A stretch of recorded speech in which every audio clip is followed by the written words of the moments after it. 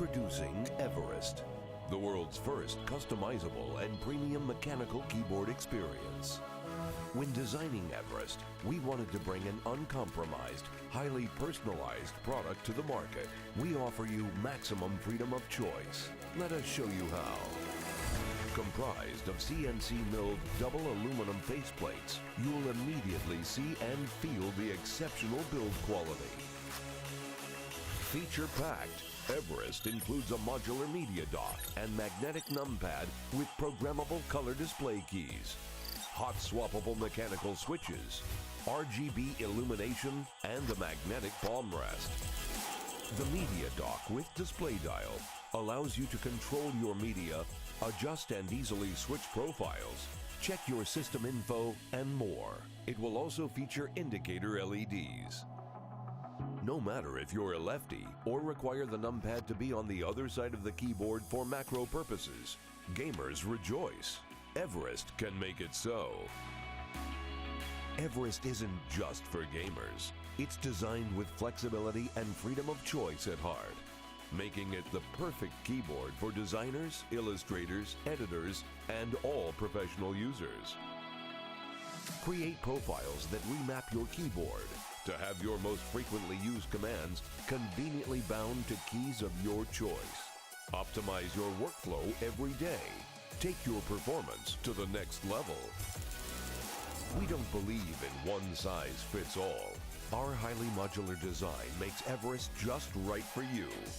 With countless personalized numpad, media dock, and palm rest configurations, Everest can be completely custom tailored to fit your needs. Everest supports you on your ascension to peak performance and matches your style. Hi, I'm Tobias, founder of Mountain. There are a lot of good keyboards on the market, but nothing that truly allows you to completely customize your individual preferences. We've changed that. Using only the finest materials, Mountain's unique design and modularity enables you to create unparalleled level of personalization. We've created a unique product for mechanical keyboard enthusiasts, gamers, streamers, and creative people alike.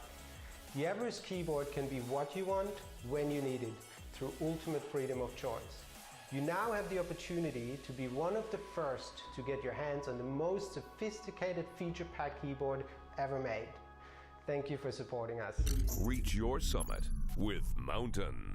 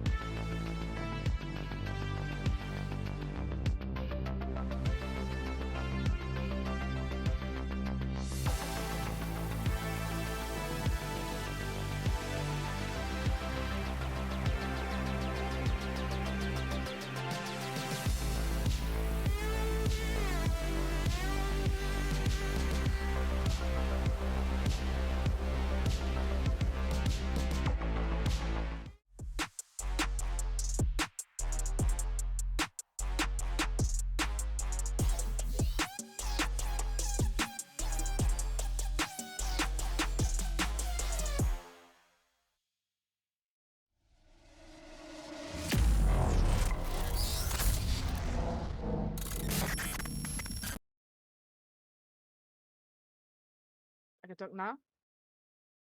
Oh, sorry. Sorry. Hello, everyone, and welcome back to Vibrant League. My name is Retro, and I am joined here today by Protex. Protex, how are you doing? Are you excited for the game that we have ahead of us? Of course, I'm really excited. I mean, there are some teams I already knew my days back where I casted in German, so it will be fun to see them again, even after a year. So yeah, I'm pretty excited. Yeah, I'm also excited, and I think that this is going to be a pretty good matchup for those of you who have been following esports for the last a little while. You will know that both of these teams are pretty good, and they've all both had a really good run of mostly the same roster with very few changes, so a very solid core, and then also going in, beating leagues, or at least placing very high in all the leagues that they've played in. So I am very excited for that matchup of where I think that this could be a really good tug of war. It could be, a game that goes on a little bit long. Just due to how evenly matched these teams are, at least on paper. But of course, the paper could be lying, and it could be a little bit different. But I mean, what are your thoughts, Protas? Do you also think that this is going to be an even match, or do you think that for some reason one team has the advantage over the other?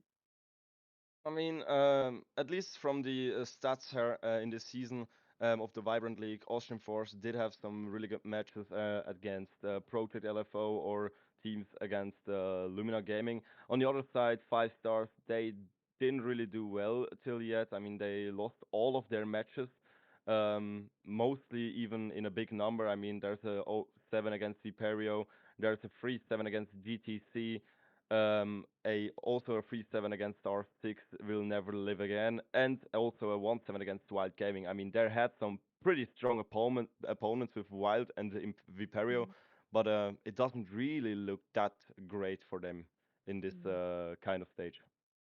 Yeah, that's a very good point. I mean, so far they've had a pretty clean record, going through most of the leagues they've competed in. I think they won Nebula League last season. They placed second in Revival League, so they were looking really high. But like you said, they've had a pretty tough time this season of Vibrant. So it really could all either come to a head today and they completely turn it all around, get back to what they once were a few months ago, or it really could be the beginning of the end of Five Stars as we know it.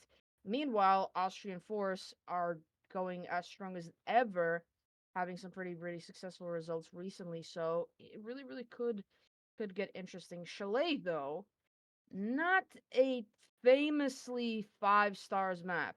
I have some knowledge into Five Stars in their previous games, and Chalet doesn't tend to be their map for the most part. There have been a few times where they started out losing, even on their picked half, whether that was defense or attack. They would lose it a 6-0, and then they would bring it all the way back into overtime and maybe win it there. But that is a really high risk to be bringing on such a very decisive map a lot of the time, especially for Austrian Force, who did pick it and who do tend to do pretty well with it. So that is kind of the thing that has me a little bit worried about Five Stars going onto a map that they are sort of iffy on in the past. I don't know if they want to necessarily risk it and go into such a strong team on their ground and try and, stir things up here. I feel like another map would have probably been a little bit better for them, but of course, it's a 50-50 there going into the ban. So, but I don't know, what do you think? Would do Austrian Force maybe have a little bit is also shoddy of a record on Chalet, or is it looking like a blowout?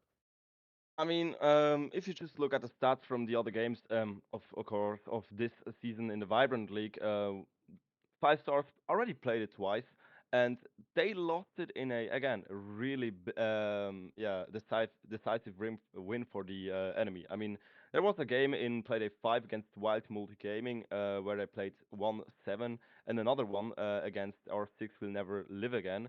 Also there they played 3-7. So I mean, it shows like they do have a disadvantage on this map, but never say never. I would call this.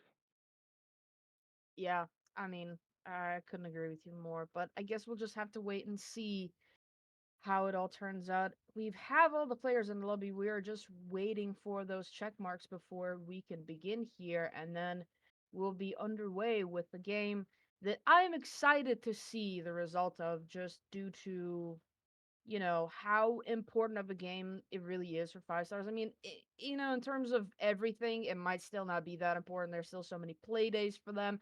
They can still crawl it back at another point. But I mean, the longer that they spend toward the bottom half of that leaderboard, the worse it'll get for them, and the less likely it will be for them to make it into the playoffs and then try and take that top spot. So they definitely have to start making up ground at some point, and I really don't see a better way for them to, or a better day for them to do it than right now.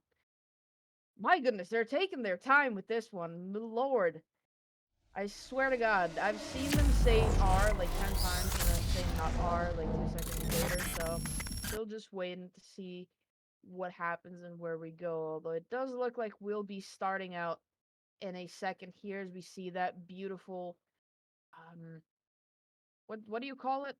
Um little graphic The intro. thingy, the intro. Yeah, I forgot the word for it, but nevertheless, we are a go now as Austrian Force and 5 stars take on each other on Chalet. The first bans are ahead of us, and what do you think? What do you think is going to be banned here? I have my own guesses, but I want to hear you say it first. I mean, it's a pretty destructible map, so I could think of a Soulless ban in the defense, and the attack maybe I don't know, maybe a Buck or okay, a Thatcher. I mean, that's pretty default. With his DMP innate, he's pretty effective for the bottom floor objective with the large garage wall, of course, also for the big wall up in K9. On the other side, Flores, I mean, he does bring the intel into the game with his 5 drones who also can just explode themselves, of course, bringing some damage, bringing some destruction to the map against the gadgets, against all the modifying stuff from the defending team. On the other side, here you have it. Solis, he's pretty useful for the play against the diffuser or against the plant with his gadget. I do not really know how it's called, but yeah, on the other side, it could be a Miraban. I mean, Mira is all every time and on every map he's pretty Mm. useful, so I would go with the Spanish operator. I think it's probably gonna be a zombie though, wouldn't it? Wow, we were Oh, both all off. We were both off. It's Fenrir. I was gonna say it's probably gonna be a zombie due to the fact that Flores is banned and due to how just beyond strong a zombie still is on Chalet. I mean, she makes a couple of those sites pretty impenetrable, especially without the Flores, but they instead went out and banned the Fenrir, which actually doesn't surprise me too much, just considering the fact that 5 stars do tend to really love to play Fenrir. We've seen that before. They do tend to love Fenrir, especially on Chalet. So it could, come to show that Austrian Force really did their homework and know exactly who they're playing against and know exactly what they should ban in order to give themselves even better chances. But still, I mean, you were banking on the Mira, I was banking on the Azami, and they took us both by surprise. But speaking of that, Azami, she is on the board, and we're going to get to see just how strong she can be on this map. I mean, Fenrir, he's a pretty awful operator to play against. With his gadget, you Mhm. are pretty blind. You can't really achieve your goals in the gunfight, so it doesn't really surprise me that he gets banned out. Now, on the other side, to the objective, we are playing Master Bedroom Office. What is our objective where the gadgets and, of course, the stronghold is pretty anchoring on the side itself. So, on the other side, yes, the operators are roaming. They are playing with the um, museum or with K9, but in the end of the round, they will mainly hold the objective. And there we get the opening frag from System, taking out F, and that's a pretty strong start here for the German guys on the side of Austrian Force. That's a very, very good start. Not only that, the fact that they got the opening pick, but look at the operator that just got killed there. That is the Ying, and she is so crucial in any attack onto this bomb site, and really any attack where you bring her. I mean, you don't really bring her as sort of a waste of an operator, so for her to die first really could be an issue, but Basil gets himself caught out inside of dining room, and they did isolate him pretty well there with the drones and the 2 players going at it. They managed to take him down, but Slen is there on a bit of a flank, and I don't think that they have any flank watch at the moment. Rush is sort of taking that position at the moment, but is not really in a position to know if Slen is coming. Selberg has managed to take him down, Sizdem, and, well, there we go. The flank watch was there in the shape of an air jab, and it managed to grant them yet another kill. 5 stars working with a significant man advantage here after it really looked a little bit brown at the very beginning of the round. Rez is the next one to go down. It's all down to Cakewell. Now, on the Azami. 1 versus 4. Still 90 seconds of this round to go.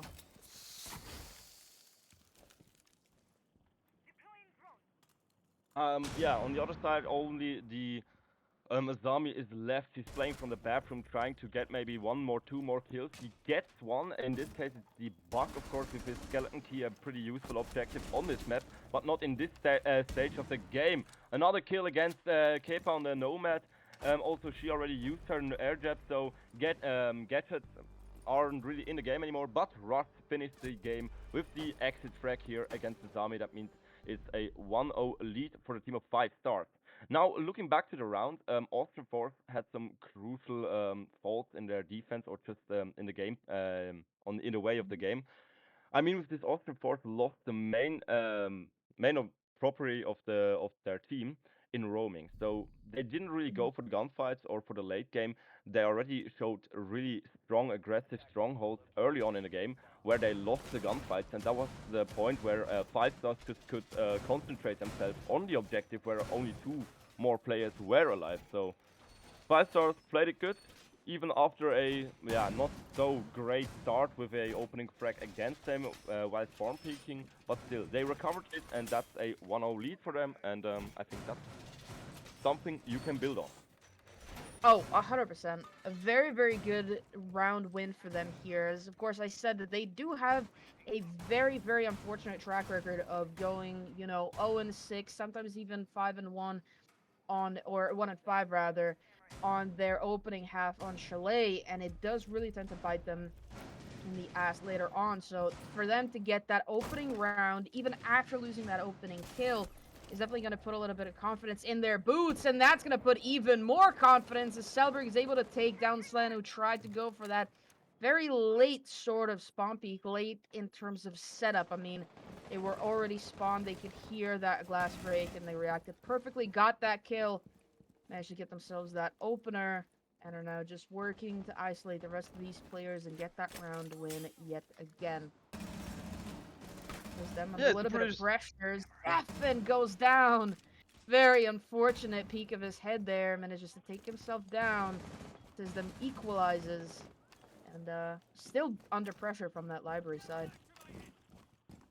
I mean, yeah, they are already building on, or they get their foot already in the room itself or in the building itself, but they aren't they need to pressure it more, because they can't really build them up from there.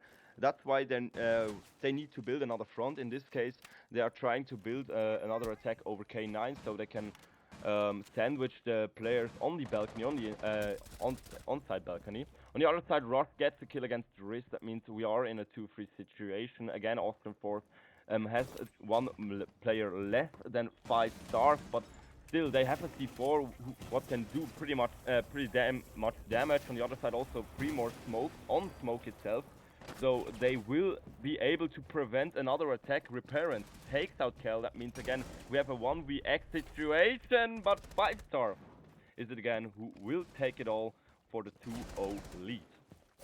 Beautiful round there, beautifully done from 5 stars. A bit of a rookie mistake there from the smoke, standing in a position that is so exposed from that doorway.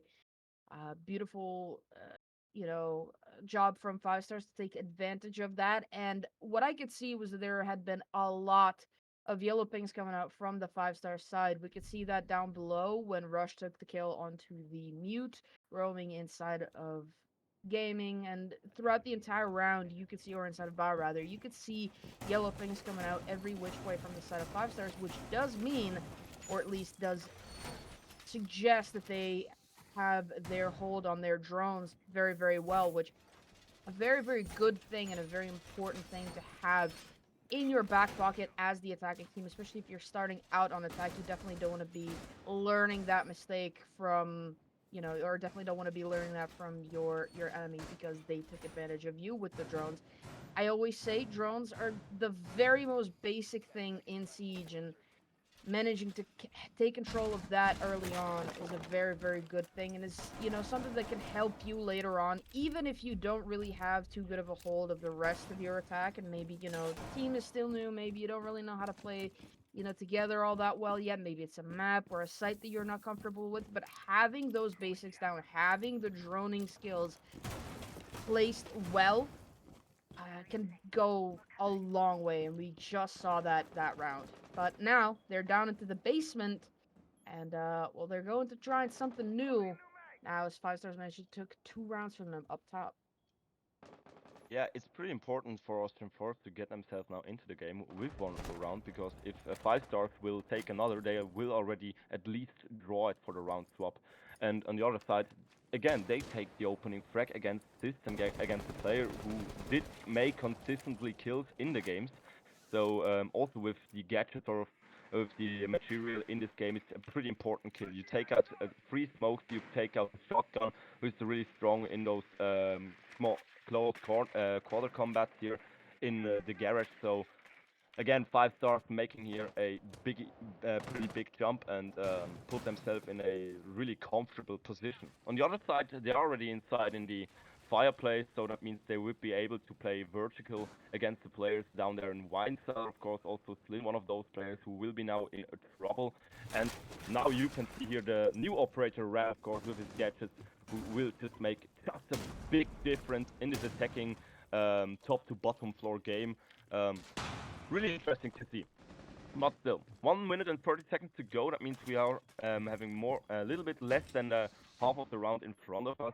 And Austrian Force, they try to anchor now their position. They try to get as much as many players into this late game to at least or hopefully win or overtake the attacking players when they need to rush inside. But it's gonna be Rush who takes out another one with the nade. Slin is out, and that means it's a 3-5 situation on only 50 seconds to go.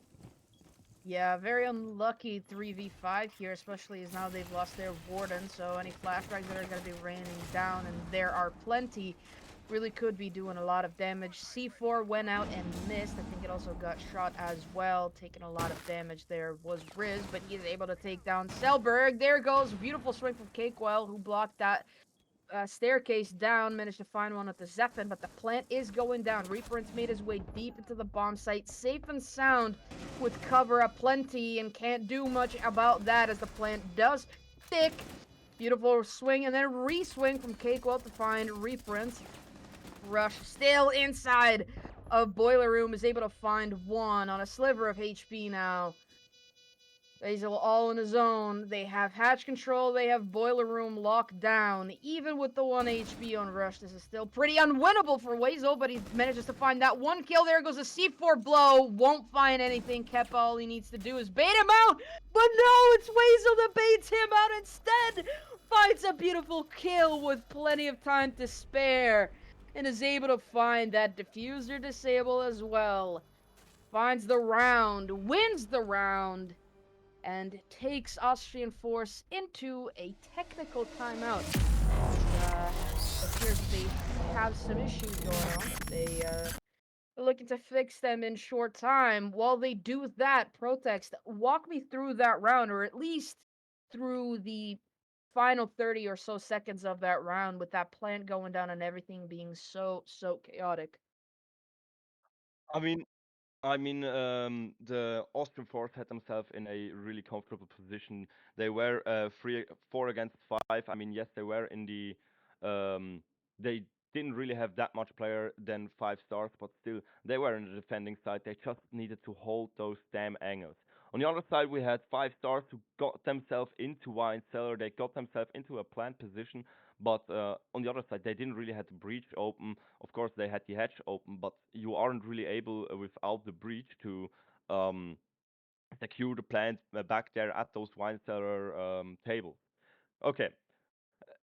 Afterwards, they got the plant. They tried to play with Grim to hold them off for a push, or at least to overview if there is a push. They got that, but they lost the gunfights on the side of Vasil. That was a pretty important stuff to do from him. I mean, with this gunfight, with this clutch, they will make themselves a really monumental victory for at least for the how can I say it? Jesus, English word. Um, for the momentum of themselves. They are now hyping up in this game, and they will be feeling more comfortable heading into the fourth round. And that's the most important thing in this game. If you aren't really just say the word. If you aren't really comfortable, or if you aren't really knowing that you will win the gunfight, you won't. I mean, Yeah. Yeah, I couldn't agree with you more. Yeah, that's a very, very good point. Mental game is a very, very important part of Siege. And, having that confidence, especially coming back from a clutch like that, where the entire team, is feeling hyped up. They were like, oh no, I died. Oh no, he swung me that way. Oh no, what is he doing swinging like that? And then you get a clutch like that, especially one that really wasn't looking winnable. I mean, I said it, there really wasn't anything for Kepa to do there. He just needed to sit there and bait out the Cade, just waste his time. There really wasn't that much time left on the clock anyway. So it really wasn't looking that winnable. Austrian Force were probably feeling a little bit down on themselves, even though that clutch was already brought down to a 1 versus 1. And then getting it over that finish line, finally getting that clutch is going to do wonders for their mental game, but just as much, it is going to do wonders on the side of five stars who are maybe feeling a little bit frustrated. Hey guys, we had that in the bag. Where did it go? It was what, like a 3v2, and then suddenly we threw it away. Or, Kempa, hey, maybe you didn't really need to swing it that much. He's not sticking it, just let him go. There was more time for you to waste, etc., etc. So there's going to be a little bit of mental game, positive and negative on the both sides of that. And I think what's going to maybe help five stars a little bit without, this really dragging on too much is the fact that, now there is a technical timeout, which of course they can use to discuss this and to discuss the future of this game. So it's really not gonna, we're probably not gonna see the effect of that as much as we might would have if we just went straight into the next round and then Austrian Force went into gaming and bar where they're going to be doing a completely different setup, completely different defense to what we've seen so far, both on the top floor and on that bottom floor. But it's still going to be very interesting to observe that particular, sort of mental warfare going on between both of these teams as this game goes on. And actually, since I brought it up, gaming and bar, what are your thoughts about this, especially considering the 4 out of 5 operators that we can see here for right now? I mean, for the defense, they are going again to like you said, again to gaming bar.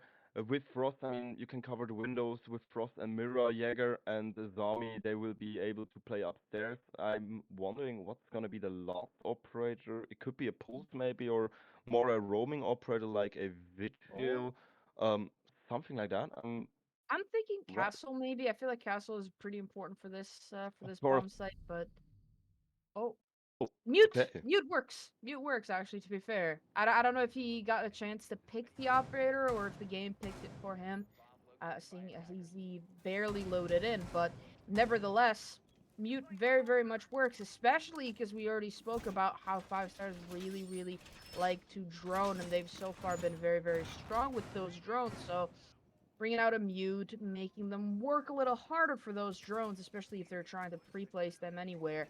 Definitely a very, very good decision there.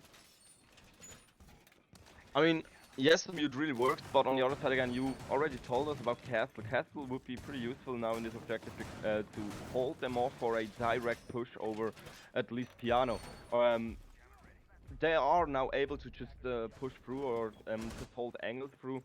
Uh, what they wouldn't had with Castle. Castle would waste their time. Castle would took. Oh, if Keppa just knew there was another operator behind this window, he would get an easy kill, but of course he didn't have the few like we do. So yeah, on the other side, still a 5-5. But back to the other thing I was talking about to you. Five Star is now able to plan an attack over Master Bedroom without really any complications. Of course, till K9, but they aren't really going for it. They try to play pretty aggressive over the bottom floor, over garage, and I think I saw already somebody also at the balcony. Yes. But it isn't in this case 5 stars who opens the round. No, it's gonna be System against the kill against the Lion, and of course Lion would be a pretty useful operator for the mid game. Never mind, he's out, and let's watch what 5-star has to show us with this 4-man lineup. Yep, System taking a lot of damage there from the front door. I mean, that was very unfortunate timing because he was staring at that door for ages. And then the second he looked away to look at the stairs, that's when he gets swung, and now he's at 1 HP. Very, very risky for him to be taking any sort of gunfights. And of course, with that Maverick hole in the connector wall, it makes it pretty impossible for Austrian Force to even rotate between sites, which is definitely a good avenue for 5-stars to just hold on to that and just force them to either rotate through there or through somewhere else where they also have cut off. But should be noted that 5-stars are still in the process of taking top floor control, which is definitely very important for this map specifically. Selberg's able to find 1 and then 2, but K-Qual is able to find Reaper, and since Rush in the meantime is downed as well. Riz is able to find Zephyn. Selberg now effectively in a 1 versus 2. Make that 1 versus 1. Oh my goodness, he's able to find that last kill as well. I didn't even know where the other guy was, but Selberg knew perfectly. He gets the ace. My goodness. We were talking such a big game about the mental warfare that is going to be displayed throughout the rest of this game, and instead, 5-stars bounce back perfectly with the Selberg ace. And this is where I started to think that, maybe had we not had that tech timeout, maybe it would have been a little bit different. Maybe 5-stars wouldn't have been as fired up. But also, it all really does come down to Selberg and perfectly being perfectly positioned throughout that entire round to be able to get those kills and to be able to find those openings. But also, it's another very good knock onto 5-stars having those drones and having that intel, being able to tell exactly where they are, being able to deliver that info then to Selberg and being able to take advantage of it perfectly. Flynn working there, a little bit of a sneaky frostmat there to catch somebody off guard. Worked very hard to get it in the absolute perfect position, and actually I think that it's something that we're going to have to keep an eye out for, as I do believe that placed that perfectly, it really could catch somebody out. Yeah, again, I want to just talk a little bit more about this mental game. I mean, in this time where Austrian Force got around, of course, before the technical timeout, so they were just feeling themselves a little bit more comfortable. They were getting themselves into the game, but there was just a break who could maybe cut their mentality off, and they were like starting all over again now in round number 4. 5-stars on the other side, they had just lost the round. They were able to talk it over, what went wrong, what they could do better, and I think that's one of the main factors why 5-stars just got themselves again another round here in round number 4. Now in round number 5, they're playing against the same objective, of course, with another lineup. We do not have the Mute now. Of course, Mute was a random pick because the operator from Austrian Force who did left the game just got a random operator in round number 4. But yeah, never mind. On the other side, EFN takes out System. K-Kill takes a draw-out kill against Selberg. Of course, 2 operators again with the material to would work in the mid game. On the other side, I mean Buck, of course, for the vertical game, but there will be some other operators who also can just replace him in this matter. All right, we are heading into the action phase. Riz takes out Reparent. Kill against Evan. That means we are in a 5-4-2 situation. Keeper and Rush are the last 2 operators remaining on the side of 5-stars. Both are having some frag-heavy weapons, of course. At least Rush with the G36D, I think. Yeah, it is. That's the G36D. All right, heading now 1 minute to go, and 5-stars just need to regroup them to talk it over again, and maybe they will be able to turn it around one more time. Yeah, they might just be able to, but it's really not looking likely. Although to be fair, they don't have anything protecting K-Qual there in that suicide position. No grenades left in the pocket of Rush though, so that's really not going to help them much. But Oh, and that's a bit of a whiff there with the air jab. He tried to throw it down into the corner of the room so that he could take down the player, but he whiffed it a little bit. And never mind, though, as Rush rushes in through the other side while Cakewell was distracted and blind. Manages to find the kill, and now 5 stars have managed to equalize this man count with the vertical control somewhat in their control. In a 2 versus 2 diffuser in hand, 20 seconds to go. This is looking maybe doable, but those mirror windows are still going to be posing quite a threat against them. Time dwindling down ever so more, but Rush is able to find Riz, and now it's all down to Weasel to hold on to this bomb site all on his own, but it's Rush taking advantage of their own setup, prone position, beautiful kill, and the round once again goes the way of 5 stars. And now in round 6, they find themselves just a foot away from a score that they are all too familiar with being on the other side of. And it really could be, the lucky 5 stars for this team to turn it around maybe for themselves, as we spoke at the beginning of the game, where they haven't had that impressive of a track record sort of on Chalet in general. They haven't had a shiny track record all throughout this season, and they need to be turning it around this time. Well, it could just be, coming to that. Of course, not saying that it's going to end up in a 7-1 here for 5 stars, although it just might. But it really could be the start of a turnaround for them. Nevertheless, though, Austrian Force back down into the basement last time around. It wasn't looking like there was going to be their bomb site at all, and then they managed to clutch it out in the dying, but literally seconds of the round. Clawed that one round from 5 stars. Can they take another one here? I mean, you already said it. The odds were against 5 stars, but they are playing themselves just an absolute beautiful game now. Of course, on the other side, I'm still with the opinion that Chalet is an attacker side map. Um, it's just my opinion. Of course, some opinions are not the same like me, but I think we need to wait what Austrian Force will do in their attack, because they are having some really frag heavy players on the side of System, Vasil, or Riz, who didn't really glow up in this game till yet. So maybe there is more to come. Still, round number 6, now with 2 minutes to go, we are seeing the build-up on the side of 5 stars. They aren't really trying to attack the side spot and of course the spot itself. They try to overtake the whole map with a build-up over the top floor, over master bedroom, also having some operators now in the side of library. So they, again, try to take floor for floor, already building up over kitchen. That means it looks like they aren't really going for the K9 balcony or for the K9 play, fireplace play.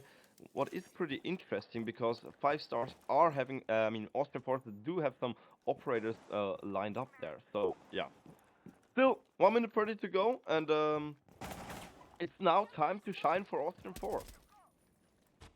Yeah, it is now the time, but 90 seconds have already gone, and then some.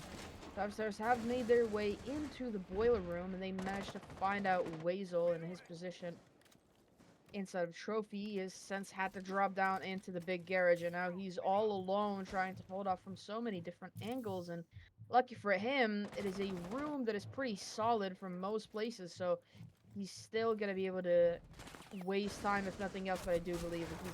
Oh, there we go. There goes the isolation, a beautiful distraction. They find the kill. Grenade gets thrown the way of Cakewell. They do not manage to find that kill. There goes another impact going back towards them. That also doesn't find anything. We find ourselves in a 5v4 here, 40 seconds to go. Finally, they've cleared out that top floor. They're able to open up the ceiling from above with those ram drones, and are now trying to destroy as much of this bomb site as possible. Walls get blown open too. Boiler room wall open as well. Reference waiting for the call to rush in and go for the plant. System is the next one to go down. Flynn in the back of blue trying to hold him off. Can't quite do that. Too many angles to cover off. He's able to find one. Cakewell on the other side is able to find another, but Reaper tucks himself in yet again. That diffuser going down. The diffuser does go down. There goes the C4, a little bit too late, but he's able to find Selberg. Reaper outside now. Zephyr still trying to hold off from inside of the boil room. Is able to find 1 and 2. Cakewell finds the trade. But now it's a 1 versus 1. Reaper hides himself behind a Claymore. Cakewell is looking like he's going to try and stick it onto that diffuser halfway down already. He's running out. There goes the drone, but here goes another run out, and there goes a beautiful kill once again with 13 or less seconds to go. The Austrian Force player will go for the unthinkable and is able to find the clutch, the round, and the win. Austrian Force find themselves at a 2-4 split as they switch sides and start their attacking half. 5 stars will absolutely be kicking themselves for letting that site go. Not only was it 2 clutches on the same bomb site in a situation that really should not have gone that way, but it is also the one bomb site that you can almost guarantee you will win as the attacker, just due to how many angles you get to open up. We just saw that. The entire ceiling was open. All of the walls were blown open, and still, yet, somehow, Austrian Force found the victory. I mean, 5 stars did something what I haven't done for, again, I could say years now. They were playing for the last 15-second meta.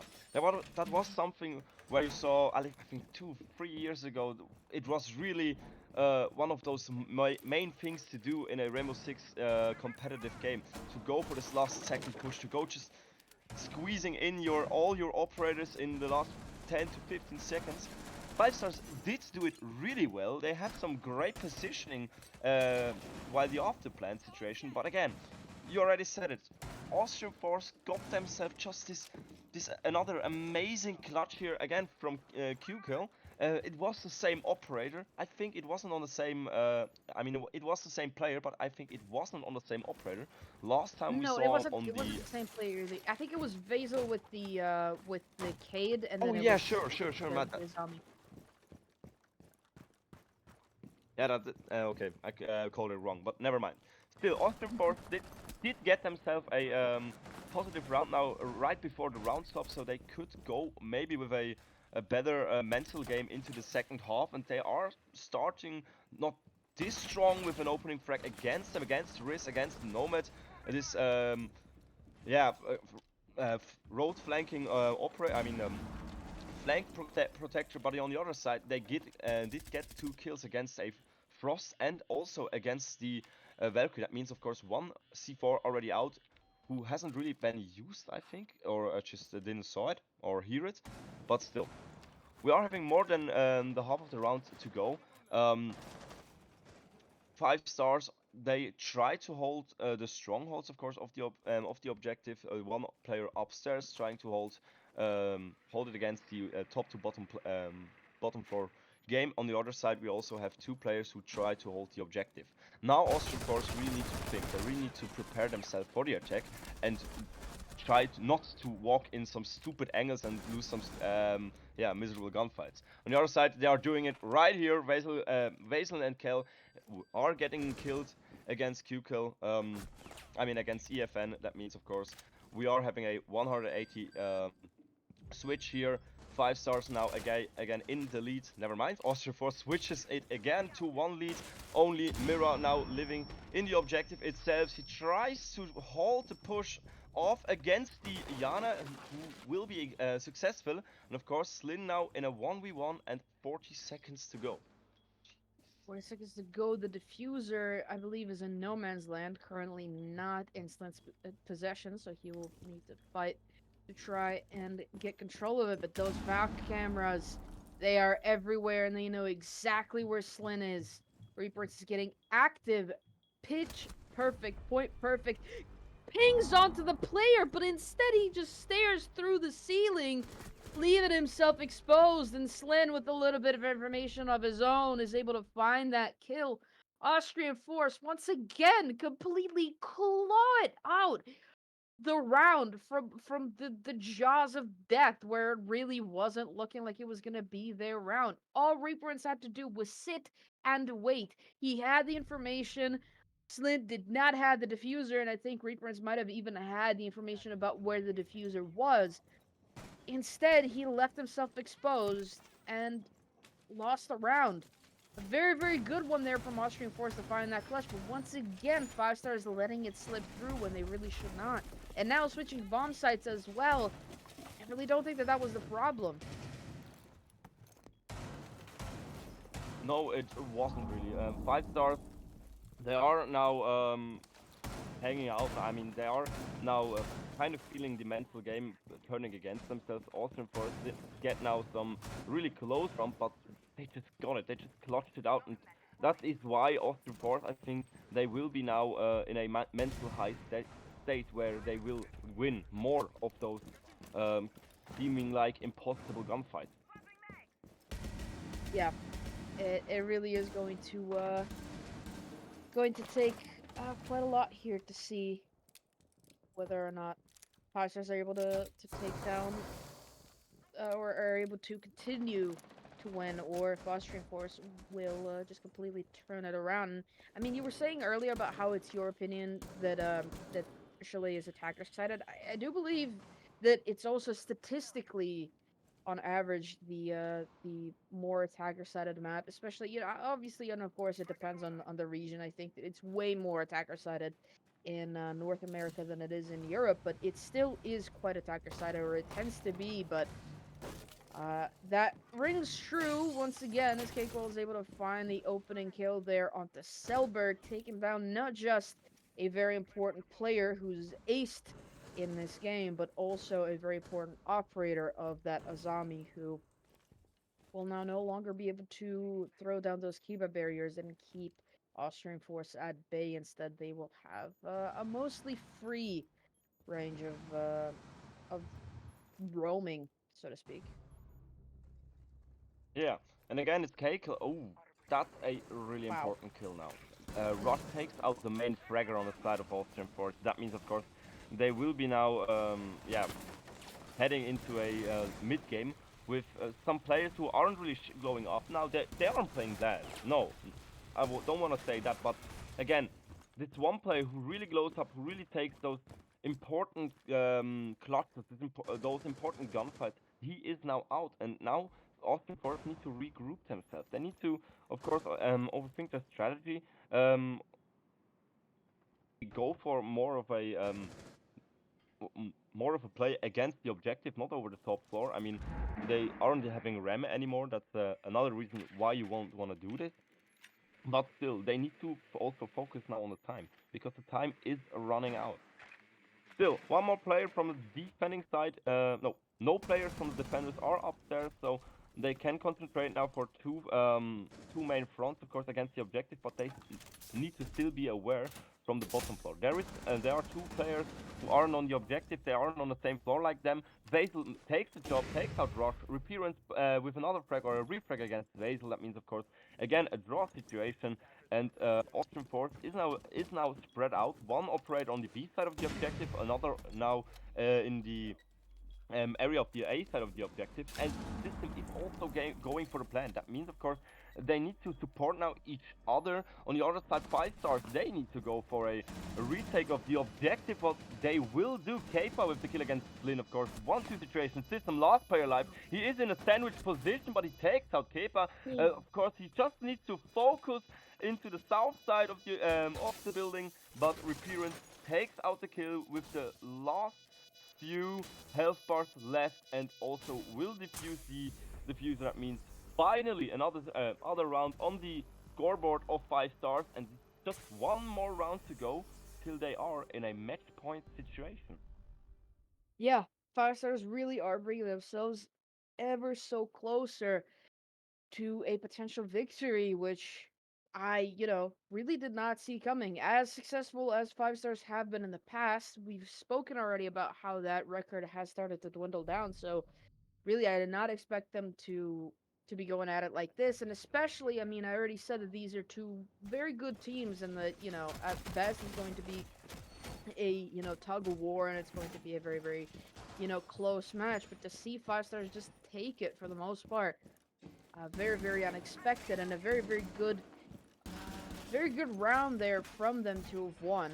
Not only was it a bomb site that Austrian Force really were looking to take down, but it was also a round that 5 stars really, really needed to, we already spoke about the mentals. They really needed this one to improve their mental game just a tiny, tiny bit. But now going downstairs into the basement, which I've already said, doesn't really tend to be a defender-sided bomb site at all. In fact, it's the one bomb site that most teams go into expecting to win on attack. So 5 stars are definitely risking it all here because it will either put them onto match point or it will allow Austrian Force yet another chance to equalize that score count and bring themselves closer to the victory. Of course. On the other side, Austrian Force did manage to only win this objective in their defensive round, so it's a little bit against your stats, but I mean, it's just game to game, it's another situation. Now Selberg taking out the opening frag against Risk and System with a double kill against Reappearance and Selberg. Of course, a really frag heavy opening game here. Now in round number 9, already 4 players are taken out. It's a 3-3 situation, that means of course 2 players on both sides. And you are having some C4s cut out. You are having some, I think, content. No, it's the. Which gadget does Selberg have on the his side? I'm not really sure. I think it might have Never mind. been. Doesn't really. Oh no, it was the. Wait, no, what?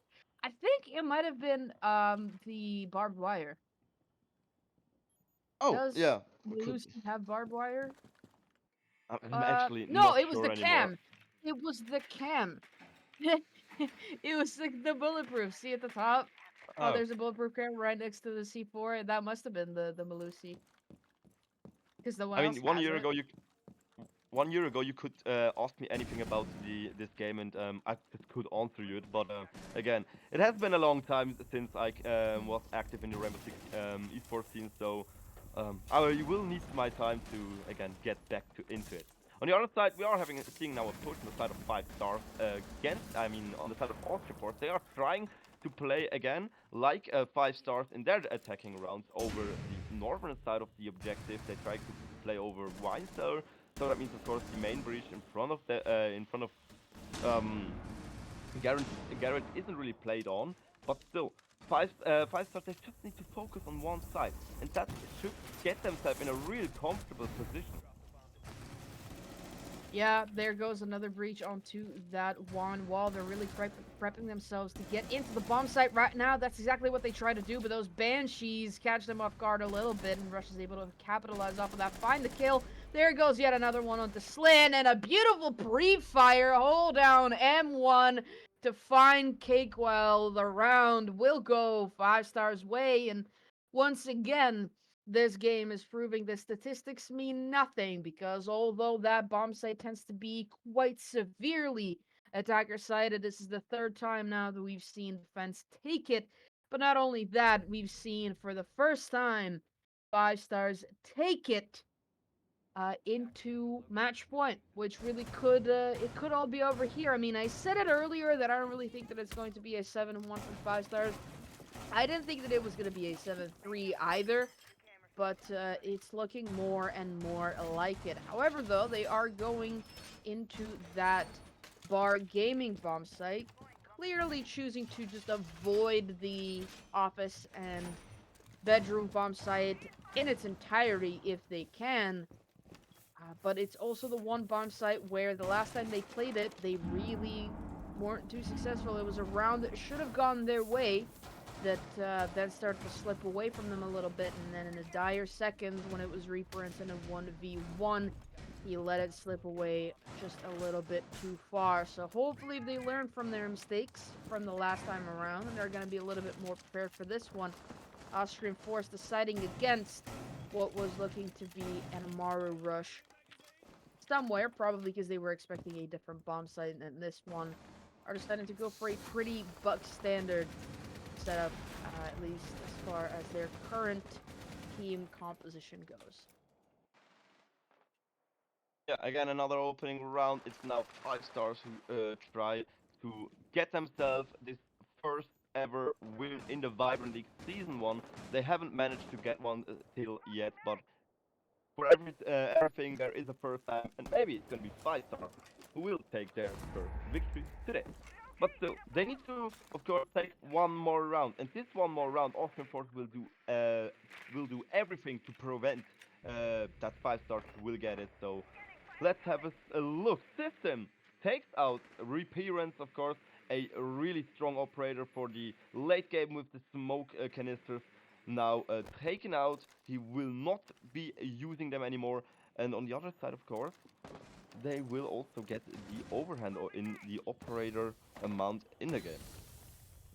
Now with the first operator in the objective, system needs to watch his right flank because there is somebody behind the Azami gate. He will take him out. System now with a triple kill. Selberg finally getting one for their own team, but it's going to be Vasil for the 4-1 situation. Only Keeper alive. Keeper tries to hold them off with all of his strength, but it will be a very, very difficult task. Let's have a look if he's able to do it. They are trying to go for the push now over the western side in the A objective. Kepa with another kill, double kill, but it's going to be Slin who takes it all, and they will prevent them for one more round for to finish it. So it's going to be a 6-4 situation. Austrian Force only needs 2 more rounds to draw it out and take us into overtime. Will they be able to do it? Well, now that you said it, I don't think that they will be able to do it because it's sort of an old time casting secret that if we're getting closer to overtime, you never say the actual word overtime because as soon as you do, you curse it. So just for that, I don't think that we will be seeing it. But for everything else,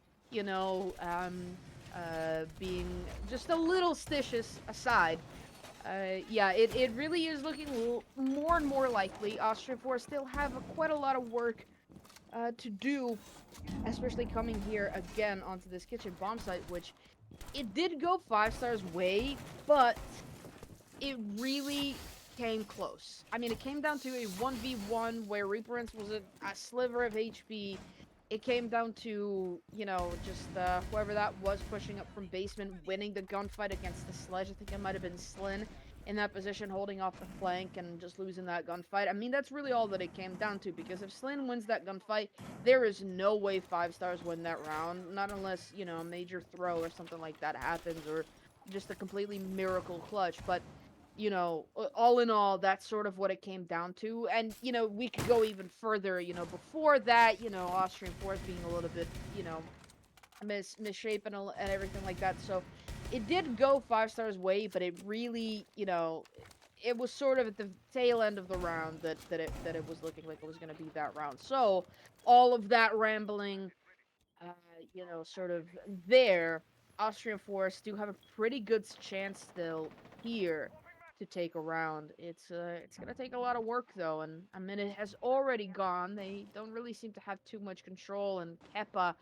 in the basement roaming could be the thorn in their side later on if they are not careful and if their drones don't meet the standards of this game so far. But Sizdem is able to find one with the Zephyr, immediately traded out by Selberg, and we find ourselves once again equal with 2 men gone. Yeah, Kepa is now in a... Oh! Helberg with a beautiful hit against QKill. That's another important player for Austrian Force again. System was glowing up in the last couple of rounds. QKill was in the beginning of the game.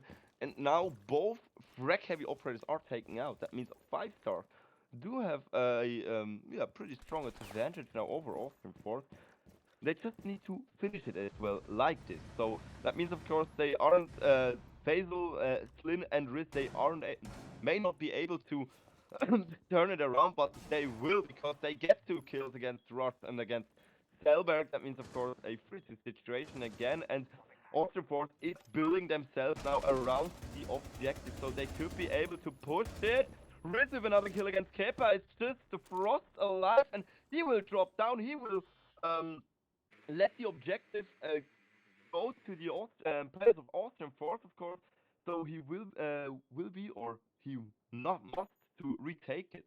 But I don't think that Austrian Force really has this in their sight that Reappearance just left the objective. So yeah.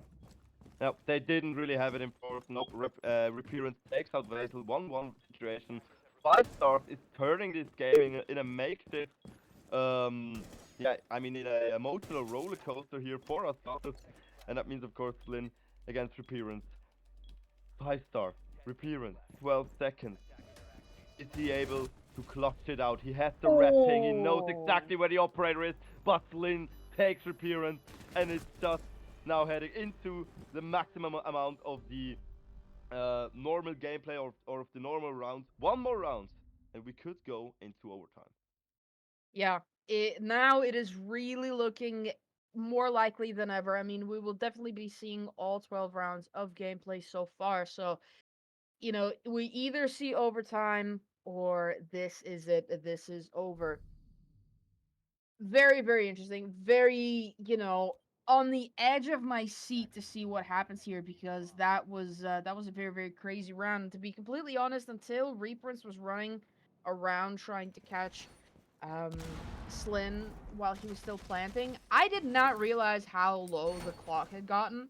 I sort of just forgot to look at the clock, so all of a sudden I see red at the top of my screen. I'm like, oh, good lord, this is now, it's down to the wire. So very, very, very important round for Austrian Force to win there, and now they just need themselves one more. Now, this is probably gonna be quite a thorn in their side, the fact that they are having to attack onto that basement bomb site. If this were any other game, any other time, I would be screaming, yes!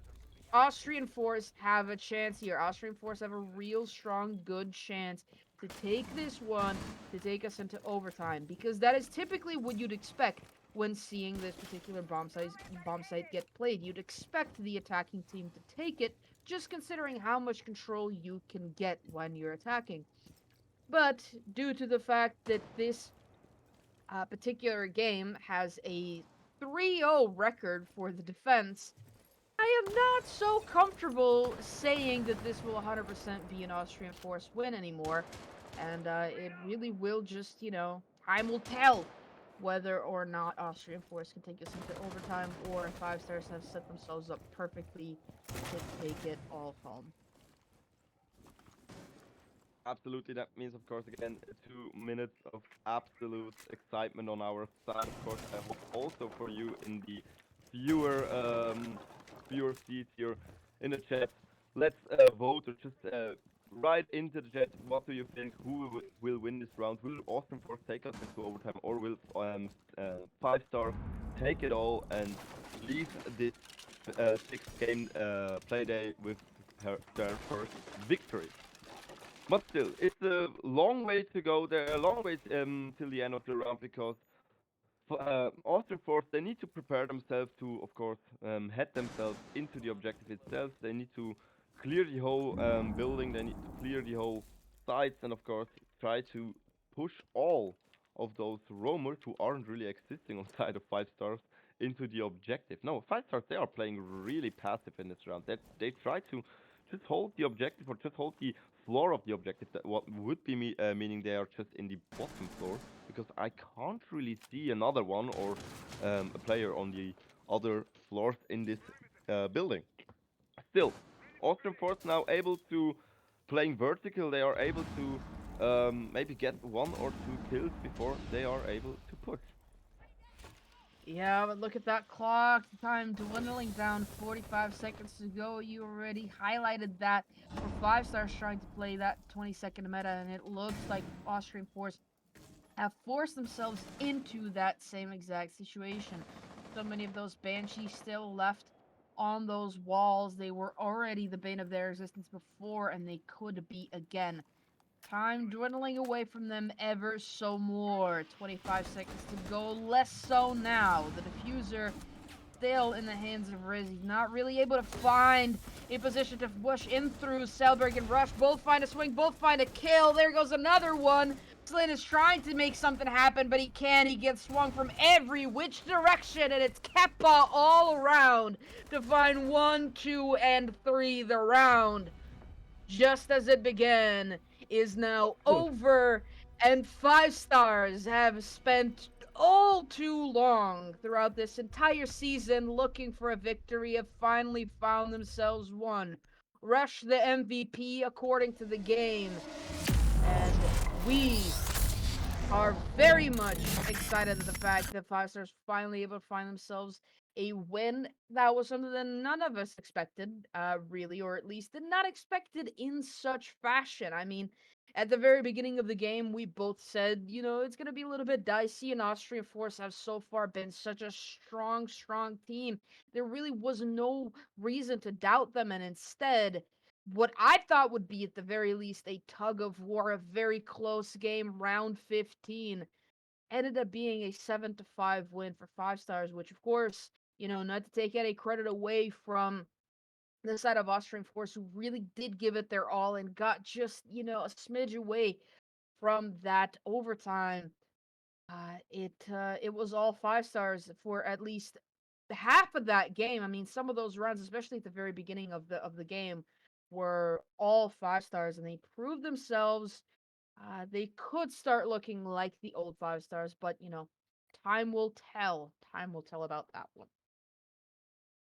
Yeah, overall to say again, both teams had some really strong rounds. Had their both teams could find their best in a few rounds, but they weren't really able to play it consistently.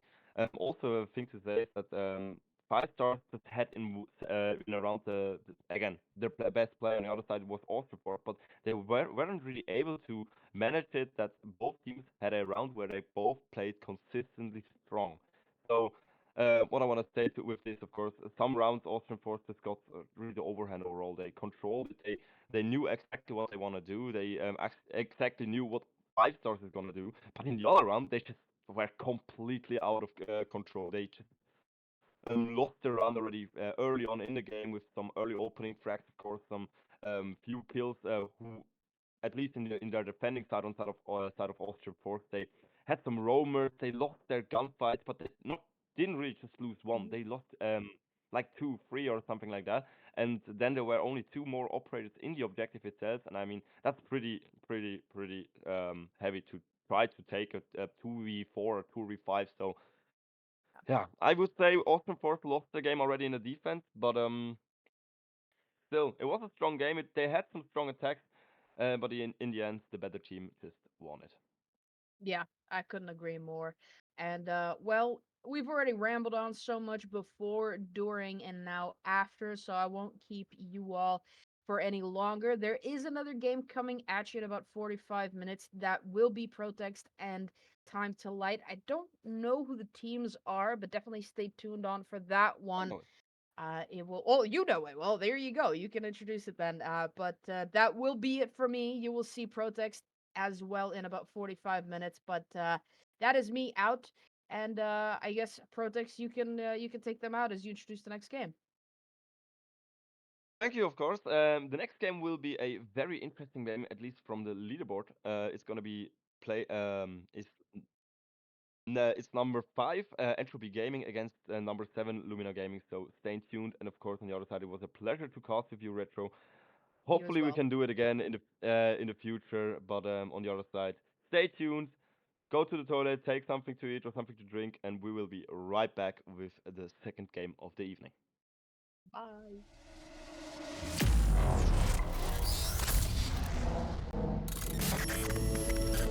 Introducing Everest, the world's first customizable and premium mechanical keyboard experience. When designing Everest, we wanted to bring an uncompromised, highly personalized product to the market. We offer you maximum freedom of choice. Let us show you how. Comprised of CNC milled double aluminum faceplates, you will immediately see and feel the exceptional build quality.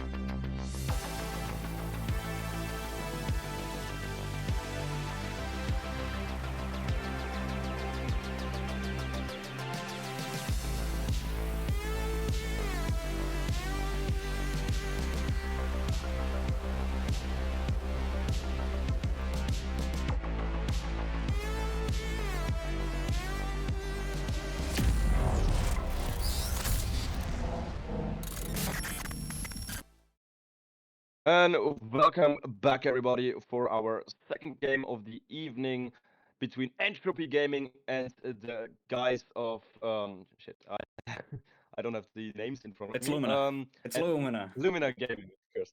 And on my side this time, it's somebody who just played before in the match. Yes. It will be a appearance. Hi, how are you doing? Yeah, hello. I get an opportunity to cast Vibrant because Retro quickly wanted to hop off, and usually when Retro leaves, I quickly take over. He often approaches me with just very quickly, can you cover this one game for me? Happens all the time. So happy to be here. Very happy to cast Lumina. I know these boys inside out. I know them very well. I'm a big Zemper fan. Zemper's a big fan of me. He always cheers me on, and can't wait to see these guys play, especially now with their new roster. So will be interesting to see them play against Entropy. You already said a new roster. What did they change? What will be, of course, what can we expect from them now? That's a good question. I'm not really sure what they're gonna do with Rooney and Bingo now. I'm not familiar with Bingoist, but I do know Rooney, uh, fleetingly at least. I know that they got rid of Set and Ultra because they were both underage, and they wanted a more mature roster for other opportunities within competitive Siege. It's a bit of a gamble. Like, you're getting rid of a very established roster because Ultra and Set have been on the team for ages, like very long, and you're now adding two more mature players that are just coming in newly. So I don't really know what to expect.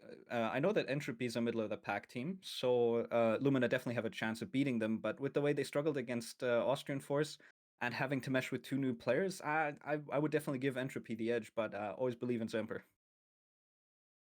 All right. I mean, more mature players, that means, of course, they could take a little bit more a relaxed gameplay, of course, more an overthink gameplay. Some younger players, they are playing sometimes pretty over-aggressive, some pretty stressy, so maybe this will change it. I'm not sure. On the other side, Entropy Gaming is a really familiar name to my side. I already cast this org a year ago in the Phoenix Fire League or something, or all those old leagues, so I'm pretty excited to see this name at least again here on my screen. On the other side, I do have some play I already know, like Mr. Patrick should be a well-known character of this team. Storm, of course, played by TMA, and also play like Player 45 or Deluxe. They are well-known characters, or at least players who I already casted, but I never saw them in a team, so it's something new for me. Of course, for you it will be something you already know. But yeah, I'm pretty excited. On the other side, let's head to the map ban. We are heading to a pretty default, or just a well-known map on the side of Oregon. In the past, of course, Lumina Gaming did already play it in the Vibrant League against Austrian Force. They lost it 1-7, so at least from the stats, it isn't really in their favor. On the other side, of course, on the side of Entropy, they already played it 7-5, also against. No, they played it against Project LFO. But you Okay. already heard it. We are heading into the game. We are heading into the operator ban. What do you think we will see getting banned out? Ooh, in the current meta, that's kind of hard to say. There's a lot of operators that you can take issue with at the moment. We could see a Monty ban, we could see Dokkaebi, we could see Ying. Flores even still is a fairly old ban, but still possible on maps like Oregon or Chile. And on defense, I mean, all of the new operators, every single operator that comes into the game at this point is very, very strong. And so first ban comes out, it's Thatcher. That's also not a surprise. Thatcher, a very strong operator, deals with Kai. This makes Kai a lot stronger now, so we might see a Kai ban come out in retaliation, either from Lumina or Entropy are going to get rid of it themselves, so that you get rid of that mini game. Second ban, Dokkaebi coming out as well, also very oppressive operator, just a lot of roam clear opportunity.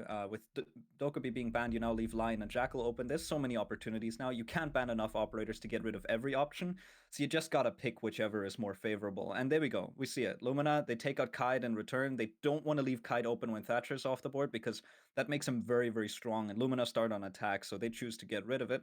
And last ban, I'll predict the Solus. Let's see. No, it's gonna be Warden. No. All right, That's a surprise. I mean, again, back in the days, operators like Dokkaebi, they weren't really in the meta. They were some operators you didn't really saw much in competitive. But again, in this year, it changed really a lot. The same with Warden. I heard in the last couple of days where I began playing again a little bit of for myself, Rainbow Six, they really said Warden isn't that bad anymore. I mean, I remember back Warden was just like, yeah, you can't really use it. But again, it looks like that it changed, and we are heading in the first objective, and this is gonna be Laundry. Interesting choice. Yeah, alright. Starting off on the basement, I mean, very strong side on Oregon. There's not a whole lot of vert play, so you can just bunker down if you want to. But you can also go for an extended roam, which can cost a lot of time. So just a lot of options at your hands, and of course Entropy, they do get to start on defense, which is always the favorable side that you want to start on Oregon. There's just a lot more confidence going into a defense start, and Lumina, we can see a Monty already being brought out, so we might see a blue take from them. We'll see how that pans out for them during the round. I don't think there's that heavy of a hold on blue side, so that might work, but we'll have to wait and see as we get into the round and we see some spawns. There we go. Semper also on the Ying, bringing just a lot of utility to try and deal with probably like tower side. I think that's the take that Lumina are going for at the moment.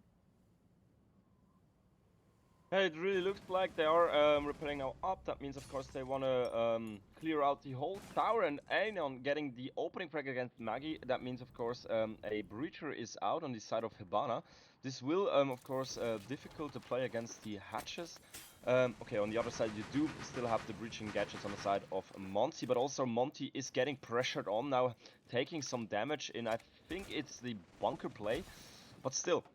Entropy Gaming, they are holding off the big tower, they are holding off a complete push into it, but they are also will be able now to, of course, play against them from the back. So the game of Lumina Gaming is now really stressed out because they need to focus on the top floor, on the bottom floor, but also for all other sides in around them, because they do not really have control now over anything. All right, Sail goes down in the meantime. Still about more than half of the round to go, and we've got one traded on each side. Sail most likely not getting picked up as Yona gets another, Bingo gets another as well, and suddenly there we go. Deluxe gets shot down from Bingo dropping up from top as well, and suddenly we're in a 4v1. Bingo just pulling up massive here with a double kill. Yona's inside of the site. Rooney gets tagged down by Anon now, and Anon from the backstairs, he is able to injure the Monty, but Plant is coming down. There's still 3 players up. This is going to be very difficult for him to retake. He's dropping down back into meeting, but there's a player underneath the hatch that probably knows about him. He goes for a drop. There should be a player on pillar. He does get tagged up there. He tries to go for the fight, but he gets caught in the crossfire by Yono. And there we go. A very comfortable first round from Lumina coming out with a new roster. Yeah, I mean, again, in the beginning, I was talking about the overhand on the side of Entropy Gaming, but Lumina just really turned it all in the part of 2, 3, 4, 5 seconds. They really got some important kills. They got themselves a footstep into the objective, and that was just all they needed to clear the round for themselves. Yeah, all right. Round number 2. Sorry. Round number 2, we are heading for another bottom floor defense.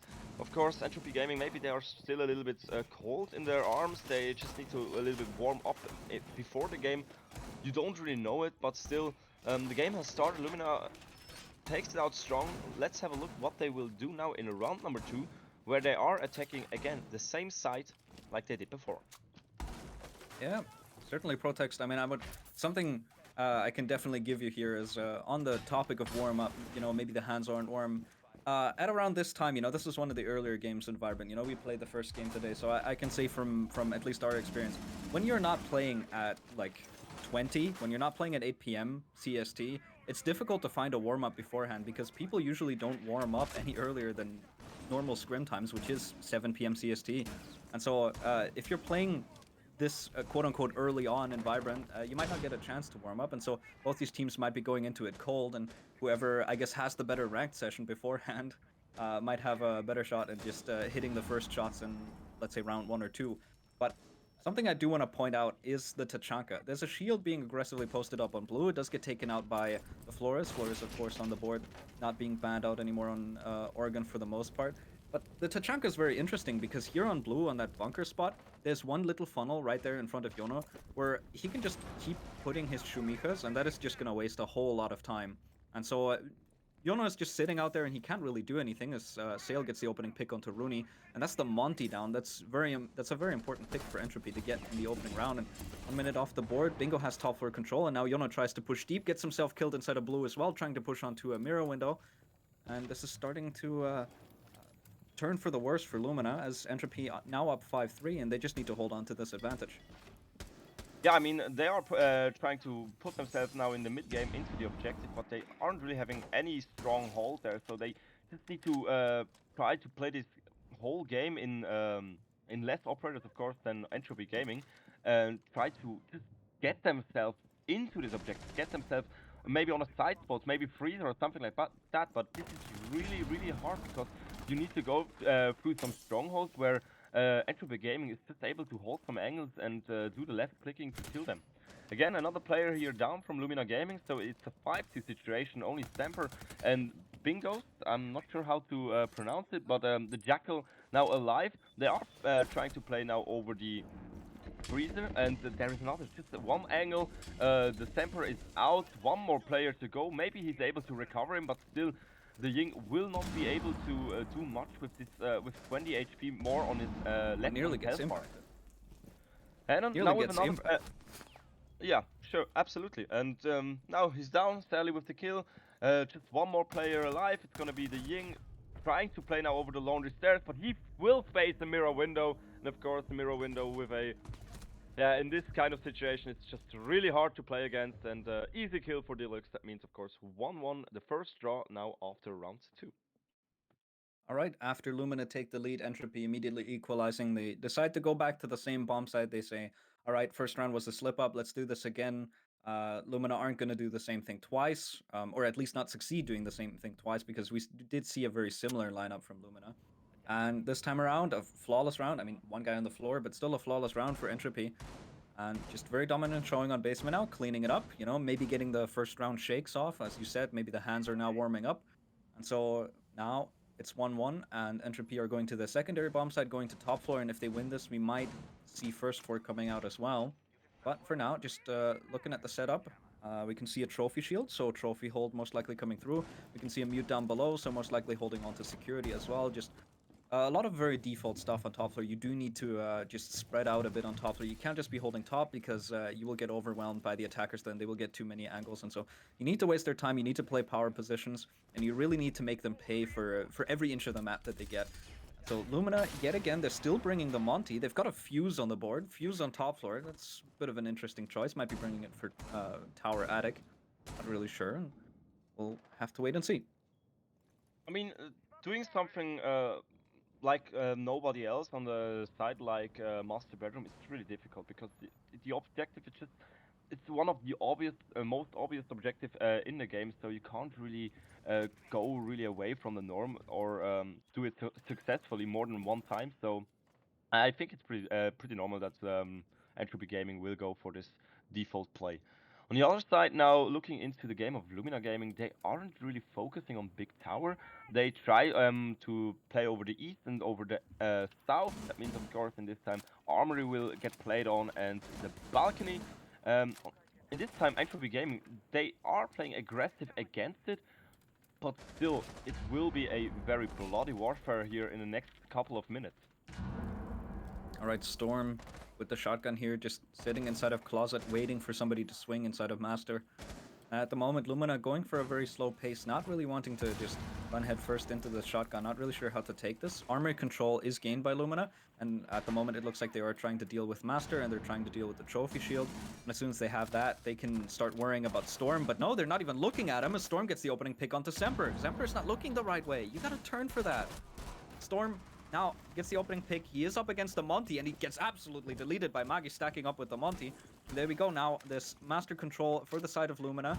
There's one more pick that goes in the favor of Entropy. In the meantime, though, as player 45 gets one more, and that C4 from Sail from down below is massive, and suddenly we're in a 4v1, and it's only down to Bingo, one of the new players for Lumina, and he gets shot down by Sail as well. What a round from Sail. Beautiful triple kill, and that's another round in the books for Entropy.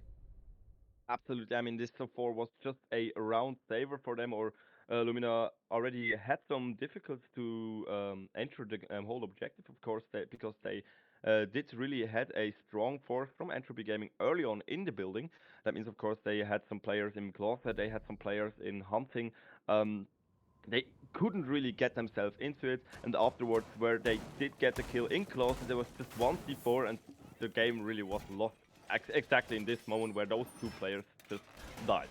On the other side, round number 4, they Entropy needs to play now a more difficult objective because, of course, this dining kitchen defense, you need to play it over 2 floors, so you need to play with kids, but some players are even playing it with the with Attic. Some players aren't playing with Attic, or just some weird, not references, weird type of the defense. So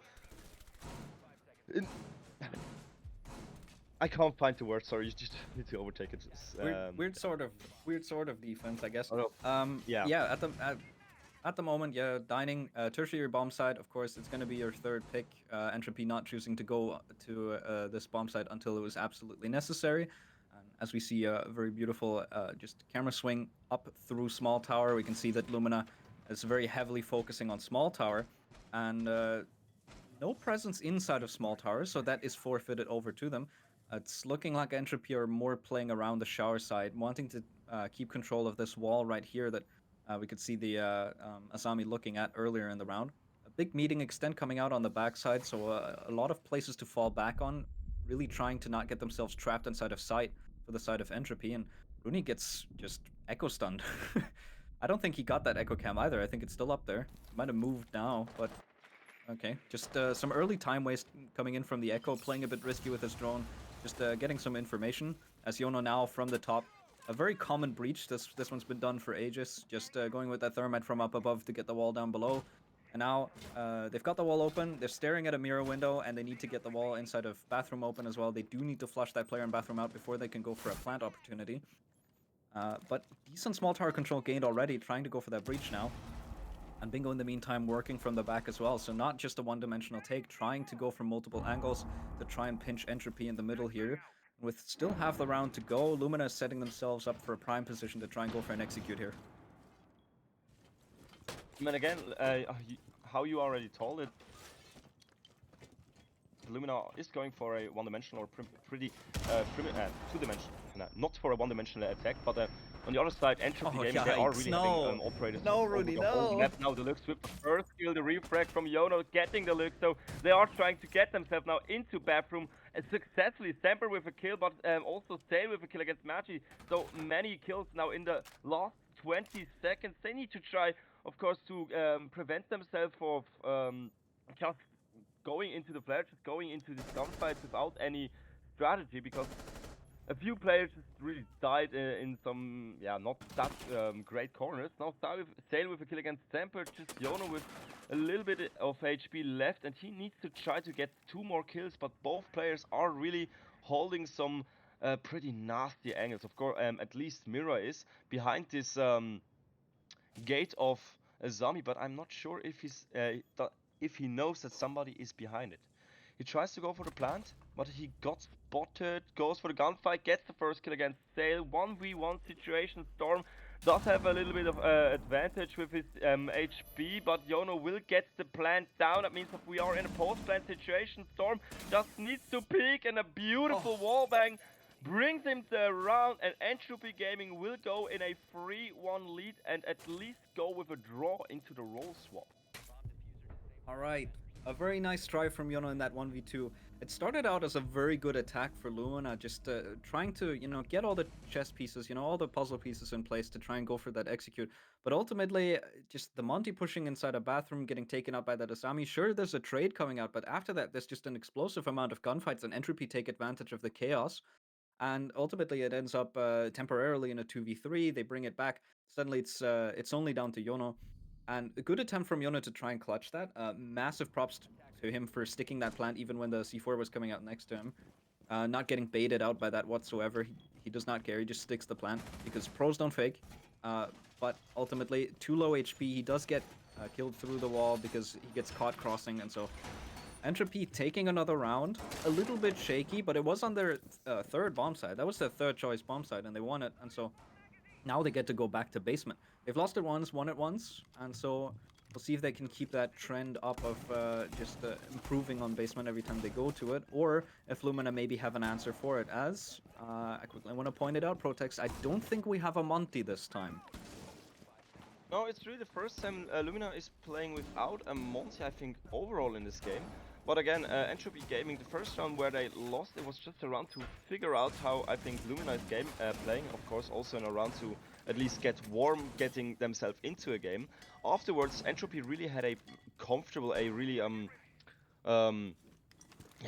knew how to play it. They just knew what Lumina is doing. On the other side, of course, Lumina tried to change their strategy now without a Monty, maybe for a more aggressive game.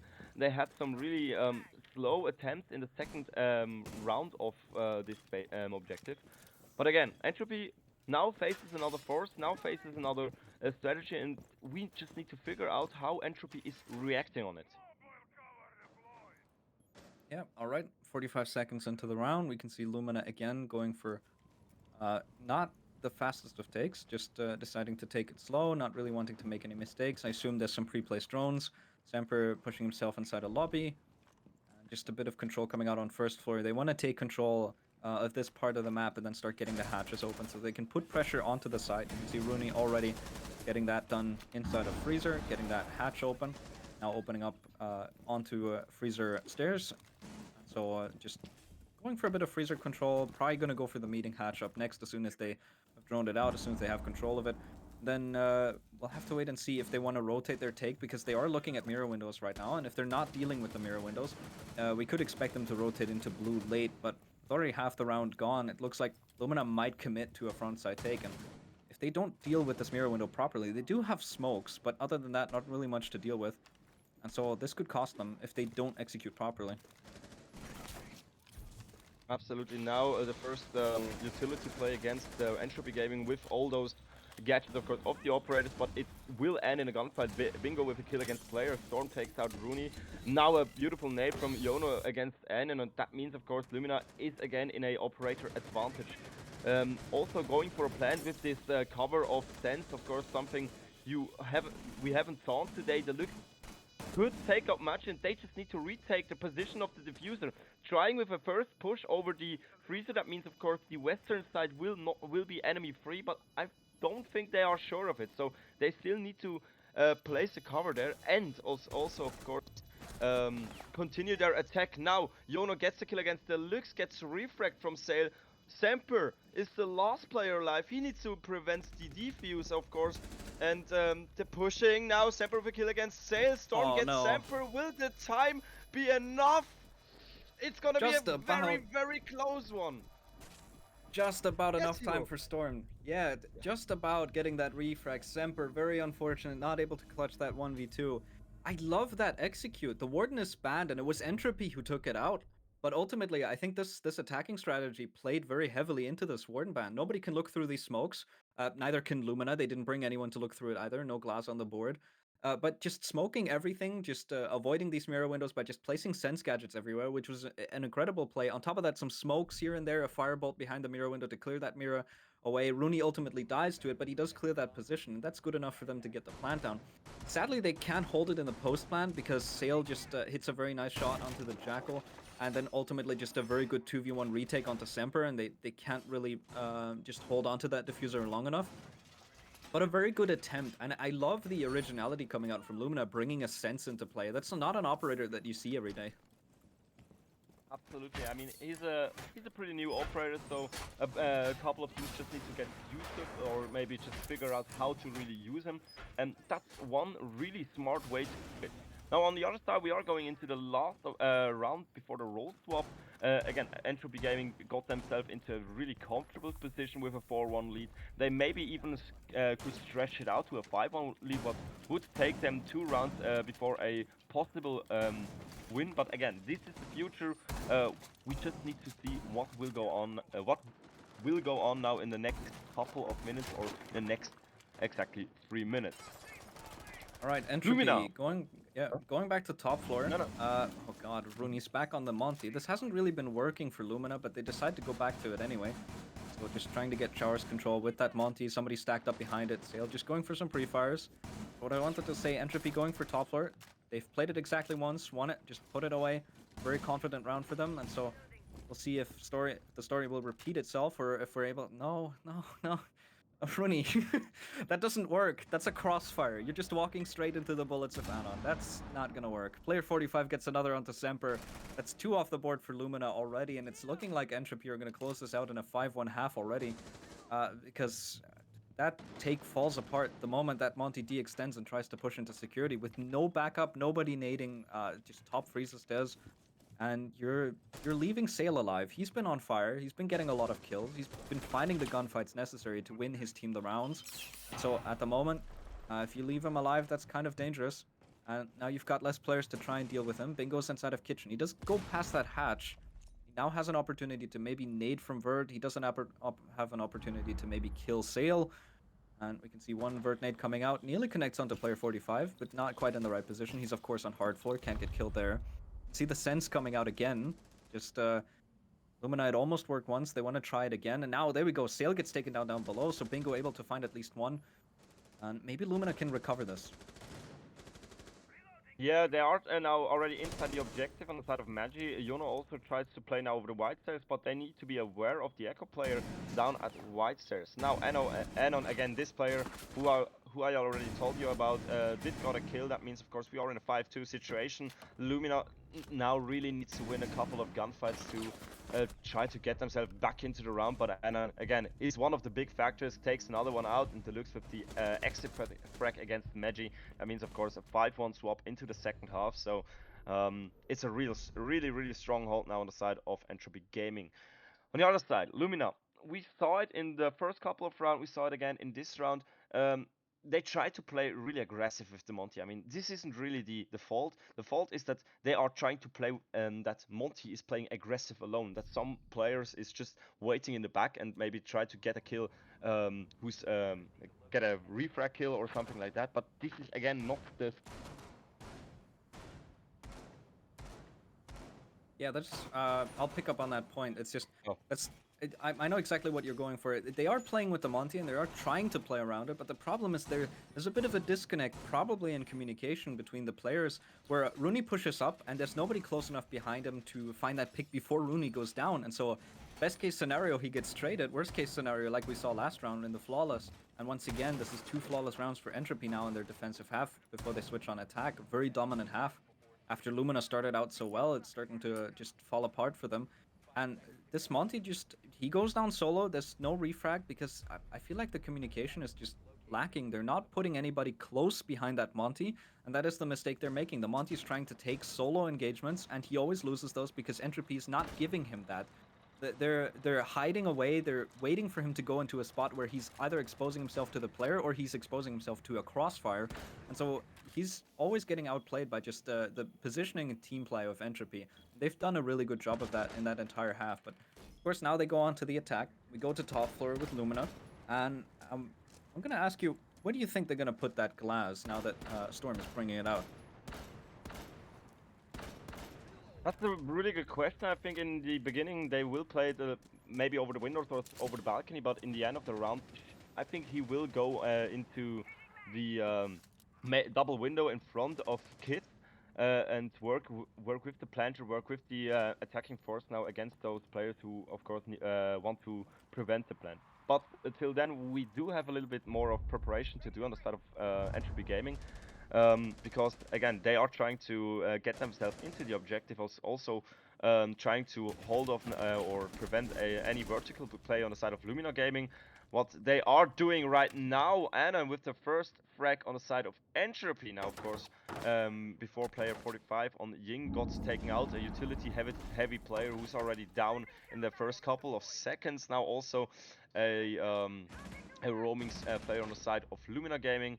Now it's really important for Entropy Gaming to just not focus only on the bottom floor, also simultaneously try to attack already the upper floor, because there isn't really much utility or manpower on the side of Lumina Gaming who's playing against it.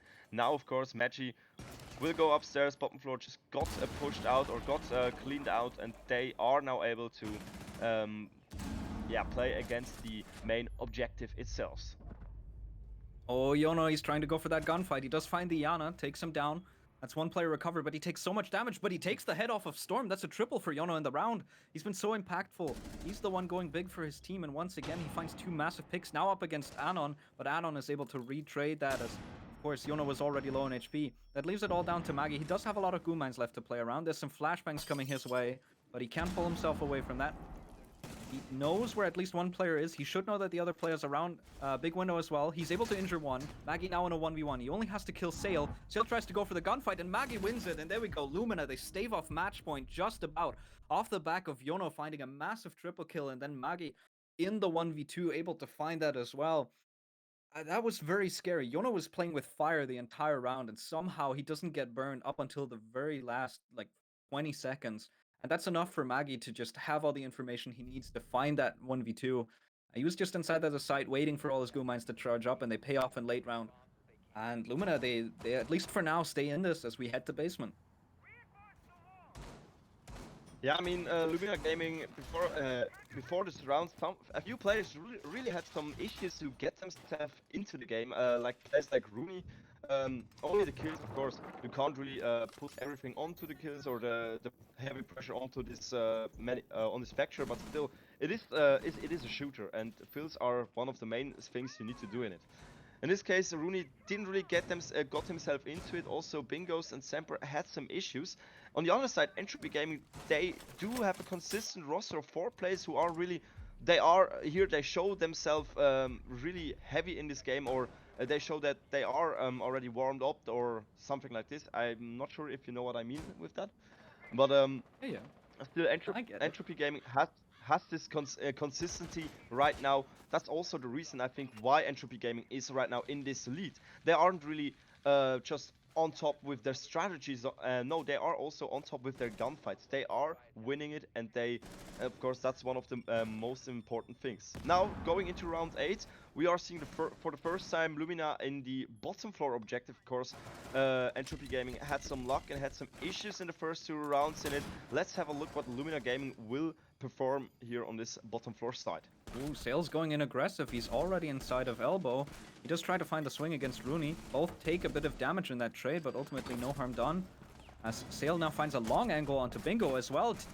No, it's Yono actually, as he takes him down on the swing, tries to reload, and there we go. There's the refrag from Rooney. He's not able to find 1, but 2. Deluxe was standing behind him as well, and somehow Rooney guns down 2 people in the process, and that's man advantage for Lumina, as Anon is now sitting outside Flabbergasted, and he gets C4'd by Rooney as well. Rooney on a triple kill. Just going massive now, and this is what we needed to see from Lumina. You said that the entirety of Entropy is shooting back, and for Lumina, I pointed out that it was really Yono that was carrying some of these rounds, that was really having the impact that they needed to bring it over the line. But now, with that triple kill, we've got another player in the server, and Lumina might be able to turn it around on defense, as it's only down to Storm and Player 45 now, as Player 45 gets taken down by Rooney, and Rooney's on a quad. He might be able to get the ace if he can take Storm down.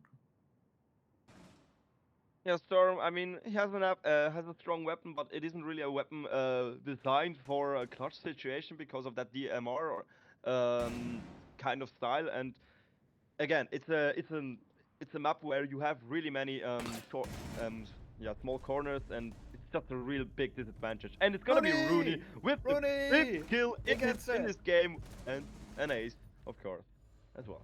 I want to quickly point out, I was in chat earlier and Muzi was telling me that Bingo was going to be the GOAT of this game, but it turns out it might be Rooney. What a round from Rooney, just able to get that ace. He's able to find a refrag off of Yono. He finds 2 on that refrag. He C4s a third, and then he's just able to close the round out all by himself. And there we go, Lumina. Now they're starting to find some confidence. They gained a bit of momentum. They broke the momentum of Entropy, and they've done it before match point, so they still have an opportunity here to come back into this game and potentially win it, either in regulation or even overtime. At the moment, just playing round by round, and Lumina just shaping up here, might be able to turn this around. And you already said it, a really good point, confidence. That's something you really gain from an ace. Rooney was one of those players who, again, had some real issues to get himself into the game. But now with this ace, he will be feeling more confident in the future, in this couple of rounds, of course. And that's the point. Lumina could take now this comeback situation for real. But again, they are playing now on the first spot, so one of the more hard spots. We already saw it from Entropy Gaming. They had some issues playing on the first spot. They still won it, but again, with some issues. Now it's really important for Lumina to also get this round, to get themselves even closer to Entropy Gaming, and not let themselves go into the match point.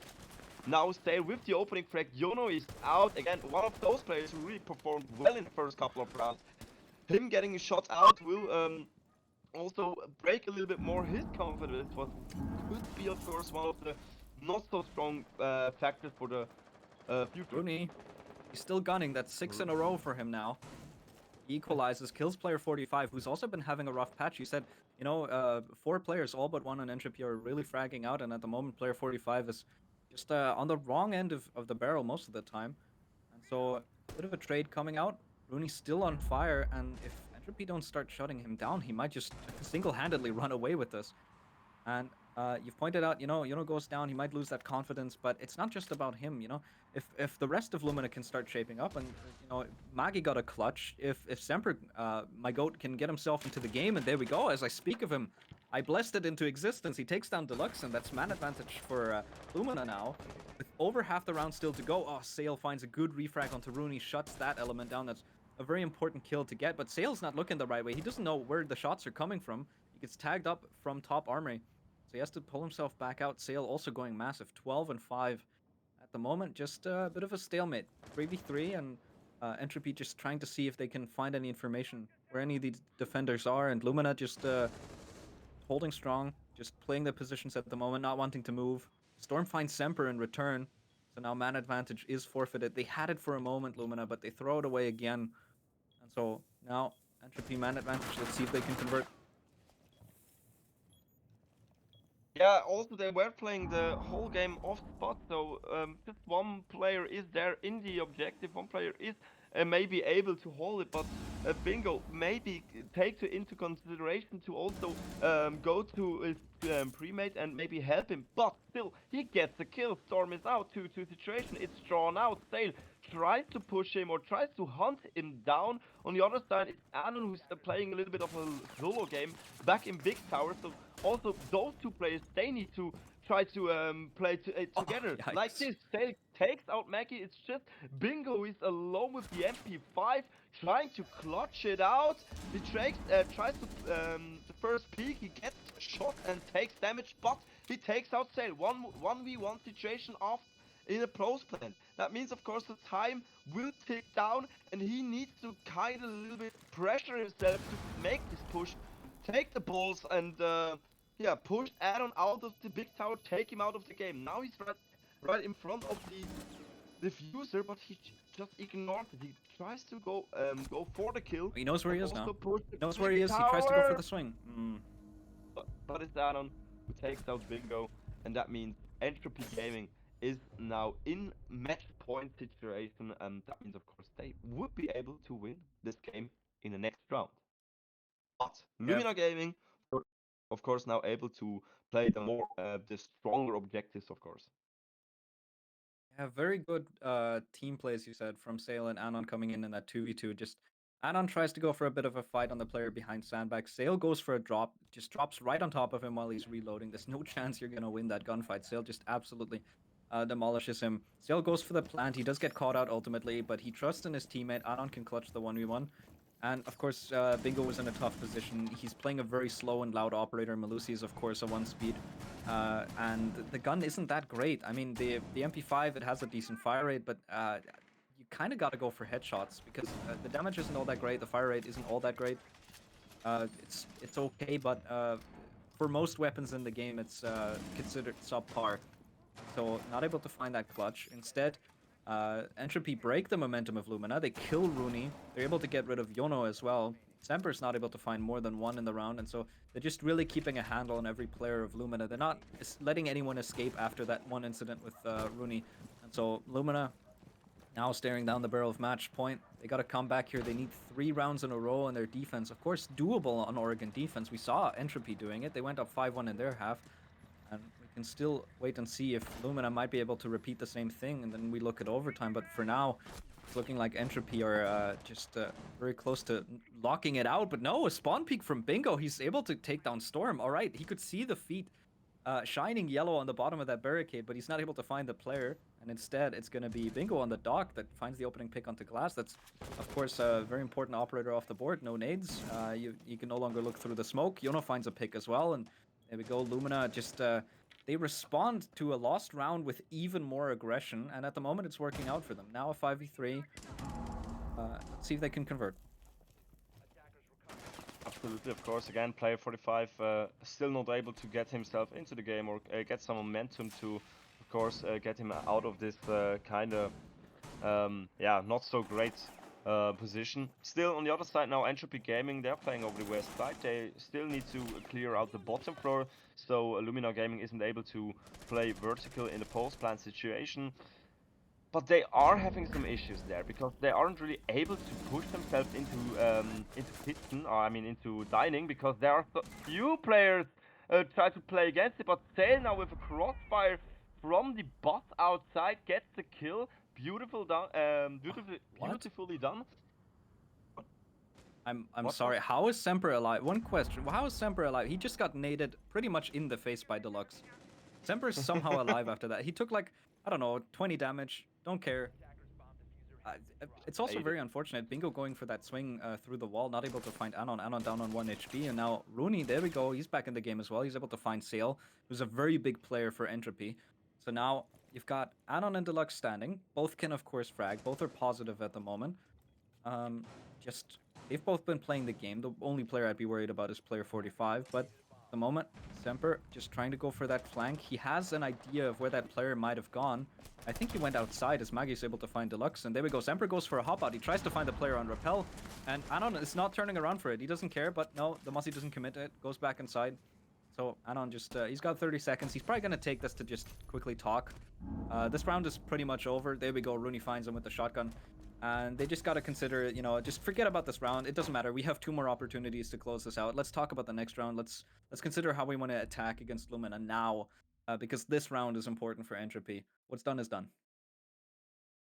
Absolutely, of course, there are still 2 rounds who are separating them from each other. Entropy Gaming, of course, they do have a little bit more of a they can play it a little bit more relaxed, of course, because they are in the match point. They just need 1 round, but again, till they get this round, they also need to stay focused. We are going now for the bottom floor. It's again one of the more pleasurous sides for the defenders because they do not really need to worry about vertical play.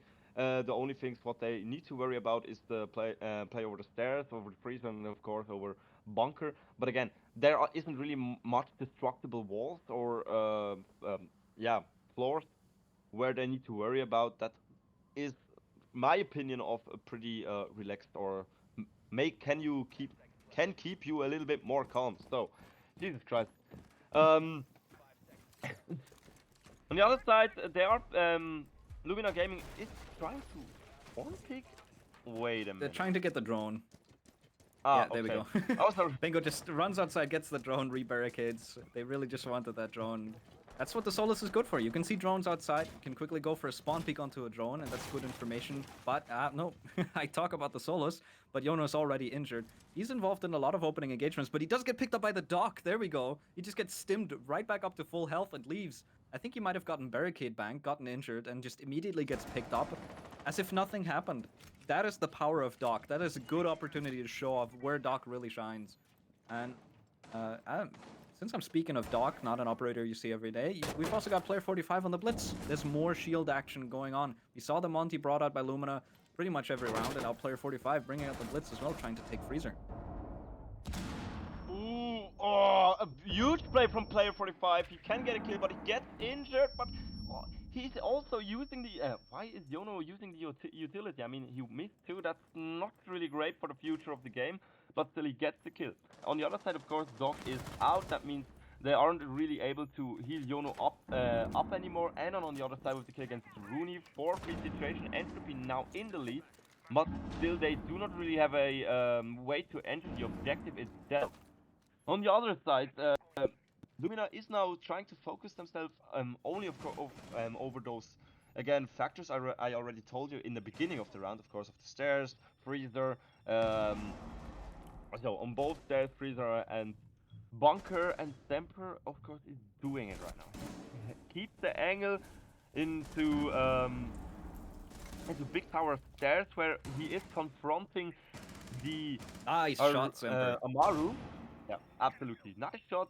Deluxe out, and that means, of course, we are having a draw situation before the last minute of this game ticks in. Yeah, I have to praise Semper at every opportunity that I get, and that was a nice shot, just taking down Deluxe on those backstairs. That's a lot of pressure removed from Lumina in the execute. And now, you said that the impacts might be useful in late round. He doesn't have them now. Yono could have used those impacts to try and deny that mirror window getting open. And now Semper able to find two inside of Freezer, and suddenly it's only down to Storm. There we go. Semper, my boy, he's starting to shine. He's starting to really fill his role, and there we go. He's now equal. He's 7-7. He started entering the game, and there's no better time to do it as this match point against them. And it looks like Lumina are gonna win another round, and there we go. Semper with a quad kill in the round. He's warming up as well, and we slowly got the Lumina players coming in one by one. It took one round for pretty much the entirety of Entropy to just start playing the game, but Lumina, they're switching on like a safety switch, one after another. You're just putting the short circuit back in order, and Lumina just one round away from overtime. They might be able to get this in, and overtime is of course at least 1 point. So Semper saying Shadow Play Yeah. isn't on. Don't worry, buddy. We got at least one kill on broadcast, and we got the death POV of the others. So don't worry. But you still need to keep it considered that Lumina is a new roster. They are missing the experience in competitive games with each other. So they are making a really great job because that I mean you said already in the beginning they are a new roster. When did the change really happen? How long ago is this? Was this? I think the change is very fresh. Ultra and Z left not even a week ago. So Oh. Rooney, I mean Rooney is a player that's very familiar with these players. They have played before. He's a player in that circle. I don't know about Bingo. I assume he's also from around there. Which is why they picked him up. They just very quickly replaced their roster because they wanted to go for an 18+ roster. But other than that, they're of course still freshly meshing into the team. Even if these guys know each other from just ranked or just real life, I'm not really sure. But no matter if they know each other or not, they haven't been playing on the same competitive team for months, like Set and Ultra. And so bringing two new people in is always going to take some time to mesh. But it's looking like for Lumina, although a bit shaky in some rounds against Entropy, they are able to at least keep pace, and it's very lovely to see. Absolutely. Right, heading now into round 12, the last round of the regular playtime. That means, of course, it's now do or die for Entropy Gaming. If you win the round, you win the game. If you don't, you will go into overtime and you can't reach the maximum points anymore. And player 45 now with a really important double kill against Bingus and Semper. Semper, of course, this player who did show up off in the last couple of rounds. He did got himself a little bit better into the game. Now shutting him down is really, really important. Also 5-3 situation, of course. You take out two players and that will yeah, kind of damage the momentum on the side of Lumina Gaming. Yeah, right. Now backs against the wall as Deluxe is able to find Yono as well. Yono found the opening pick this round, but he does get taken down. Sale gets injured in return. Rooney finds him as well. And so we're looking at a 2v3 as Rooney just picks off an add-on out of nowhere. What a fadeaway shot. As Rooney's getting himself away, he finds one more. He's now playing behind that shield, ready to drop the hatch, ready to drop back onto side with Magi, ready to just play on the site and just play it chill as it started to look a bit worrisome for Lumina for a moment, but now we're in a 2v2.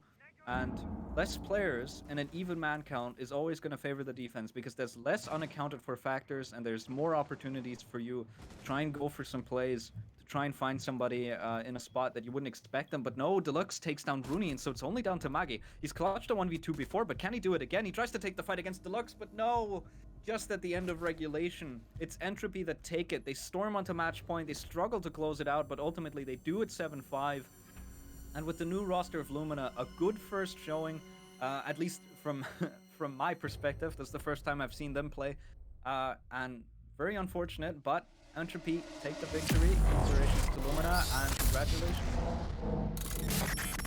Absolutely, it was a really exciting match between those. It was also a really exciting match for me to get into the casting again after this long break. So yeah, it was really fun. On the other side, again, Lumina, you are a there's a new lineup, so you need to kind of figure yourself out. You need to get more experience to play with playing each other in competitive. But I think in 1 or 2 weeks you will be on a complete other level like you were today. I'm not gonna say it was bad, but it was. I mean, it was really good for this first week.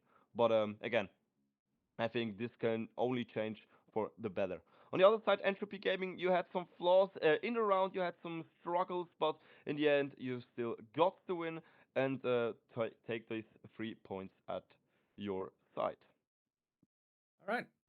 Yep, that's pretty much gonna do it for this game. I don't know if we're throwing to break directly. All right, Um, so we'll just go to break. I'm gonna sign off. I don't know if you'll be here for more Protext, or if you're gonna head out as nope. well. Yes, I'm gonna head out as well again. Okay. It was a All pleasure right. to cast here again. It was overall it was a pleasure to cast after 1 year. So I hope it's not the last time I'm here, but again it was really fun. Yep. Pleasure to cast with you, Protext. Pleasure to cast Vibrant. Good opportunity to just keep my vocal cords warm for casting. I don't get many opportunities with the team. Very happy to be here. Thanks for casting with me, Protext. Very good cast. Lovely. And we'll see you guys for the next match. I'm not sure who's casting, but we'll figure it out. It's probably in chat somewhere. Just It's pre-chat. absolutely.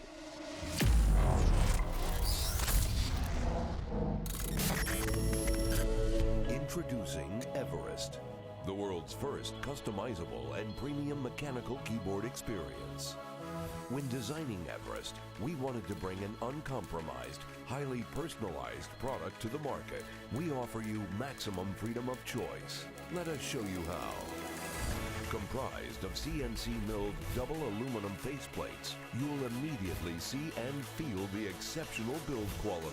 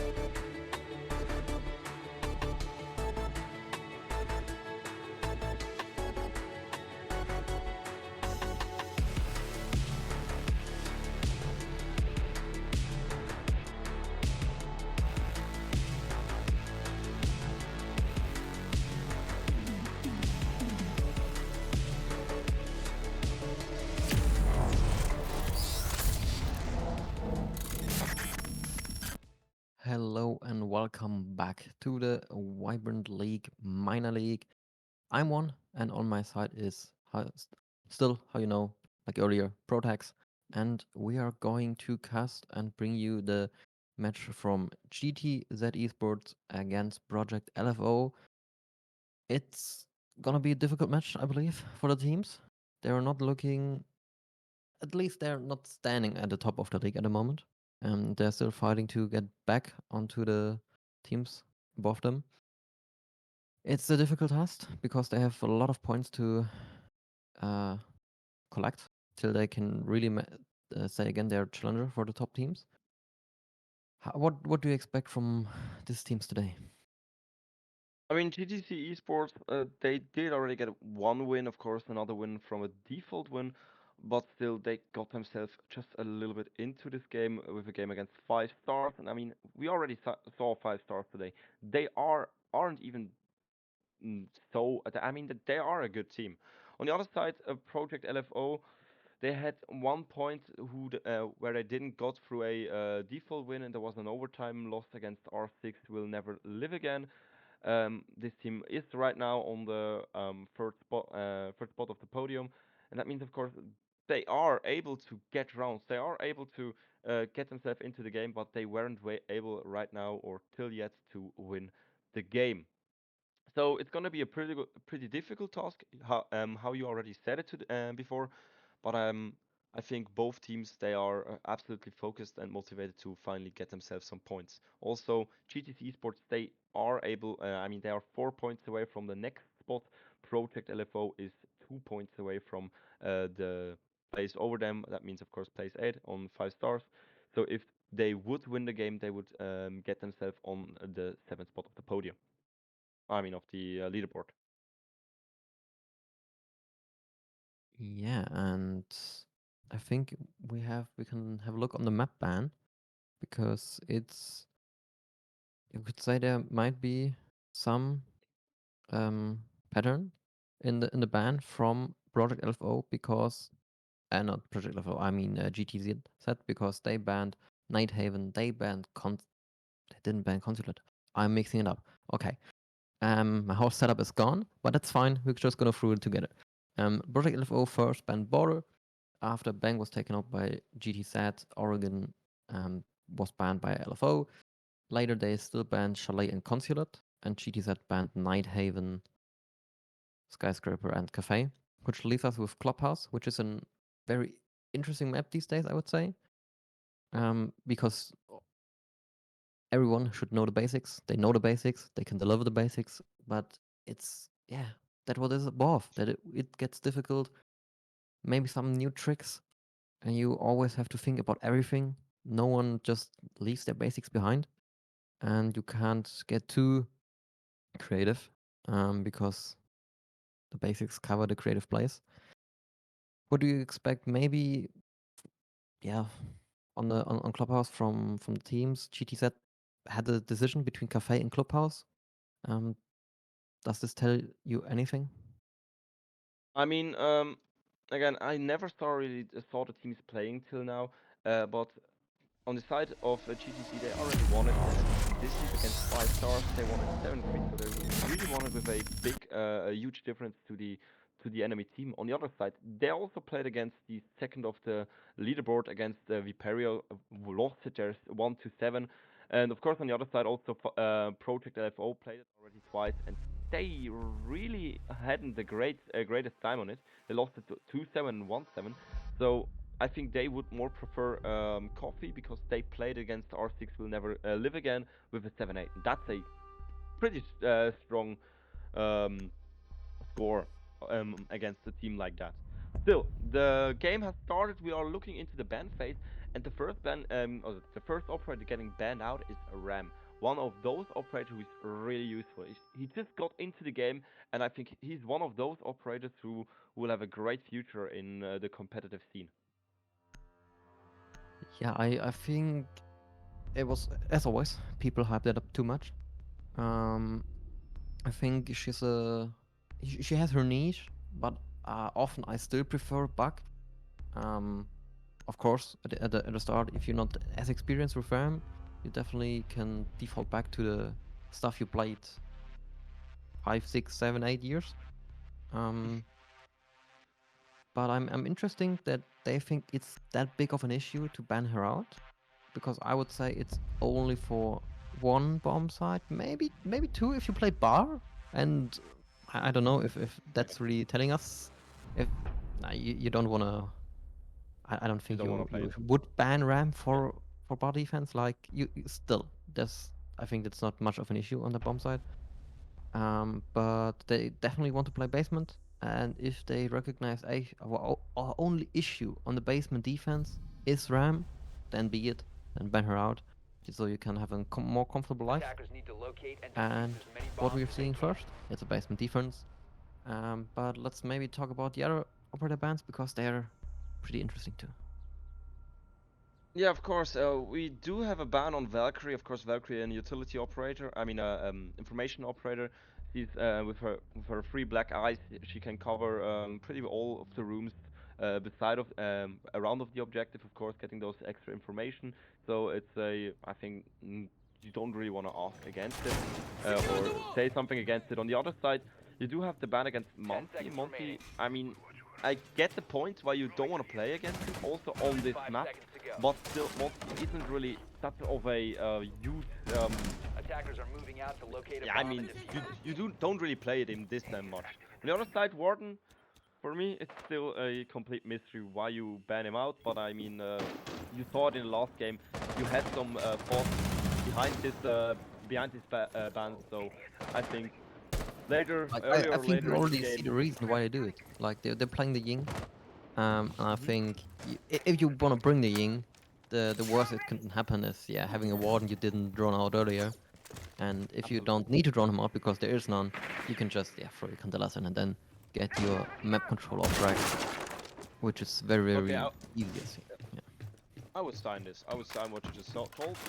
But still, we are getting into the game. That means, of course, the build-up on the side of GTC Esports will cover us over the top floor, so they will go for a whole map take. They try, of course, try to clear every roamer out of the game. Later on, they also need to be a little bit more curious, or need to focus a little bit also on the side of crypto. But still, it will take their time, and we are already 1 minute into the game. Yeah, 1 minute's gone, as you said. I think you can say they're on time, because they have all the map control they need to prepare to execute, play vertically. They also got their flanks covered. I'm not sure if you want to do that, face checking with the diffuser in hand, but sometimes you gotta do it. And yeah, vertical play into kitchen is kind of established, but there's still someone playing back B, so they still need to work on that, and if they have time, they can work around it.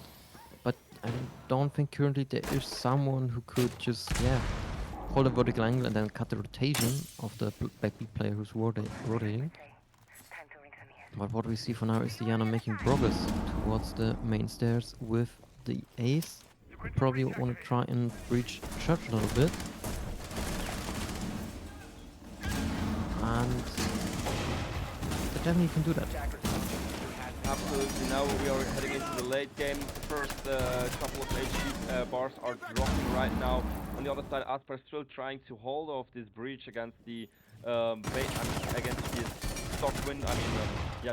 Stock window.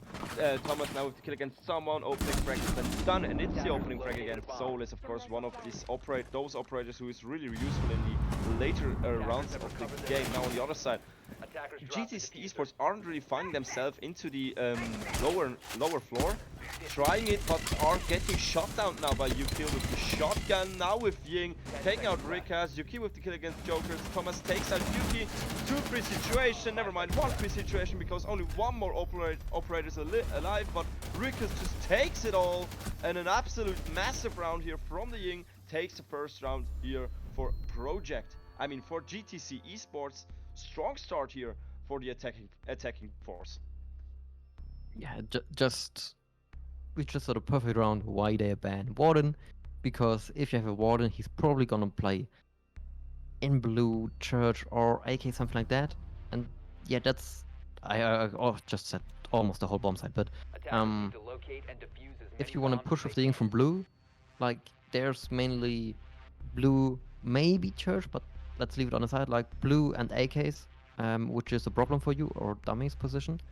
Um, so, and I would say if a warden is playing, he's probably playing around there because it's natural with the 1.5 to have the longer angles. And yeah, he would just destroy the Ying after she dropped, and then it would be very, very good for the defense 10 seconds remaining. because then the whole push from blue is done. There's not any more pressure. 5 seconds left The before people can insertion. turn around, focus onto Church Attackers Arsenal, objective is to locate a bomb. and yeah, that will be a whole different round. And now I'm curious if they try to adapt on that Ying playstyle. I would say maybe you need to burn more time early in the round, so maybe a little bit more roaming, which is currently the case. Also, Asper getting the entry trick onto the Yana definitely helps a lot, especially that early in the round. Yeah, no. Yeah, Sorry. go on. Continue. Like just that early in the round, like Yana with her holos, the not limited amount of drones she has now, definitely being limited. Lol. Um, and oh, Solace very brave peeking that one, but she has to, and now getting very difficult for her to get out of there. But Daniel covers her and yeah, gets already the Ying, and it's a very good round for the defense and the attack. I don't think if they can come back here. I mean, they had some massive kills here in the beginning. First of all, they took out a heavy operator, and of course, Rick has this really important to get yourself into the lower floor, because without the Ying, they didn't really had a chance to put themselves, of course, next to the objective and afterwards also into the objective. But now those operators are out. That means, of course, they need to use another opportunity. They need to use another strategy to go to the lower stairs, maybe over the breach. That means, of course, over dirt tunnel, or maybe over oil pit. I'm not sure yet, but still, they will face some difficulties in the next couple of minutes. On the other side, Joker's still trying to breach the kitchen hatch, but there's an operator heading down there with the context nades just preventing those breaches, and my just stopped. Alright. Okay, so we saw what you didn't see, which is a frag from dirt, from the ace onto the side, onto the Warmai, which was kind of a freebie. And now he's rotating back to the hatch and have Diana covering dirt, so the diffuser can just drop down the hatch and be more safe. But being safe definitely isn't the case for the Echo, who just got tagged by an impact, but he definitely tags Thomas out of the life of the round.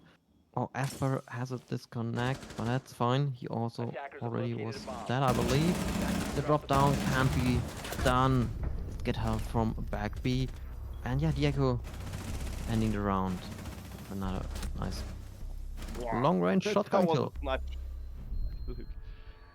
done and dusted. This was the run for Project LFO. Beautiful play. They could reflect from the last round, so they could kind of talk about it, what they did wrong.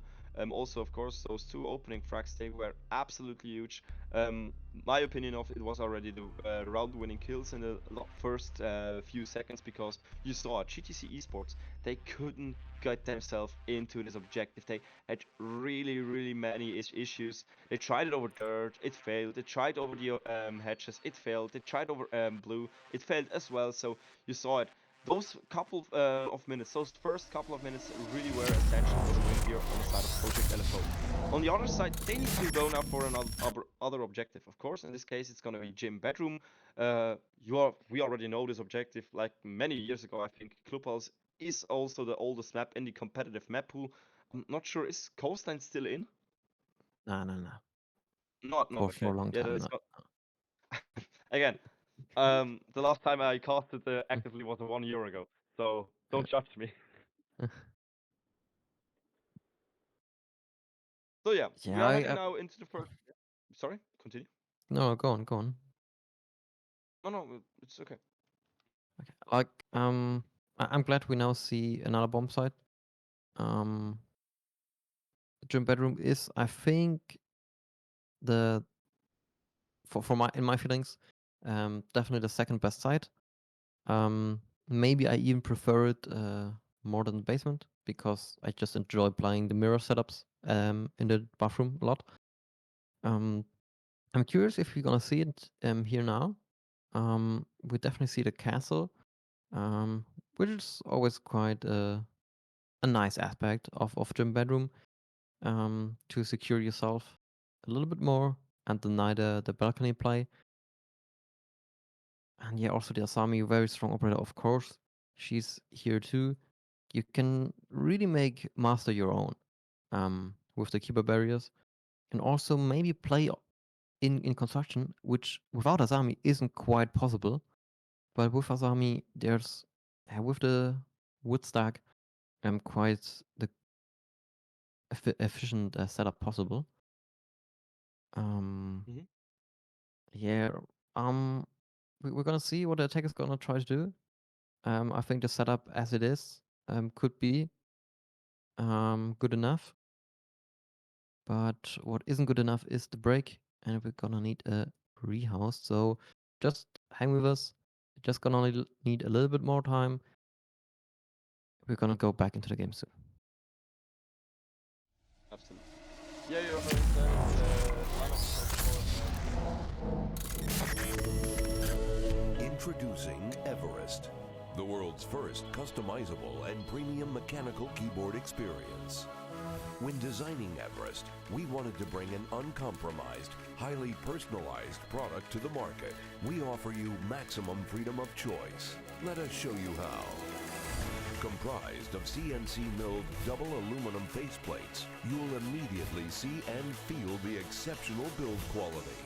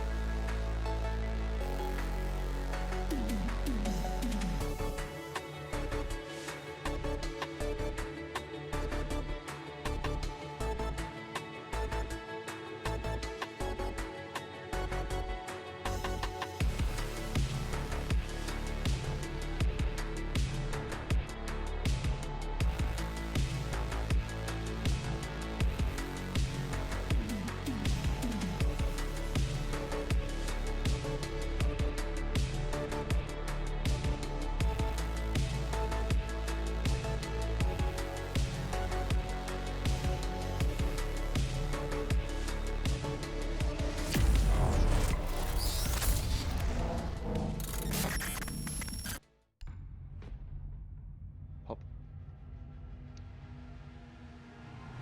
So All right. welcome back. We're here for round 3. We are ready and hyped. It will be a gym defense, and we're seeing Aspar on the mirror. And I'm not really excited for the mirror mirror placements because they're just that few possible options for him to place it. It's definitely gonna be in Attackers bathroom, need to and locate the and second defuse one as is many probably gonna bombs be as in they office. can. Yeah, I would be surprised if he does something else. But as always, these teams rather try to surprise me, so let's see where he places it. For now, we just see some other default things, I would say. I mean, again, it's pretty hard to overthink something new. So I think those normal plays or just those normal, how can I say them? Spots for the mirror window will also be the mirror windows where you see them right now. Because again, it's Clubhouse. It's already so long in this competitive pool. It's really hard to get your fantasy or to make something new. On the other side, again, you see something pretty familiar, a really long game with cash, with, in this case, also CCTV. That means, of course, the team of GTC Esports has two ways to attack it. First of all, they could go just for the whole floor take. That means, of course, with a build-up over CCTV and also then over money. Or they could go over the hatch and over the jacuzzi bridge. And it looks like they will actually go for the second opinion. Of course, also they need to play over balcony itself, so over the two windows.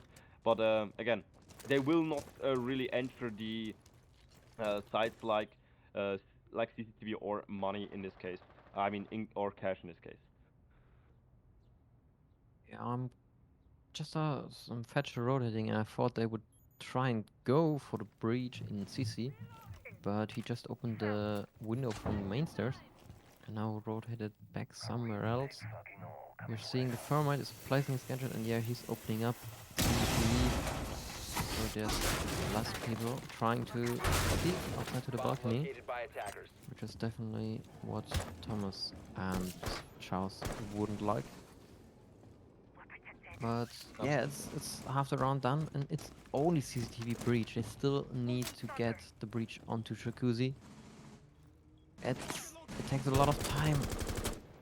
Almost there's an injury, but yeah, just one bullet hit. And yeah, Lucifer just chilling here. Yeah. They really take their time.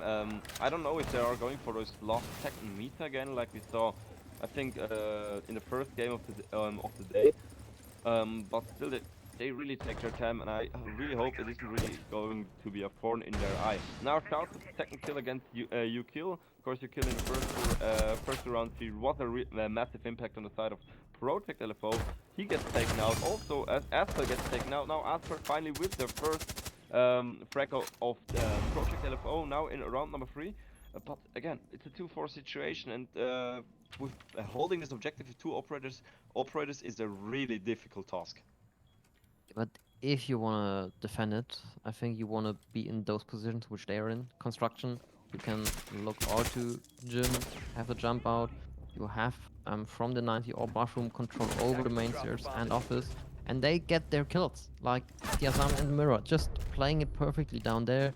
There was, like, they played it perfectly. I just wanted to say there was nothing to do for the attack, but there were 4 people. There was definitely a lot of things they could do, but they just couldn't find it, or the communication was a little bit off, because it definitely seemed like they were off pace. Like they were trying to do a lot of things parallel, but they weren't really parallel, so they got shut down. Absolutely. I want to put one more point in your perspective of the communication. The thing is, if they would play it all at the same time, like they pushed in all at the same exact second, they would get the kills, or at least one. On the other side, it was like a domino effect. One push through, he got killed. Next push through, he also get killed. And of course, the last one, in 1v2 situation, he wasn't really able to do anything anymore. So it was a really easy game at this point for Project LFO. If GTC would communicate in this point a little bit more, of course, also concentrate to push together, it could be a totally different outcome of this round. Yeah, you would say that in a 4v2, you should be able to at least like even if you pick two v1s, you should be able to at least trade off one of them, so you can get into the 1v1 and not be stuck in 1v2 then.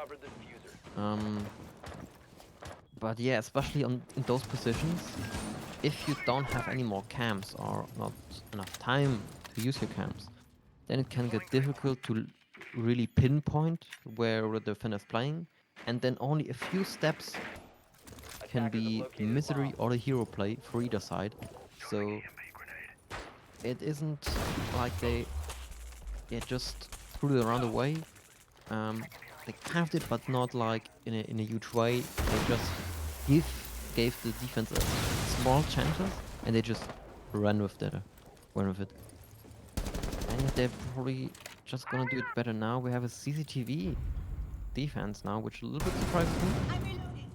But with the Azami, with the Momai, Garage is still gonna be not only a pole position, but yeah, stronghold basically. And I'm curious to see if the attack tries to get into Garage or just say, we leave it be and just push from construction. Which could be the case right now. Yeah, we are seeing from GTC a pretty stronghold now on the western side of the upper floor. Of course, they are trying over Jacuzzi, they are playing over Gym, and of course Master Bedroom. Also, they need to help some flank covers now, maybe with a Claymore, maybe with they have, this could be Claymore in this case. On the other side, they also go now for the push, of course, for the breach. They aren't really playing over the GTC side. Maybe open another line of sight. Never mind, they had the breach. I didn't saw that one. So they do have two pressure points now against Project LFO. Project LFO just needs to kind of clear one of them out. In this case, it would be best if they just killed out Joker, so they can focus themselves only on the western side of the building. Because right now you have 4 players, and every player is just focused on each of them is of course focused on another kind of spot. And if one gets killed out, if one is just down, you aren't able anymore to hold this angle. Joker's getting a little bit more active onto the red side of things, but Aspar takes him out. Blind is trying to go down, but there's a C4 killing Rickers, and Lucifer gets a trade, but it's not enough. They're in a 2 versus 3.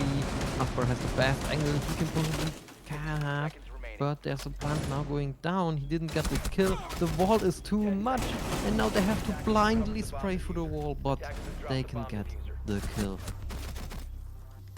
That was a little bit more intense than it had to be. And it's, for my opinion of, it's just like the same round like before. GTC Esports in their build-up, they had the upper hand. They had the clear sight, the victory of the round. But in the other side, Project and GTC Esports, they couldn't got the push through. They lost it again in the last couple of seconds because it kind of seems like they didn't really cooperate with each other. They just played a little bit solo. And this is really not something you don't want to do in competitive. Project LFO saw their chance, they took it, and they won another round. That means, of course, Project LFO now 3-1 in a lead, already with at least with a draw to the roll squad, and are also able, of course, to get maybe a positive round stop with one more round on the board. Yeah, of course. And I'm curious if you're gonna see some more hard breach utility from the attack now, or if they said, okay, that the Ying died early in the round, that was a one-time thing that just happened. That's possible. I'm sure the Ying is gonna bring hard breach gadget again, which she does. But now we only have the Flores and breaching charges to play vertically. I'm not sure of that one. But for their advantage, there are no C4s on the defense. So I think they probably can pull it off. But they definitely won't be needed or need to be scared of the impact tricks, impacts to deny their vertical play, because they definitely want to use the impact tricks towards the kitchen hatch. To deny Joker's the hatch breach, or just deny him a lot of time. which was already also very, very valuable in this defense. Now, the first X-Cares are getting out. They are getting impact too. And now the play is gonna start. Can the defense rotate fast enough to deny him the hatch?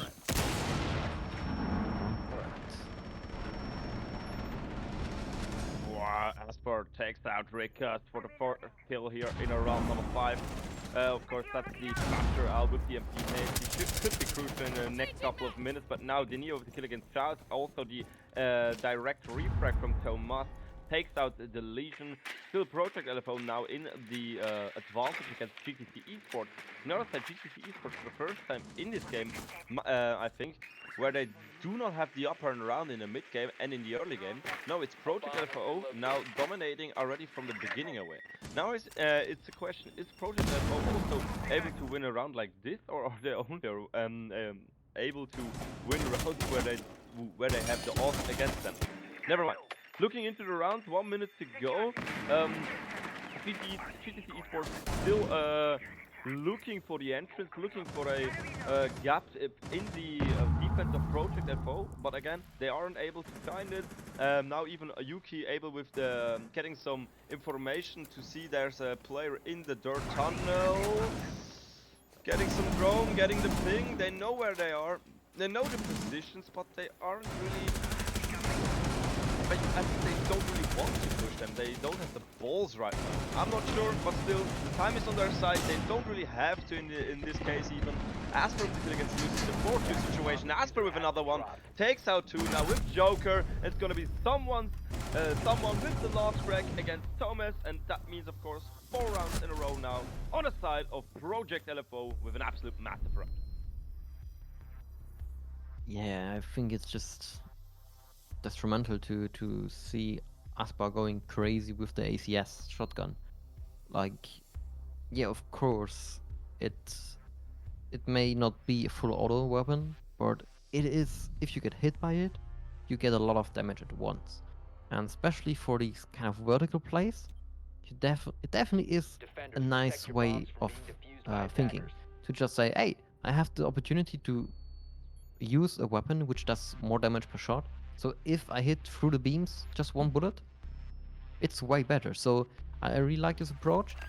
And also with him being, I think, a little bit stunned, blinded there, it's really quite an, like, it's another thing if you have someone possibly being blinded and peeking into his full auto weapon, or if you just hear the ACS going crazy and yeah, you're not knowing if he's really stunned or not, because normally if you have a slow hitting weapon like the slug shotgun, you don't want to waste your bullets and when you're being blinded, so you have to take a good guess there as an attacker and not walk into the or drop into the bullets there, which happened to be the case last round.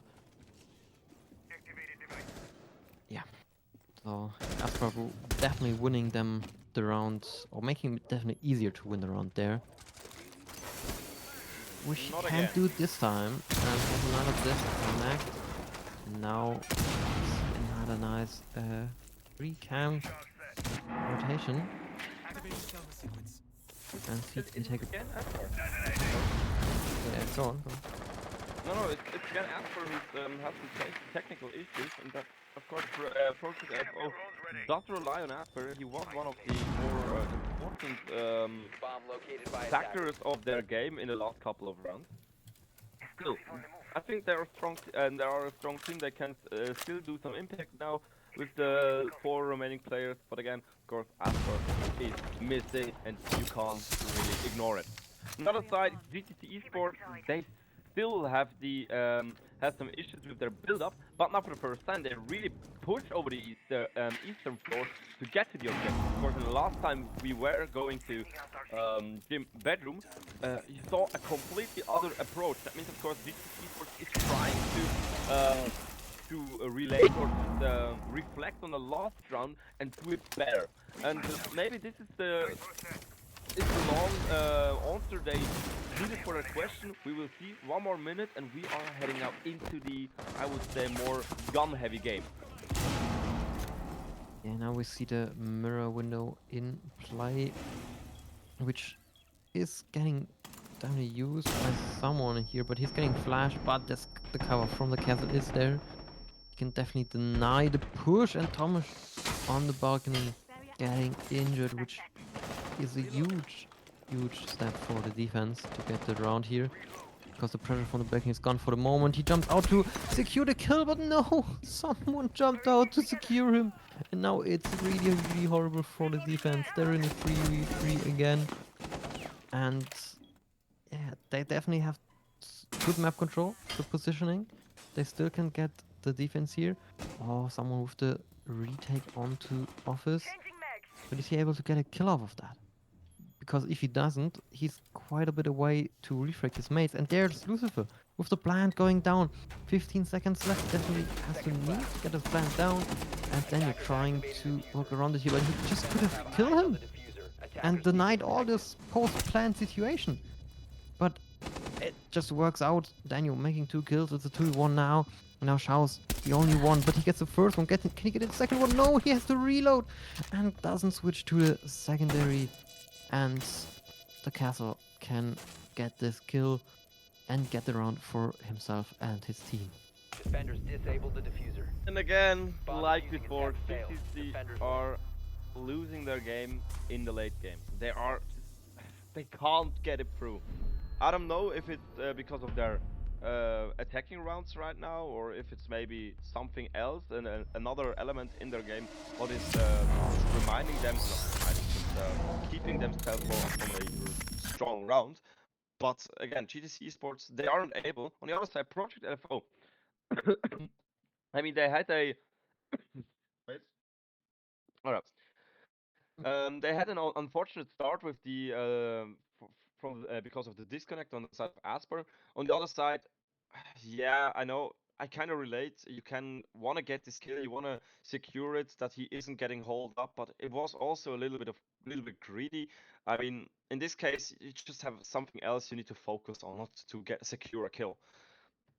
When he died there, I kind of thought GTC Esports could be maybe finally be able to win another attacking round, but still, it it happened again in the after plan situation. I don't know what is a really big mistake on the side of GTC Esports, but yeah, just doesn't really want to work out. Yeah, I think the plant position itself was flawed, which even if the plant goes down, the one planting definitely is going to die. I'm curious to look in the replay or just maybe get the information from the team, from Daniel himself, maybe what the information situation was in the moment, because he doesn't even need to make a huge effort to kill the one planting, and he definitely was distracted by something else, probably from someone in or around outside of gym. Um, well, yeah, I'm really curious to get to know this information. But outside from that, the plant coverage was a little bit too aggressive, I would say. The diffuser is lying in a position where you can um, get it from or secure it from outside, I believe, from the master window. So I would much rather see them, yeah, fall back, be passive, and yeah, maybe even get someone rotating over the balcony back into CC, coming back into construction, to get just another angle in there again. In the end, it didn't work out, and now we have a 5-1 halftime. Um,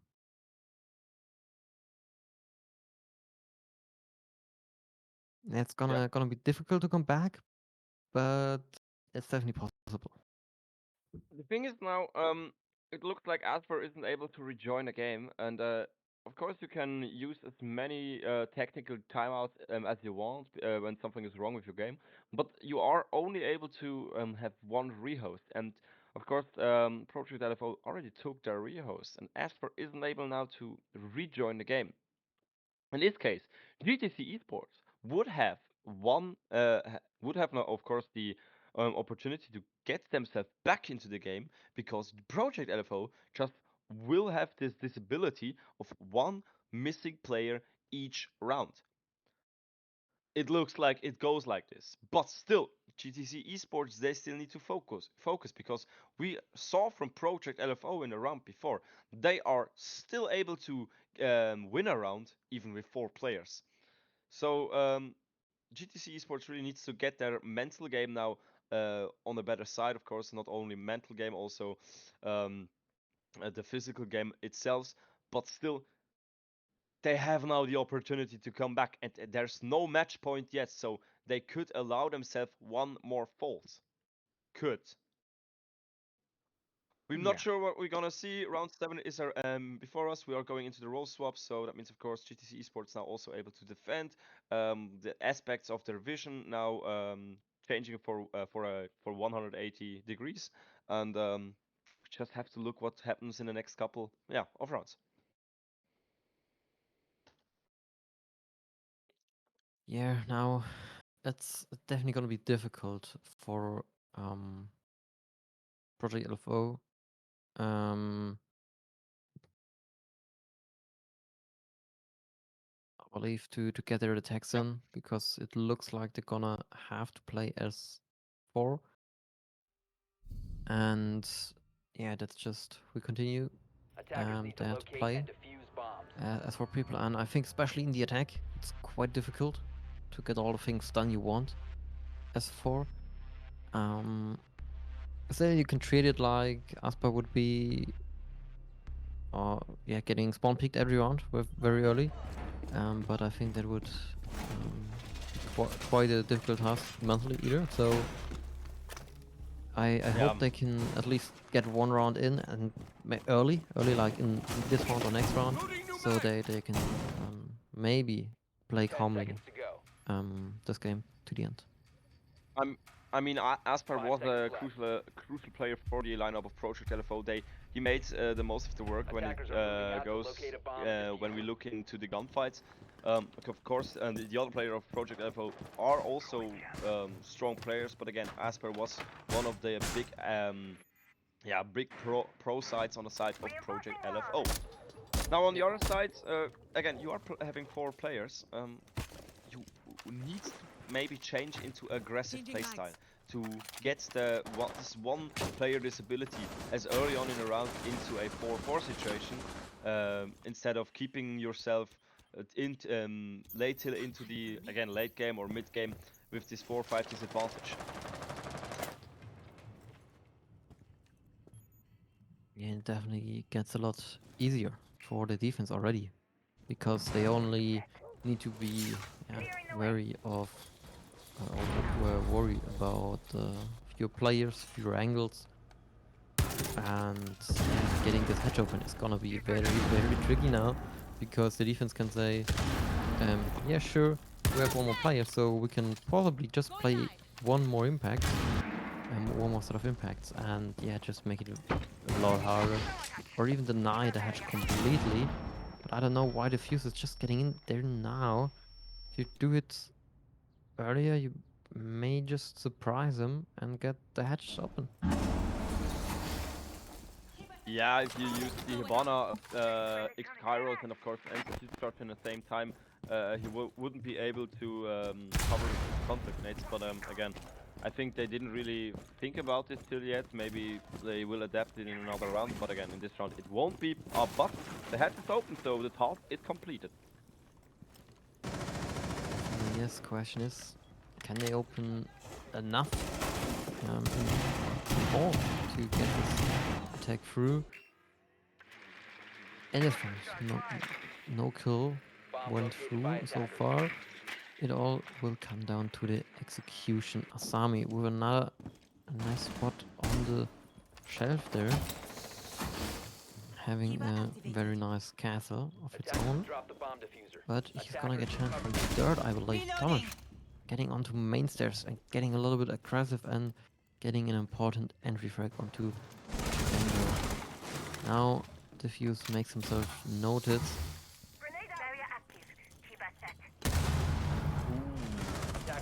Someone was kill against Joker. Thomas also gets killed out. 1-4 situation, 1-3 situation. Askell last player alive, and he is in the objective, but he's kind of stressed out. You see it in his face. He's really playing it fast. He tries to kind of over push it right now. Getting shots fired from blue. Now he tries to change the position.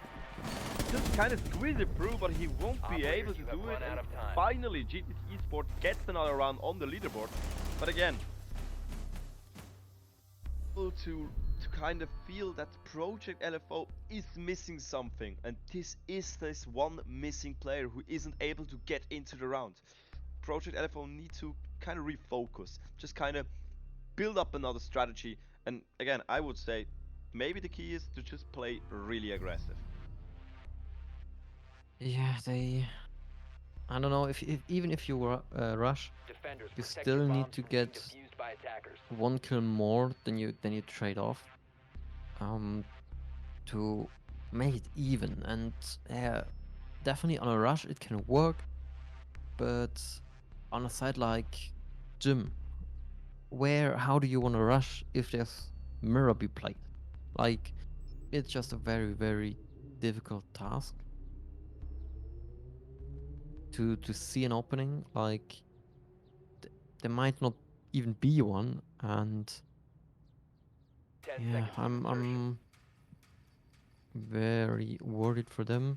5 seconds Well remaining. done.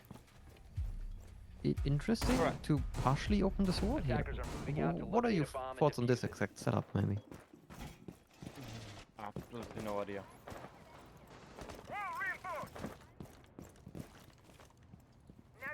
Alright, round number 8, we are heading now again into the third round after the role second round after the role swap. GTC Esports was able to get the first round afterwards. Of course, they only had one victory in the first half, and this was the opening round in the beginning.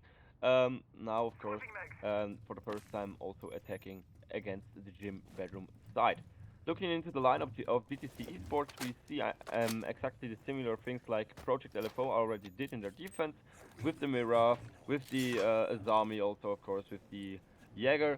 I think one of the only things you didn't really saw on the side of Project LFO was the Grenadier, who's right now going into action at construction, of course, at this one single wall, who's connected to the outside, who got breached open. Now trying to hold it off, that no operator or enemy players is able to exit. Rickes with some random pre-fire out of the window, hopefully to get one, but we saw nobody standing there, so there will be no impact. Now the attack with the Ying trying to get an opening. They maybe think that they can go through office, and I think with the Ying can be a great play, having one drop from the hedge and one bringing from the breach. And we see just there the Ferment getting the frag into office. Very important kill, but Thomas gets a refrag and another one. They don't knew where he was. And then you're just dropping into the Fenrir gadget. That really doesn't work for him out. And yeah, same Fenrir gadget doesn't work for someone either. And Thomas getting the 4K, the 8s here. I'm not sure how we want to call it, but I would stick to the 4K. Absolutely. Alright, round number 9. Heading now into CCTV Cash, GTC Esports, of course. They are able now to finally get some rounds. We're not sure if it's on the side of Project LFO's missing player. Of course, on their side, they are right now kinda their mental game is just broken. You know you have one player down, you're thinking, okay, that's not fair, or kind of to get yourself through, but it looks like their concentration is also Leiden. Suffering. Don't know the English word. Huh? Suffering. Suffering, yeah. Their concentration is suffering at it. Dreadlight out. Yeah, it's gonna be, I would say, 10 seconds remaining. for GTZ, it can be a little bit difficult to stay completely focused into the game. because Attackers' there's a lot of objective is to rounds which locate you a just bomb and defuse will it. you which you will play 5v4, and I think in the later rounds they will probably get a little bit more loose, a little bit yeah, I would say not really relaxed, but yeah, playing a little bit more loose and knowing their freedom onto the map. But I think Project Level has a great way to get aggressive themselves. They're gonna be quite aggressive with the breach. They're gonna breach, and the Blitz will gonna be jumping in, straight up running in, getting some kills.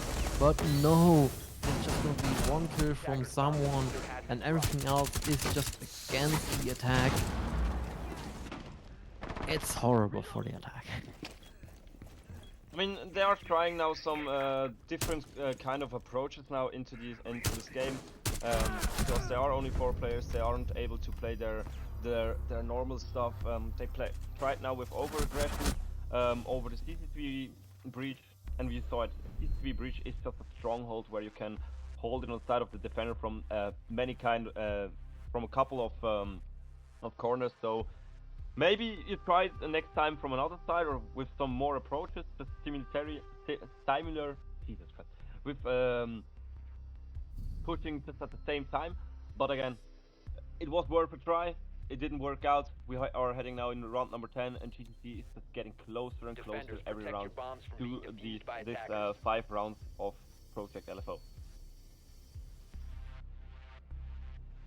Yeah, now it's gonna be a basement defense. Gonna see, of course, the Hibana, the bug again. Diana, of course, can't miss out on her. Probably since or till Tuesday, and then maybe you can miss out on her because on Tuesday she loses her nades. She still gets a gun 6, so she's not losing all her soft breach or 10 utility seconds to capabilities. insertion. That's gonna be less dangerous, of 5 course. seconds remaining. Now we're gonna see the defense spread out onto the map, because Attackers are if you moving have out more to people, you locate a bomb definitely and can defuse allow it. yourself for more map and yeah, not be as tied together as you need to be against 5 people, because you can recover more easily. It looks like the attack's going through Garage and get some of the map into their control. Yes, of course. First of all, they need to clear out the upper floors of any roamers, and we see GTC Esports, they do have many roamers. I think there are 3 players of spot. Just counted that. Also, they are playing with some interesting fallback threats. No, Arkell gets a team kill against the Neo. That's something really, really unfortunate. And you don't want to see this in a 4-5 situation, of course. Also killing another one from your team. Now another Frekoid AV operator is out. In this case, it's Yana. Of course, we know all with her weapons and with the grenades, she is one of those operators you really want to have into a late game. Of course, get some kills with grenades, get some fast pushes. But again, you're not able to do this now. Someone on the other side still hunting down Chow, who is right now barricaded back there in the office room, and Arkell gets the kill against Chow. For 4-3 situation, only 1 minute 30 seconds to go, and now is the call to go back on the side of GTC Esports, rotate back to the objective, and hold it off with a, of course, more operators on the side as well, to let the attackers come, walk into their angles, and it seems like it's an old SSG threat, what we saw well back in the, I think, 2022, 2026 Invitationals for the first time on the side of Space Station Gaming. Yeah, definitely something like it. Definitely with the idea of wasting time and utilities from the attacker before they can get to the bomb side.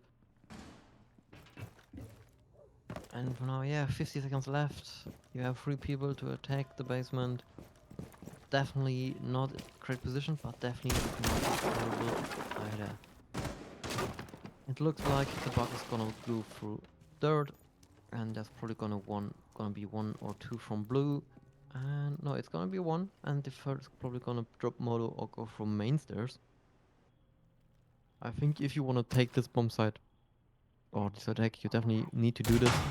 come from different angles, make a lot of pressure, because if you get one kill, you open up the side completely, but it doesn't work out. They lose their first 1v1s, and it's another round for the defense. And that means, of course, we are now finally on an even draw. Both teams now on 5 points, and GTC Esports, it looks like that they could go now for the overtake. That means, of course, the GTC Esports now going for a match point, but still, Project LFO is still in the game, and I think they could be able to still get a comeback. They just need to get their mental game up, because yes, they are in a underdog situation with just 4 players, but still they are losing the gunfights. They are losing many of them. In this case, you aren't really able to get the round done, even if you are 5 players, if you can't get the gunfights on your side. Round number 11.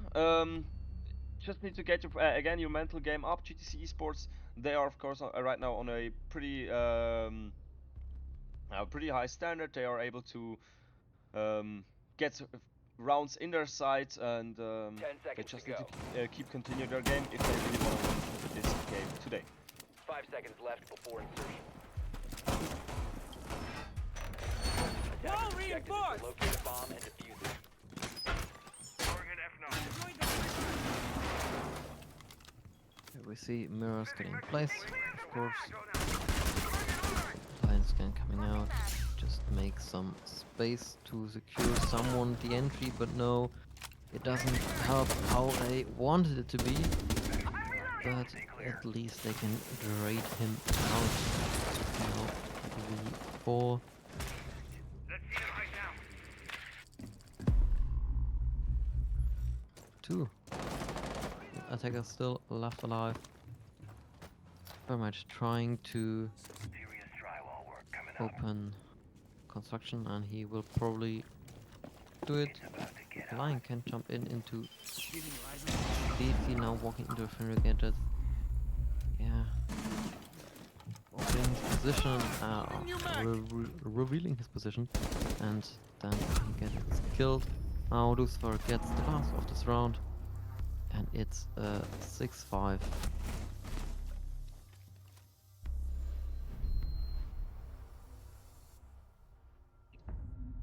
Alright. Round number 12, it's the first time match point in this game. We are having GTC Esports for the second time in the game in the lead. Of course, the first time they were in this position in after round number 1. Afterwards, Project LFO just got 5 rounds in a row. They had the mental game completely on their side, of course, after this one problem on the side of Asper. It was a switch for GTC Esports to get themselves into this game as well. Now in round number 12, in the last round of the default rounds, or just of the before overtime, they are able to close it out. And if GTC Esports actually could win this now, we would have the third 7-5 score of today in a row. That would be pretty interesting and also kind of funny. But still, 20 seconds now for the preparation on the side of GTC Esports. They are preparing another CCTV cache defense. Also, of course, here with some setups in garage, in the red staircase, also in construction. You do want to hold the side spots as well to waste some time on the side of Project LFO. On the other side, of course, Project LFO also with a pretty default lineup. The only thing who is kind of itching, or itching as a at a default lineup, is the Amaru. She normally kind of encounters more of an aggressive playstyle, and we see her back there in construction. Now Thomas with the opening frag gets someone now for the 5-3 situation again. GTC Esports is able to go their lead. Ritz with the kill against Yukil, Denai with the kill against Tomas, Rikas with the kill against Dainio, and the exit frag on the side of Jokers against Askel, and that is of course GTC Esports is able to win this game and finally get some more points on their scoreboard here in the Vibrant League Season 1. Minor division. Yeah. I think there's nothing much to say about this game. we are gonna probably hit a break. I don't know how long it will going to take, but there's one last match for us to present to you, and it's the match of the day. I would say the most anticipated match of the league, probably. It's Wild Multigaming against Viperio, two teams which a recent performance which is nothing but amazing. They both, I think, at least Wild played amazing in the combine. Um, I don't know off my head how well Viperio did, but we know from history that they're definitely the team to look out for, and they're just second right now with a game less played than Wild. So there's some discussion to be made in or let me rephrase it. The game will be decide who's probably gonna be first in the league. Because Viperio they should get 3 more points. Because I think that there's something to be happen. I'm not sure. Um, but I think Viperio and Wild probably will be the two teams playing it out for first and second seed. Absolutely. Okay, of course, for me now it's really the last. It was the last match. You will be joined now afterwards by Reappearance instead of me because I have to go back into the barracks because I'm right now in the standard military service of Switzerland. So I wish you a pleasant rest of the evening. It was really a blast to be on your side one, and of course also for the other two caster I had the pleasure to cast with. But again, for me, it's done for today. It's done and dusted. I wish you a absolutely nice evening, and of course, big big excitement then for the last match afterwards between the two leaderboard um, race winners. I don't know. We see you afterwards in a couple of minutes. Till then, bye.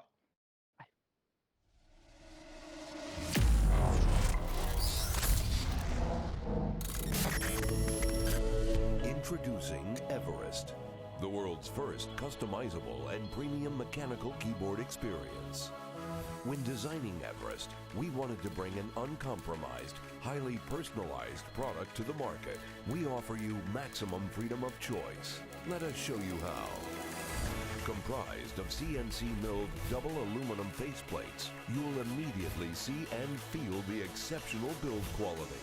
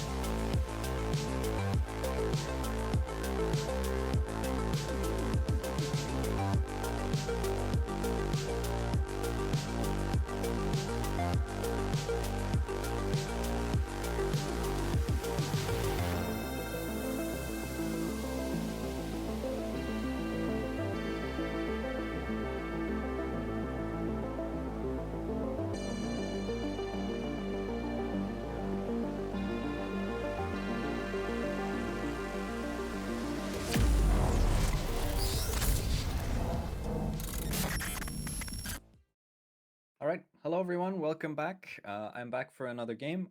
Quickly had to hop in for another, and we got a good one. We got a banger on our hands. We've got Vipiro versus Wild, last game of today. I did cast 2 games ago. Quickly hopped in for Retro. Now I'm not sure who I'm hopping in for, but what I do know is that I have one with me. Hey, one, how you doing? I'm doing great. I'm very excited for the next matchup.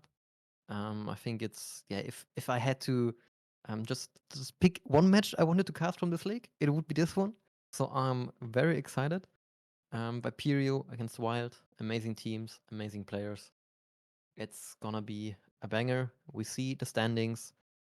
Yeah, Wild currently in the first place, but they have one match more played than Viperio.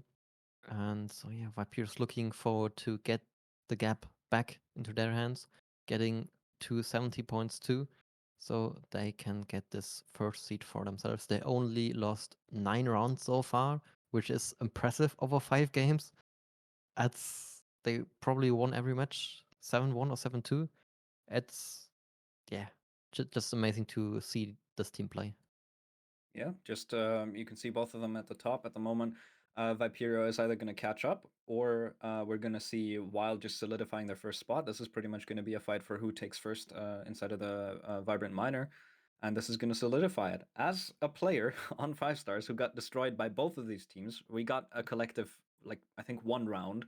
Viperio 7-0'd us. Wild we did get a round against, so judging by my 5 stars measure of just I don't know, skill. We did win a round against Wild, so I guess I'll favor Viperio for this game. Yeah, I think this map is very much dependent on the map. Yeah, I wanted to say that one a little bit different, but we're gonna see the map bans here, and yeah, uh, take us through it, please. All right, Consulate, Nighthaven getting banned out fairly early by both teams actually. So Wild got rid of Nighthaven, I think, and then Consulate was banned out by Viperio. So neither of these teams wanting to go to any of the new maps. Instead, we just have Clubhouse is going to be our decider, so that's going to be the map we go to. And the last one banned out was Cafe. Wild do like their Cafe. They're a fairly good Cafe team, so I am kind of surprised to see them ban it out instead. Curious that they would pick Clubhouse over Cafe, with Cafe being, I think, one of their main maps. I think they just play it a bunch.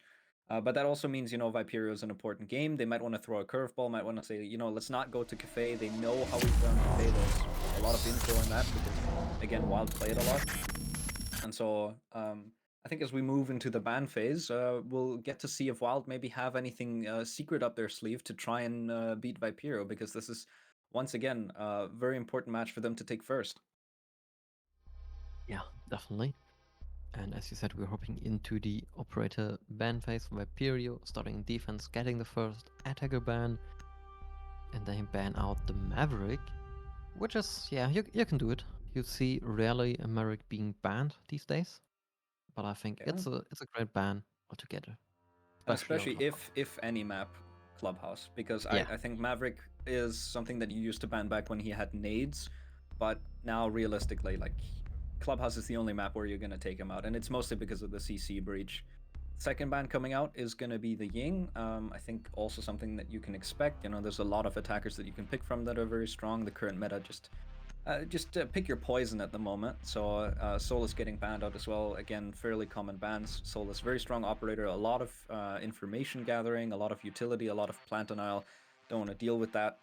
So last ban coming out for Viperio will be Fenrir. All right, another one of the new operators. And again, I say this literally every broadcast. All of the new defenders that come into the game are very, very strong.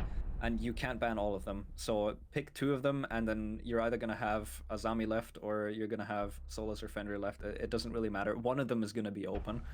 And all of them really changed the way that some of these maps are played. And so you can't really rely on, like, older strats. You do have to go with the current meta.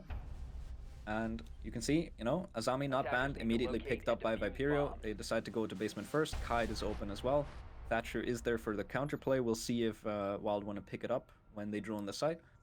But for now, just basement looking like a fairly standard setup. There is a reinforcement coming out in kitchen, or rather Church Hall. That is interesting. Don't see that every time. Usually you want to keep that open for the kitchen hatch drop, but it does give you cover on that double door. And there is a mirror in play, so certainly bringing a mirror strat just to mix things up.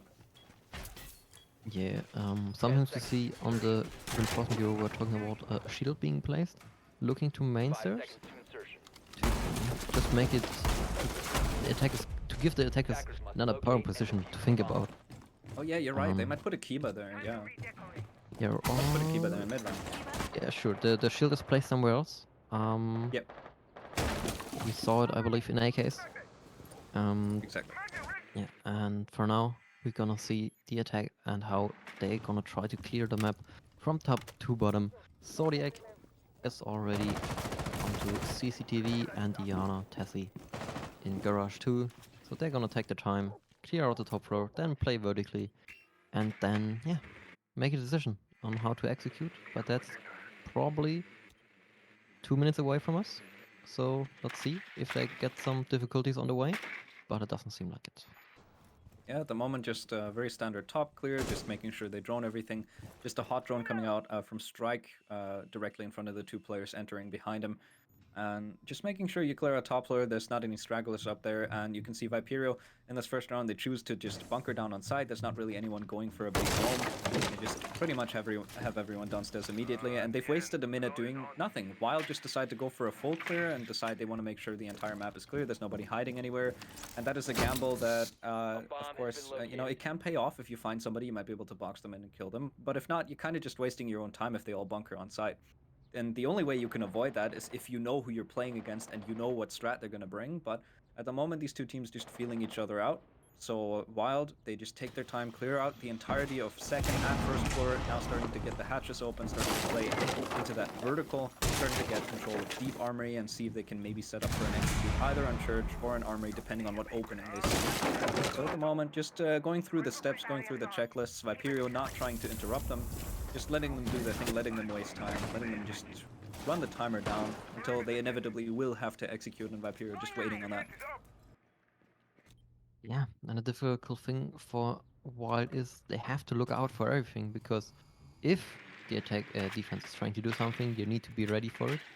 So you need to take your time to check for everything, and they probably won't check for Leighton here. Attackers bomb. And it's gonna be really horrible for them if someone tries to walk into dirt, Drop the diffuser. because even if Leighton can just chill and let the first one go through and maybe wait for a second one, but for now it looks like they won't beat him. Oh, the angle from Creeds! It's very, very nice, and now the Warmite gets another kill and we have an execute, but a lot of kills for the defense. I think only Mainsters and Moto are probably some attackers left. Akari and Strike are now left 1v4. He's gonna walk into a death trap. 10 seconds remaining. But does he get another kill or not? I don't believe so. No. The Warmite Macy gets another one. I think 2 for him in this round. Alright, there we go. The lurk from Leighton didn't really do much, but ultimately, of course, they do have the information that nobody's there. That does really aid Viperio on the execute. Beautiful shot up that hatch from Creeds. Creeds is was it Creeds? I think it was. Very, very scary player. Creeds is terrifying to be up in the server against. I judge from experience. I played against him twice. He's dropped like nearly 20 kills both times. It's absolutely terrifying. So if that guy's playing his game, if he's on his game, there's not really much you can do against it unless you have a fragger of similar skill that's also popping off on your team. You just have to pray. You have to hope and pray that you have somebody that can counter him. And if you let him get going, like if you let him start up, and at the moment I see Leighton reinforcing the wall from this side, so I guess they don't want to put a mirror window on that wall. Otherwise, that might be a setup mistake. I don't know if Leighton just messed up the strat. I wouldn't expect so, but even if he did, they're probably gonna wing it somehow. Oh no, is it a double lodging? I think it might be 2 mirrors inside of lodging. Yeah. One on like concrete vault and the other one facing construction. So just trying to hold heavily on Logi side, just not giving up construction control. Yeah, I Might be think an interesting way to play this. With the mirror open on this map, this is a lot of opportunities to play different sides because mirror is very strong on this map. Yeah, and I think I like the idea. I really like to see it. Oh, the nade. It can land. Does it land? Oh, it lands! The Kobe onto Shed. Very Beautiful strong. nade onto Shed. Won't be able to Yeah. confirm it though, as Tazzy now starting to move up. There is a second nade that might be able to follow up. There's a yellow ping, there's some information, but no, instead he gets wallbanged by Adrian. No, he just shuts him down. Adrian not allowed to go through the rotate. Titus, no. His life was saved by Adrian. Adrian gets an exit frag, and then Adrian is not even allowed to go through the same rotate as him. So, maybe a bit more courtesy, Shed, but good opening pick. Bit of damage done to Shed, of course. Nice nade from Tazzy, but ultimately he does pay with his life for it. Unlucky on that wall bang. With 1 minute off the clock, you've lost your entry. You've lost. Well, I mean, he did use both of his nades, so they're not technically lost. And you do now have cash control. So but now the- to deal with the mirror windows. Yeah, it's gonna be difficult because the one in office looking to construction, it's electrified. And you need to get your nades from Nerg in or Flores drones. I don't see the Flores drones coming in through the hatch, achieving quite the result you need. Maybe a nade can do it. But let's see if they have the time to rotate the Nerg or onto the hatch, make the nade throw, and then breach. It's gonna be very, very difficult. Already getting some damage on the balcony here. And yeah, 1 minute left. They still, I think they have enough time to do everything they want to. But it won't be easy. That's for sure. We see the Goyo canisters in Masters gonna burn a lot of time, and we just hear it. First canister got shot. Now 20 seconds. The area is just deadland. You can't go in there, or you will die probably. Yeah, But a lot of the- diligence from Viperio at the moment. 45 seconds on the clock, not a lot of time. They're not peeking anything, but do have the man advantage. And Adrian actually goes for a swing on the strike, gets another kill. Viperio now with even more massive man advantage. Another fire coming out, just blocking the player from going in there. MC gets taken down by the fire. Raiden for a trade. And now Raiden gets another. He's on for a triple kill in the round. He finds two, but now Zodiac and Raiden both very low on HP. Shed also low, but Leighton still has 2 smoke canisters. He can swing out and maybe try and find the planters. The plant is being stuck, but no, he gets killed by Zodiac. And suddenly it's a 1v2. It's only down to Shed. He's very low HP. Raiden's down below. Zodiac's still inside of the site. He's hiding inside of showers, just trying to play the time game. C4 comes out from the kite. He destroys Zodiac, and there we go. Shed. He's put it into a 1v1. This is winnable. If he can find out where Raiden is, if he knows where that player is down below, he might be able to go for it. He does find the drone on site, so they know where the kite is, and Kite's just gonna try and long arm it. He's just gonna try and deny it. There we go. He gets on it once, he fakes it twice, fakes it a third time, but he's starting to run out of time. He has to commit to this. He doesn't know where Raiden is, so Raiden's just gonna go up the staircase, and now here comes the commit, but it might be too late. Raiden trying to close, and he gets off the plant again, and there we go. Just the defuse coming in too late. Shed does get the kill, but it is around for Wild, and so well played by Raiden. He finds a triple kill and the plant, and then he's able to clutch the 1v1 on time. And a very good round coming out, and Wild, they draw it up 1-1. Yeah, really nice patience from Raiden in the clutch. Really nice decision making. He knew he's just gonna win the round either way if he gets the kill or not. It's more important to sprint there, to if he is going through with the defuse or the disable, to get the kill rather than making a gunfight if he's not. Perfectly played. He won the round there. Really nice work from the captain there. Now CCTV defense, of course, we're gonna see Wamai and the Asami Broad. We're gonna see also a mirror, and I'm very, very curious to see, of course, a mirror window towards the cash door from top red. I think that's the one everyone would place there. But let's see if he places his second one. Yeah, he does, but we don't know for sure for now where it is. Maybe between the bomb sites? To see, to look at the breach. Oh, nice cheeky spawn pick angle from Shad. Just a few pixels there, but he doesn't overforce it. And gets out with his live. Greets, on the other hand, he greets for another kill with his C4.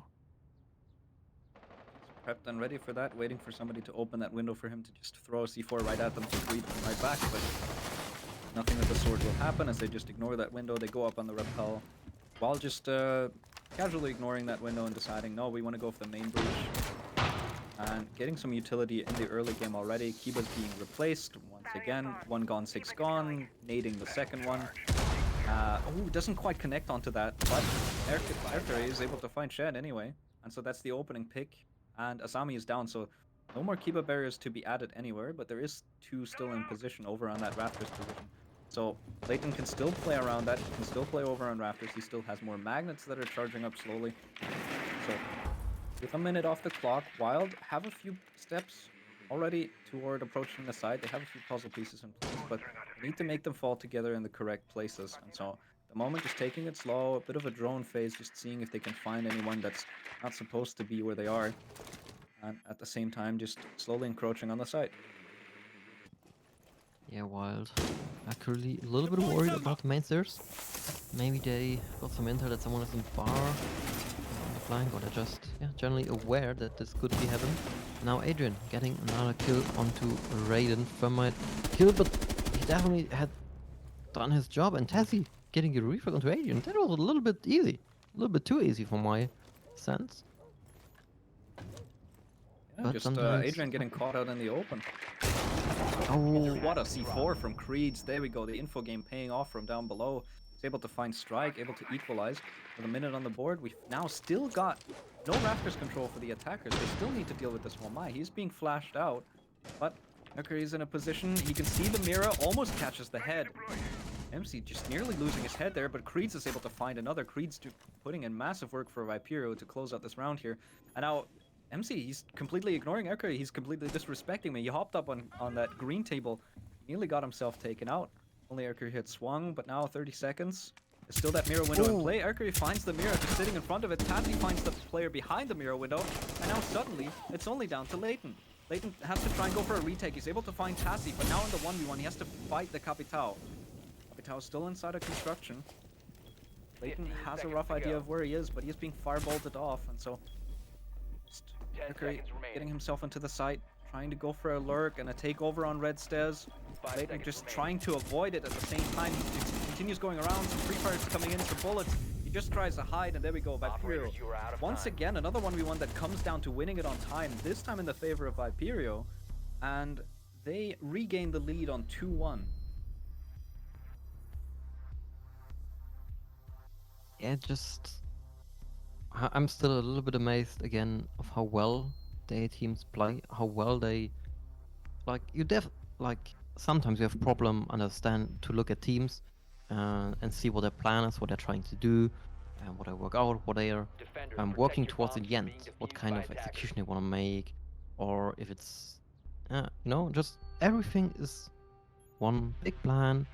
They work together, and sometimes it works out, but also the other team is great too, so sometimes it doesn't work out. So we always land in these 1v1s, and I think that's like a symptom of both teams playing really, really well right now. And yeah, just these 1v1s, these players, if they have the time on their hands, they know how to play it, they know how to move around the map, the bomb site, to just get the other party, the enemy, of where they want them to be, so they can play better off of that time. Now we see another basement defense, and let's see if Wild tries to stick to their approach of clearing the full map, which could be the case because they got some shots in the map, some noise, and maybe they now are in fear of someone lurking around the top floor. Yeah, we can see again Zodiac once again with Strike on the drone ahead of him. Just going for that top floor clear, just running in very quickly. They're fairly confident that there's nobody there, but just to make sure, just to not make any, silly mistakes, they're still droning it out. There's still some hot drones coming in. A bit faster on the pace now, just a tiny bit. Like 45 seconds this time, as opposed to 1 minute last time around. Those are a few precious seconds on the fast roam clear that now that you have the confidence that Viperio is probably not roaming except for maybe main stairs, and they've pushed these players back already. You see on the drone already, Shed getting droned out, he decides to put himself away. He's done his job, he shot a drone, he can now leave. So while these are the few seconds this time around that they got on the early approach that they might need on the execute to put together a more comprehensive execute so that they can shut down Viperio. They don't want to repeat the same mistake of just running out of time and then running into the open arms of Viperio. And so They need to get a bit more work done there. Just need 1 or 2 more pieces. Just 1 or 2 things. Maybe a player in a position that they didn't have last time. Try and work this out. Once again, just playing for those vert angles, trying to clear Adrian out of this deep angle where he finds himself right now deep inside of Armory. Not much else going on at the moment. Just going through normal steps, just doing the util game on Wild. Yeah, we see this before being prepped. Someone took over it, but at the moment I think there's no one in kitchen. Oh, there's on the hallway, yeah. Someone walking through the kitchen now is the Hibana. Raiden gets taken out by the C4, by impact, and by shots from Adrian. No, the hatch is gonna be probably, it's gonna be close, or do they use a Selma Oh, charge impact trick. for that one? The Hibana gonna- is dead and they're impact tricking the Selma, so the hatch won't be open now. There's only a hole in it. Strike is trying to go for it again. If this gets impacted as well, then it's over for them. Trying to hold the angle onto it. I don't know if that worked. No, it didn't. The hatch actually gets opened. The Strike gets away with that one. And the kitchen hatch is still open for a while to try and execute, but of course they have lost Raiden now, so it is Viperio with man advantage. And Mercury is just struggling to try and get that Kiba barrier off. I don't think he can hit it from there. You can hear the sound, but I don't think it's doing any damage. And Tazzy inside of Church, he's able to find one pick onto MC. That's a huge kill. Zodiac almost finds Adrian, but Adrian takes him down instead. Tazzy enters into the site, finds another kill, but it's only down to Strike, who tries to go for a plant, but he gets cut down by Lathan and Viperio. Another great basement round. Another great basement defense, and they've won this side twice. They've locked it out for the rest of the half, and they're now going up 3-1.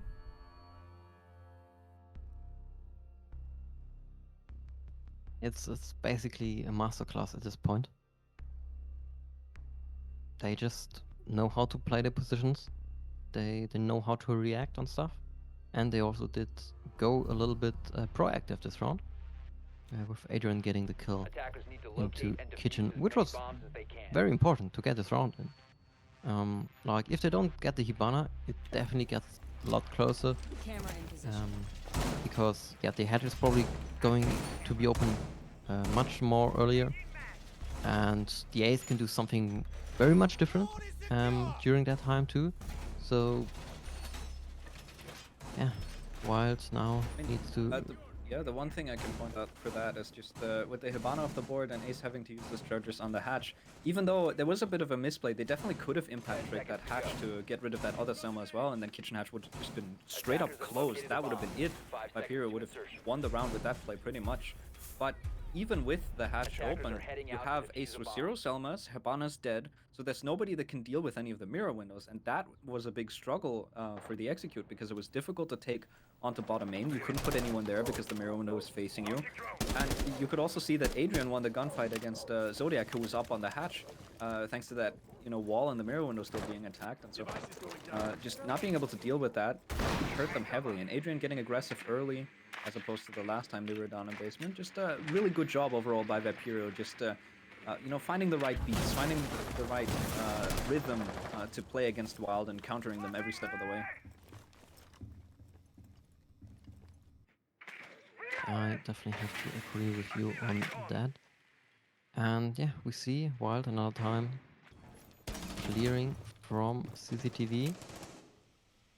They definitely like this entry, but this time we don't see much contest into CC. We already see the setup with the reinforced wall and from office with the mirror setup. And this time they attack for all the fetchers, so it might not be that good of a setup this time, because of the EMPs you can open the office wall very, very easily. If it doesn't get tricked, which could be the case, the kite is still... And the nade just a little bit short. Doesn't make any damage because it explodes in front of the door. Now Tezzy gets out on the balcony trying to get some kills. Slash! Zodiac is getting killed. They knew Adrian was there, but you still need to win the gunfight, and Adrian's definitely a gunner. Adrian's been on fire with these opening picks. He's been getting so many kills, but no, there's 2 nades from 2 separate players. Edgary and Tassi just finding 2 separate nades in different spots, able to take down MC and Layton. And so suddenly, man advantage turns the other way, and with a minute still to go, Shed is still holding onto this mirror window, but there's still 4 attackers alive, and it's only down to Creed, Shed, and Adrian. Adrian, though, going massive. He got a pick down below earlier on. Creeds is still playing down below. He could play spoiler with a C4 if they try and attempt a gym plant. At the moment, just Viperio, again, just trying to keep themselves alive long enough to just maybe win on time, maybe win on defuse plant. Avoid that. Adrian, there we go. He goes for one, he goes for two. Creeds gets a kill down below, and suddenly, again, it swings the other way. Twice we've seen it swing, and Adrian, just with massive picks. The man is not just good on the opening picks, but also in converting a 4K in the round, and he's able to find everyone except for the one that Creed stole away, and Viperio with another masterclass. And they're up 4-1. They've won this half, and they're looking to close at 5-1 now. Yeah, it doesn't look great for Wild in the attacks, but they still have their defenses going. Like, and I say it doesn't look great because it's a 4-1 score, but their attacks definitely get work done. Like, they're like not as close as in the early rounds with their 1v1s, but they're still close to winning the rounds. It's small details which just miss. I think they got just a little bit ahead of themselves, getting into master that early. We saw in the end, Valkyrie was last alive, I believe. He tried to shoot the Valkyrie cam, which they definitely knew it was there, but they just couldn't do much about it earlier. So Yep. maybe just try to find a way around it. Maybe just try and go have someone pop into bar, sneak up main stairs and get another angle in to make some chaos and pressure just from another point.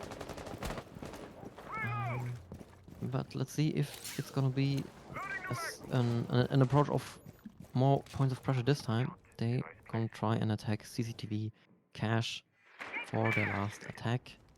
At the moment, a very dominant game from Adrian, just 11-2 at the moment.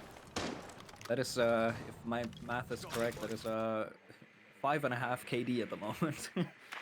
That is a lot of KD. The question is, will he be able to keep it up if he dies another time? At the moment, maybe. Honestly, at this point, I wouldn't put it past him. So right now, Adrian just getting double drone. They have two people droning him here, and I don't know if it's good to stack up drones and nobody behind it.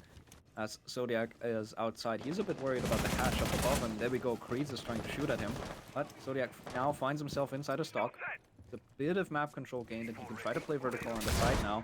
Ooh, heck, he nearly gets himself C4'd. That C4 nearly connected with him, but he only takes a slither of damage. Still alive, he can still use his nades. And he can maybe try and nade this bandit on the side. You might see a nade connect. Oh, Shed does take quite a bit of damage, but he's still alive. So these nades not connecting as well as they did last round with that double nade. But still decent damage done. Trying to get the wall open. Half the round is gone. You've got Garage Breach open as well, trying to close in on Rafters. At the moment, just not everything in place to execute. They still need to get Rafters. Yeah, and it won't be that easy to hold it. Creeds! It's a big flank, Urkri getting a kill onto Adrian too, and I wanted to say that's a big flank, but for now it's just a big open side for the attack, and Greed's left alone underneath it, and he needs to somehow get out of there or retake the side later, but it's not looking good for him, and Strike is the one getting the last kill of the round this time. And we just saw how the round can swing if Wild gets done what they want to be done. Right, Viperio choosing to aggress early, trying to take one or two gunfights, and suddenly Wild they just put them on a thread. They just unravel them like a like a big threaded ball, and just stringing, just pulling away at the strings. That's what I'm trying to say. And able to unravel the ball completely and just taking that round, and there we go. We move into the second half with a 4-2 split. Good recovery from Wild. They now move on to the defense, which arguably the favorable side, at least according to Viperio's defenses here. They were very dominant, and the only round that was dominant from Wild was this past one, with Strike also getting his opening pick as the last kill here on the first half. So everybody on the board now in the server. That's good to see. And on top of that, you know, Wild now going to the favorable side. They've got a bit of momentum. The momentum might shift here. It's a game of two halves. So despite Viperio doing so well, Wild struggling to find any rounds at all, suddenly we find ourselves in a game that might end up being quite tight. Yeah, I would expect Attackers so. locate and defuse a bomb. So this basement defense, we see a little bit more action on the top floor at the moment. Tassie just at the jacuzzi trying to make himself noticed, so the attackers need to throw him out so he can fall back and waste time. We saw some nice mid jammers on the top floor too, so even if the attackers try to throw him out, they will have a difficult time. And yeah, he's feeling comfortable. Zodiac on the red stairs too. He gets a little bit more downstairs. Chet gets strike, and that wasn't the player we were looking for to get killed in the beginning. Oh, he was in stock. Was he in stock? He might have been in stock. Definitely not, as you said, not the player that you want to see go down early. That's the Wamai gone. There's no more magnets. Anything that he was charging up in pocket is now, of course, gone.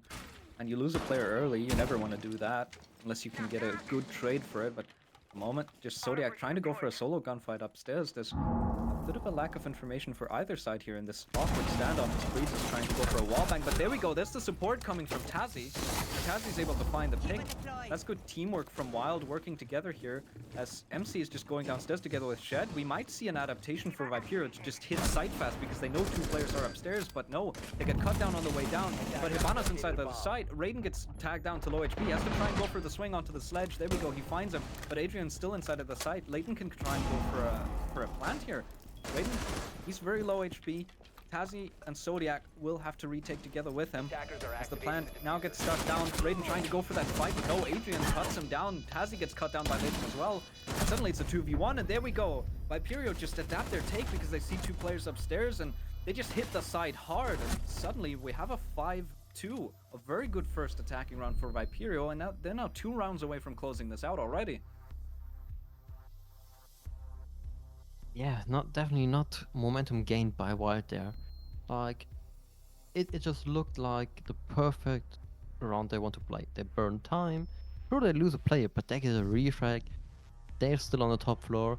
But that's the moment the tech knows. Wait, we have some east side control. We have CC control. We have lounge control. We can just probably go down to blue, push onto side, and maybe get a plant. And they did. They fighted the players who tried to walk into the side and make themselves comfortable again.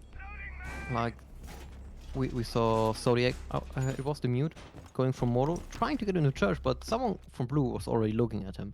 So the timing from Wapiu was very good, because if the mute just gets back into church, it gets a lot more difficult to get him out of there again, or get him killed in church. There's a lot of cover, lots of position he can play in, like Black Box, the plant spot where we saw it at a small bar, or the solar machine, or fridge it is a fridge. So many possibilities, you don't want to deal with that. Timing was perfect, so they hadn't needed to do that. So now it's another gym defense, another attack for Viperio. And we have 30 seconds left, already gone. And we see another Selma charge used onto the construction breach. Yep, already breaching construction with Keyboard back up, but just another Selma coming out from MC. Making sure we're keeping that open as Thermite now opens the main breach over on Jacuzzi side as well. He's on main stairs, certainly gets shot at by Shed. He's trying to go for that swing.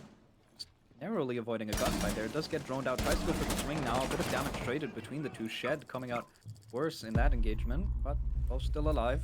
Shed down below 50 HP now though. And Adrian trying to go for a nade down below onto bathroom, and he's able to find Strike, and yet again Strike is the opening death. This time to a nade from down below. Adrian, he's been going massive in this game. He's now 14-3, and he finds the opener once again with a nade this time.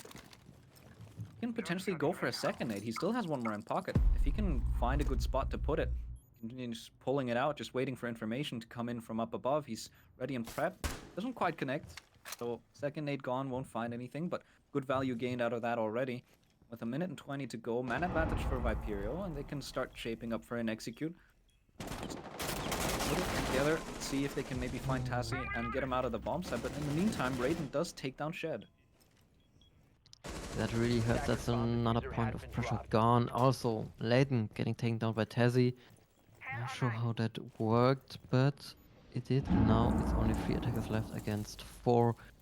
Greets on a good position to get a flank onto the player playing close to the breach, but Piazami catches Diana, but also Greet gets the catch back, and yes, is not prepared for the position of Urkery. You know, Greet is the last one alive on site. He needs to face check everything and every angle. There are some bullets going next to him into the wall, but Urkery has a nice angle to hold this door, and yeah, that's not a difficult track for Urkery, and that's another round for Wild. Right, Akari showing some signs of life for the side of Wild. Just some good picks coming out from Tassie as well, just going for some aggressive swings, able to capitalize on that Jacuzzi breach on 2 separate instances before he finally gets traded out by Creeds, and that of course gives the game away for Creeds. And so now Wild, they find one back, 3 to 5, closing that gap a little bit. But Viperio, you know, they're still on 5. They're still 2 away from just closing this out. And with Wild going back to basement, saying, all right, we lost the site, but we can certainly fix our mistakes, and we can just not allow Viperio to do the same thing. We can just make sure that we adapt our play, and we don't let them get away with a second round. Because if they can win this basement, they draw it up 5-4, and 5-4 is usually a very scary environment. Because when you end up on 5-4, you're either going to have 5-5, and you equalize, which is what Wild would like to do, and then we're going to definitely see all 12 rounds of regulation and maybe even overtime. And 10 seconds to go. if not that, then Viperio will go on match point 6-4, and 5 that would, seconds of course, remaining. I mean, stating the obvious here, but obviously that would be very good for Viperio, and they would have 2 opportunities to close it out in regulation. And that is certainly a position that you want to find yourself in, because you have less pressure on your back. You have a bit of feeling of confidence because you're like, all right, we can close this out. We're on match point. We're nearly there. It's just 1 more round to go. Let's focus on this one. Get it over the line. So that's where you want to find yourself in. And so the mental component plays a very big role here for the scoreline. At the moment, Wild just taking it round for round, saying, let's ignore the scoreline. We'll look at it again when we're on match point. So I'll just... once again, first 30 seconds gone. Not really much has happened in terms of engagements, no gunfighting or anything. Wall breaches already being open, just some drone work coming in from Viperio, very fast work of a lot of the map, just getting information out there. Wild at the moment not really denying it too much. They're trying wherever they can, but of course don't want to overexpose yourself and get caught trying to shoot a drone. That would be very suboptimal. So just win it off the board now, and Wild just slowly falling back as this defense gets uncovered by Viperio and they push themselves forward. Yeah, Doka call coming out. Some gadgets getting destroyed, and the play starts. And please don't forget, this is basement defense. So the time is a big factor, because we haven't even started to play vertically from kitchen towards the bomb site. And yeah, we saw the teams, even how good they are, they need the time to play the vertical stuff, to reorganize themselves afterwards, and to make sure everyone is on the same page. It needs some time. And yeah, you see, still... Do they want to ignore it? Oh no, there's a barricade, yeah. You want to get the sledge to open it? Sure. And yeah, 1 minute left. Can they do it? It will get difficult. We still have a lot of utility on the attackers. All 4 nades, all 6 flashes. And there can be some kills very, very fast with these items. By attackers. But let's see if they definitely can breach church and make life a little bit more difficult for Strike. There we go. This is the breach that was missing for the side of Wild on their attacks.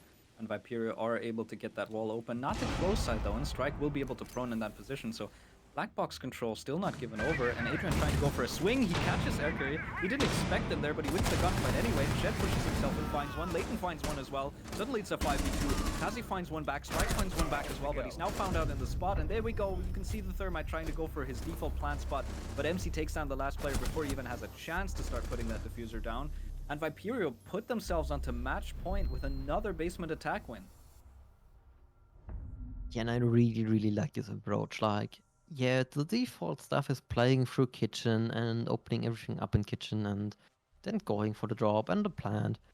But why not just, like, yeah, tease how that you do it and then just come from every other angle except kitchen. That's perfect. Defenders, You protect push the your bombs from defenders being defused out by of attackers. Arsenal into spots where you can fight them when you're coming from blue, from main stairs and moto. So you have a little bit better or easier gunfights, like we saw from Adrian onto Erkuri. Erkuri wasn't prepared that he's standing on the side of Olpit, which he did, and then it was easy. Sure, there's some, if you wanna, I don't know, shout out a probability. Erkuri, if he does something a little bit else, it's 10 a seconds. much more difficult gunfight for Adrian. But like, yeah, sometimes it happens, sometimes 5 it doesn't. seconds left before That's Siege. insertion. I mean, it was a Sometimes gunfight you have that to flip a would've- coin. Yeah, it's a gunfight that would have favored Erkuri. I would say like 60-40, still a very close affair. But the thing is that I don't think Erkuri had any idea that Adrian was there. So there was no info for Erkuri, and Adrian had like a rough idea that there might be somebody playing around Gen side, around Generator, and so there's one guy going into a swing expecting to find someone, and there's a guy standing holding an angle not really expecting anything to happen, so Erkuri just gets caught out. That's but of course a nice shot, but at the same time just information game slightly better for the attackers. And now we have 6-3. Just 3 match point opportunities for Viperio to close it out, but the top frag does go down early, so Raiden is able to take down Adrian. That is a very crucial opening pick if you want to try and storm back for Wild here, if they want to try and secure overtime and take some more points away from Viperio, because at the moment they're guaranteed 1. If they close it out, they get the full 3. But Wild, they want to prevent that. They want to go to OT, they want to fight back, they want to take 2 points away from Viperio and just say, alright, you might be getting 6, but you're getting no more than that. So this is a good first step toward that with Adrian off the board. That's very important to get rid of a player like that. Now, just once again, we're going through the steps. We're trying to get rid of utility, but gotta be fast enough about it, Viperio, or you're gonna struggle in the execute like Wild did in some of their rounds. Now Leighton just sprinting past the door because he knows there's a keyboard barrier there, so probably no one peeking him. Drone's ready. And they try to open cache and probably afterwards. CC? Is an EMP flying there? No, he's using both EMPs. Oh, they got shot left. it from down below. No, the thermite charge got shot Oh. from Zodiac, and he takes a bit of damage, but he pulls himself back, and there we go. That breach is gonna stay closed for the foreseeable future. Creeds is also on the main wall, but he can't open it up either. There's no more EMPs left to play with. Shed has used them all already, and so now we've got Viperio with 1 man down, a minute to go, staring at 3 closed walls, not able to open anything up. They're using Cabana pellets on Kibas. They've got nowhere else to use them because the bandits right now are just superior. And they're not going down below to nade anything because, well, their nade player died early. So very well played from Wild. They're able to keep all the walls closed, and Zodiac has pulled himself back quite a bit. And so now just playing passive, trying to deny that vertical control. Don't give Viperio too much space to play with. Still take the fight to them, and there we go. Zodiac finds one, and Creeds finds another, but he does get traded back as Erkuri does find a C4 as well. And so suddenly it's only down to MC, who tries to run into the site and gets cut down by Raiden. And Wild, they take another round. They draw it a little bit closer, and they need 2 more for overtime. Yeah, as you said, the entry frag definitely making a huge impact onto the round here.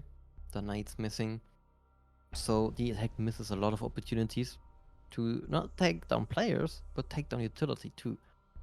And then maybe there were some, like, you have other people maybe needing to drone at a part of a round where you don't want them to drone, Attackers need to locate and so you defuse move your drones any around, bombs and then they maybe just you miss out that you don't have a drone in bar, and so you can confirm or deny that someone is in bar, and yeah, then this enables the big play from the castle from Zodiac, destroying the for my charge.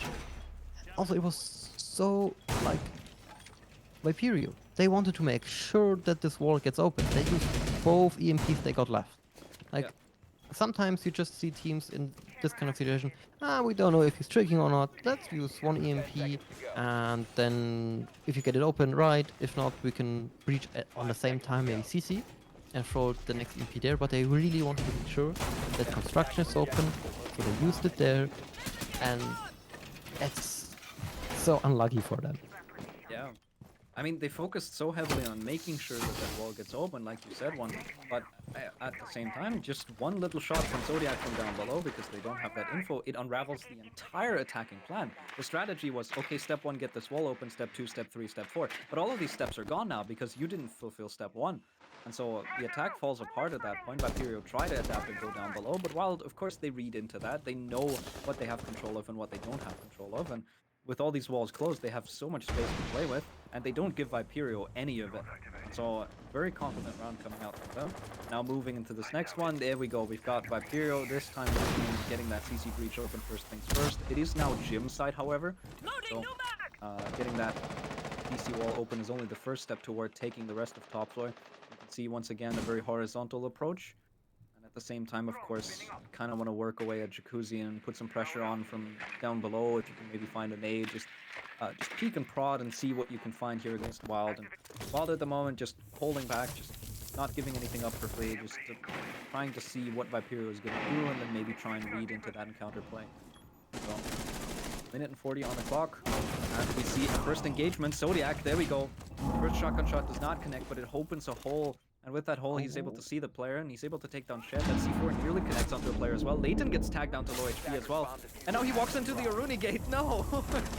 As Adrian gets a kill onto Zodiac, finally trades him back. They find that player, but at the cost of Shed and Leighton being on the floor temporarily, they're probably going to be able to pick him up. But that has cost a lot of time, and I think, by all means, Zodiac has fulfilled his purpose here. You can be happy with that. Yeah, definitely. And like he's a 4. If he is a little bit early on that one, he still gets a C4 kill additionally. Yeah. Like, that was just tiny margin of error there.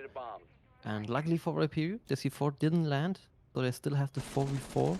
They still have the Thermite to breach Jacuzzi, which should be possible, because they have someone on Gym window to secure it. There won't be tricking possible. Agree. Standing close to it, trying to peek Gym window maybe. Oh, they wait to open it so Leighton can rotate earlier away. So yeah, Agree has to make sure that he's not gonna get killed from there. And the Thermite drops.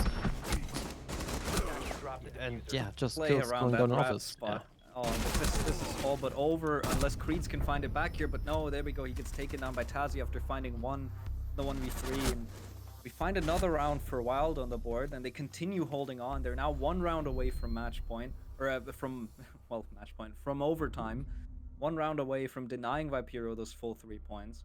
And after a good initial start from Viperio on the attack, now we've got Wild finding their form, able to claw this back. But of course now we can see they're going to the basement, and this is going to be quite difficult because Wild have not won basement on defense yet. They have not won it, and they've played it twice. And so now, 3rd time's the charm, I guess I say, as of course the other 2 sites are locked. They don't want to go to bar stock, and so they're stuck with basement. They have to go here again. They're bringing out, I think, a similar lineup to last time as well, again. And so, Viperio have done it twice. If they can do it a 3rd time, they get the full 3 points here. Wild have to be careful. Yeah, there's no room for error in this round. Because it decides if you go in, like for a period, it decides, do you close the match out? You get 3 points, you don't have to worry about anything. And for Wilds, like, do you get an overtime? Do you get some points and deny Viperio to get the 1st seed in the group right now? Or if you lose out on overtime and yeah, just the match ends here after a great effort to come back.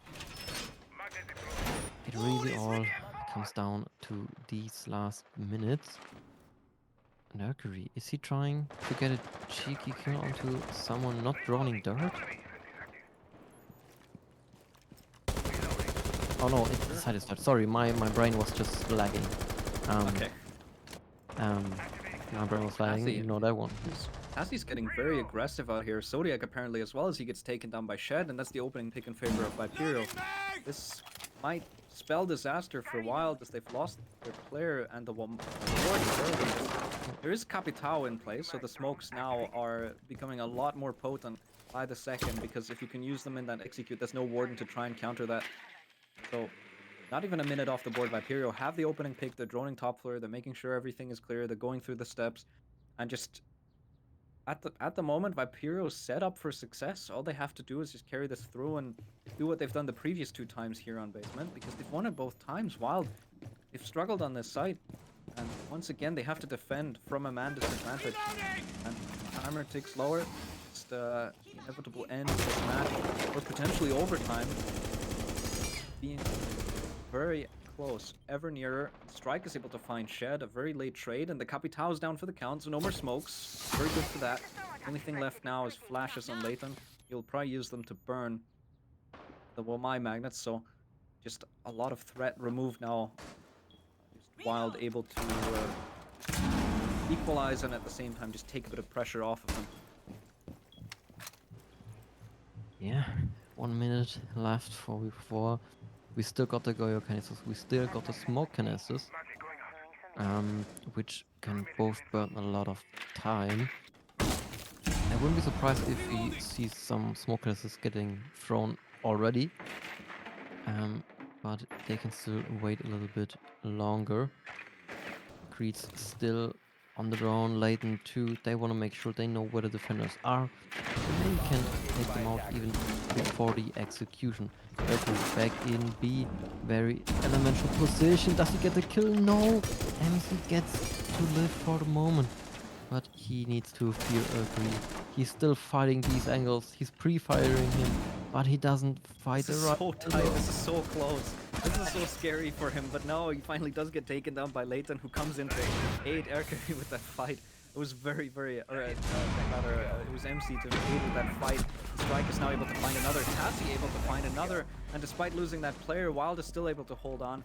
Now it's only down to Layton and MC, and they will have to try and execute on the side. There's only 3 seconds left. Layton is in, but is he able to start getting a plant down? No, he takes a gunfight, gets injured in the process, and Wild take us to overtime. I'm a little bit speechless from the execution. So I take a few steps back and I talk about their adaptations in the round. Because the thing I was confused about, because Erkut was playing in Dirt at the beginning, in the earlier round, they also left Dirt soft and they barricaded Dirt to the bomb site. So as an attacker you might think, yeah, they will probably do it again. Open Dirt fast, maybe gonna try to get in. And yeah, this time, Erkut is there, he's killing you, and destroys your whole attempt to abuse the setup. The other thing was, which I don't know if they did it earlier, but the keeper barrier on the wall from main stairs towards bar, next to the double door, denying the complete cutoff of the rotation from master. That's such a nice use of a keeper barrier. I really appreciate it, and whoever came up with it, well done. Now we are in overtime. You need to win 2 rounds now. Viperio 1 would have been enough earlier. Now they need to get 2, but now they're continuing also in the attack, and now they're on a CC attack. And who shot these X-Kairos? And from where? Not sure. They might have been shot from... Oh, from inside! It's soft! It's a softball. No wonder they got shot at. Alright. Yeah. Alright. They've got a mirror window inside of Lounge as well, so just trying to play around first floor, holding first floor this time around. As Wild, you know, they fought back into overtime. I assume it was Viperio that got to pick the starting side. Yes, it was, because Wild got the last ban. So Wild did get to pick overtime sides, and this is going to favor them now because they were able to storm back. They got their own 4-2 split on defense, and now they're on defense once again in OT. They have 2 chances to try and close it out. If they can win this one, they put themselves onto match point once again. Of course, in overtime, you play first to 8. Now, got a bit of control gained by Viperio on the attack, but ultimately struggling to clear out these mirror windows, not getting Raptors control. And MC just hops into the site. He catches the bandit. There we go. Strike finds one pick, but MC's able to find two before he gets traded on. Strike finds another, Raiden another as well. And suddenly it's a 2v2. Strike is down as well. It's effectively a 2v1 as it's down to Creeds and Leighton against Raiden, who finds himself down below in garage. He has a rough idea of where this one player is, but pulls himself away. Thermite just going deep inside of Cash to try and go for the plant, and all Creeds has to do is just hold the cross. He can do that, and Viperio will win the round. Host plan starts, and there we go. Creeds connects onto Raiden, and we have Viperio taking match point opportunity once again. After 3 rounds of match point opportunities, they take it once more in overtime.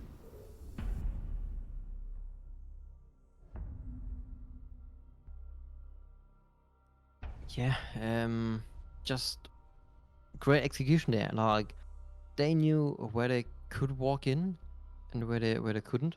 They just saw, oh my god, Garrett set up mirror window. They tried to open it, but like the Rafters players just shot Selma, which probably should have opened the mirror window in lounge, but they couldn't. And yeah, so they were looking for another entry point. They got in, they got their trades off, and yeah, it was enough to make to have the side up being open. Because if you get a kills on site, the defenders who aren't on site, they have to rotate. So you have a few seconds. I would say, depending on where the defenders are, it's like 5 to 15 seconds where you can maybe get a plant down. And 10 seconds to go. yeah, they could. And the cover was just excellent. No room, really no room for the defender to come back through rafters there and not die. Yeah, absolutely. That Hail Mary just read from MC to just say, alright, I think I have an opportunity to hop into the site, finding 2 off of that. That's really, really important. So he finds those 2 opening picks. That gives enough confusion and chaos for Viperio to just take map control, to get themselves in, to take some scrappy gunfights. And ultimately they end up 2v1, and as you pointed out already, the Thermite reads it perfectly. He runs deep, he gets as far away from that defender as possible because they have an idea that he must be around garage side. And so all Creeds has to do is just hold the cross. He just waits for that last player to hop through that window, and Viperio secure that round 100%. There's no way that you can come back from that. It's just impossible to kill a player while going through a window. The angle is not wide enough, and just the player holding it, Creeds, just has a massive advantage in that situation. So now we go into Viperio's defense now in overtime. This is their only defense, so they will have to make it count. That's for sure. And we have a minute already gone, but that's no difficult point for either of those teams. Another double strat. So while Stephanie wants to do nothing at the moment and wait out for the attack and see if they create some holds in their attack, which they can abuse. For now, there's some vertical play from Zodiac. He's opening up back B, and we see Leighton creeping up into dirt. He wants to try and challenge the player trying to get into dirt, or maybe he wants to walk out even. But for now, he is satisfied with his position. Now, does the hedge get open up? The impact trick fails the first time, but doesn't fail the second time. But there are only 4 impacts left onto Asami and Wamai. But can they rotate? That nade from Zodiac was scary. That nearly connected onto like 2 separate players. As the C4 comes out inside the dirt, Leighton is now getting pushed back by just Cassie trying to take deep dirt control. He uses both of his nades to get Leighton out of there. Leighton has to try and vault over those. He's now exposed to main as he crosses over to third box. So Mercury is the one that's able to actually find the opening pick, and so attackers have a chance here. Shed down for the count. Zodiac finds another pick onto Leighton. This is a huge pick, as now this opens up third box. Adrian's still playing around dummies though. So his timer ticking ever lower, and they need to start getting a plant on. There we go. Raiden starts planting, but there's a C4 coming in. Raiden's able to find Adrian, and now there's another hatch drop coming in. The C4 does not connect. MC tries to go for a pick. He does find one. Zodiac finds Creeds in the meantime, so it's only a 1v3, and Zodiac finds the last one as well. And once again, Wild Multigaming. They take us to all 15 rounds of overtime. Hey, they had some I don't know problems in why I'm the. in NA sometimes. I've called them wildcard twice now. I don't know. I don't know what Yeah. it is about that. It happens. It happens. Um, but yeah, round 15, they had some difficult runs. Not really, or in the early phase of the game, but they're definitely back, and they Defenders have great protect your bombs chances, from being great defused by chances attackers. to get this last round for themselves and get 2 points. And definitely, like, still, they will have the first seed. Either way this round goes, but you still want to win the matchup. Like, you still want to win the head to head. Yeah, Not absolutely. not even for the tiebreaker, but just for the ego, for the Yeah, success, for the and at the achievement. same time, you can't feel that safe about it because although even if Wild lose this, they would still continue being in first. But that is only because Viperio still has one 10 game seconds played left less before than them. insertion. Viperio is still a game behind. They need to play one more. I think they had one 5 rescheduled at some seconds point, remaining. probably because of Blast Qualifier. Yeah. I would assume. I'm not sure, but I assume that's what happened. Locate a bomb And so and defuse Viperio still have an opportunity for an additional 3 points. And so since they're currently 3 points behind Wild, if Viperio take this and then win another game against a different opponent with the full 3 points, they suddenly jump Wild. So Wild shouldn't feel too safe just with this overtime. They definitely want this round by all means. They want that head-to-head. They want the additional point over Viperio to just make sure they can continue staying away from it. Because, yeah, for now they stay in first, but how long will that be if Viperio continue playing the way they do? Because this entire matchup between the two, honestly, has been lights out. Yeah, and it's gonna be light on for the round because we see MC on a blitz. That can be destroying your defense in seconds, especially if you have something like a line and a Doka giving him backup. This might be a fast one. Oh, and MC has taken a lot of damage. I don't know what that was to, but Creeds finds the opening pick, right? Finds one back, but Creeds with a second, Creeds with a third. He finds a triple kill in the round, and Zodiac is able to find one back onto Adrian, but it's a 3v2. MC, they have side control. Zodiac is down below. He can maybe deny with a C4 if they know where he is. C4 will be able to connect, and there we go. MC gets taken down. Beautiful C4, and now Raiden, Zodiac, they will have to try and retake the side as Creeds is slowly just creeping down the staircase, but no, he's looking the other way. If Zodiac flanks at the wrong time, it might cost Creeds his life. Now Plant starting to get stuck down. Viperio very well, just diligently playing the objective game. There we go. Plant comes down, but Raiden gets taken down, and Creeds finds another. Suddenly it's a 1v1 again. This 7-7 comes down to a 1v1 between Raiden and Creeds, both of them on 14 kills. Whoever wins this 1v1 is gonna win the game, and it's gonna be Creeds with an ace! He finds an ace in the last round, and I told you this man is scary. And they take it in overtime. They take 2 points over Wild. Wild only get 1 as commiserations, and for now Wild stay ahead, but as soon as Viperio get that other game in, they're gonna be hot on their tails. And Wild now has to be worried about their first seed, and what a game between these two teams. Yeah, what a game. 6-3 up. Then the comeback into the overtime. Then batting for rounds, and then Greens with the line blitz play, getting the ace. What a way to end this match. Like, it was phenomenal. For the 14 rounds we saw, but now the 15th, yeah, just overkill. Speechless yeah, is the word. Yeah, I'm I mean, by blasted all means. away.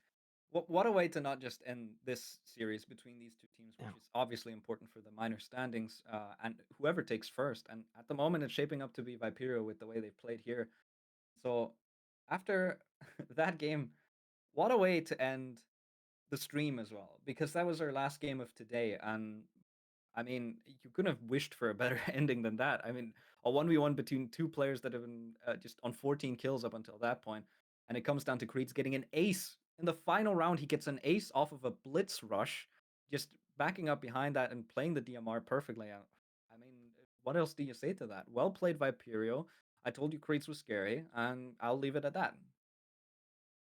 Yeah, just amazing game. Like, matches like these are why we watch Siege. Yep, It's certainly. it's amazing. Great play. And yeah, I think I couldn't have wished for a better game. All right, there we go. That's going to do it for our broadcast today on Vibrant. You did see me play earlier, and then I casted 2 separate games, so I've been all around.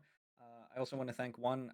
Thank you for the cast today. Just bang up Yes. job. I also saw you casting with ProText, so very good that we have some representation, some casters. I know that every league is struggling with that right now, so that's why I was here today. So just beautiful day. Couldn't have ended it on a better note, honestly. And so just see you all on the next Vibrant Play Day. This is going to be exciting. Yeah. See ya.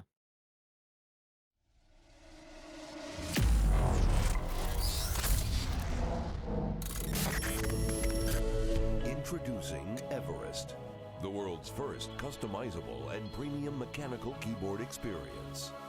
When designing Everest, we wanted to bring an uncompromised, highly personalized product to the market. We offer you maximum freedom of choice. Let us show you how. Comprised of CNC milled double aluminum faceplates, you will immediately see and feel the exceptional build quality.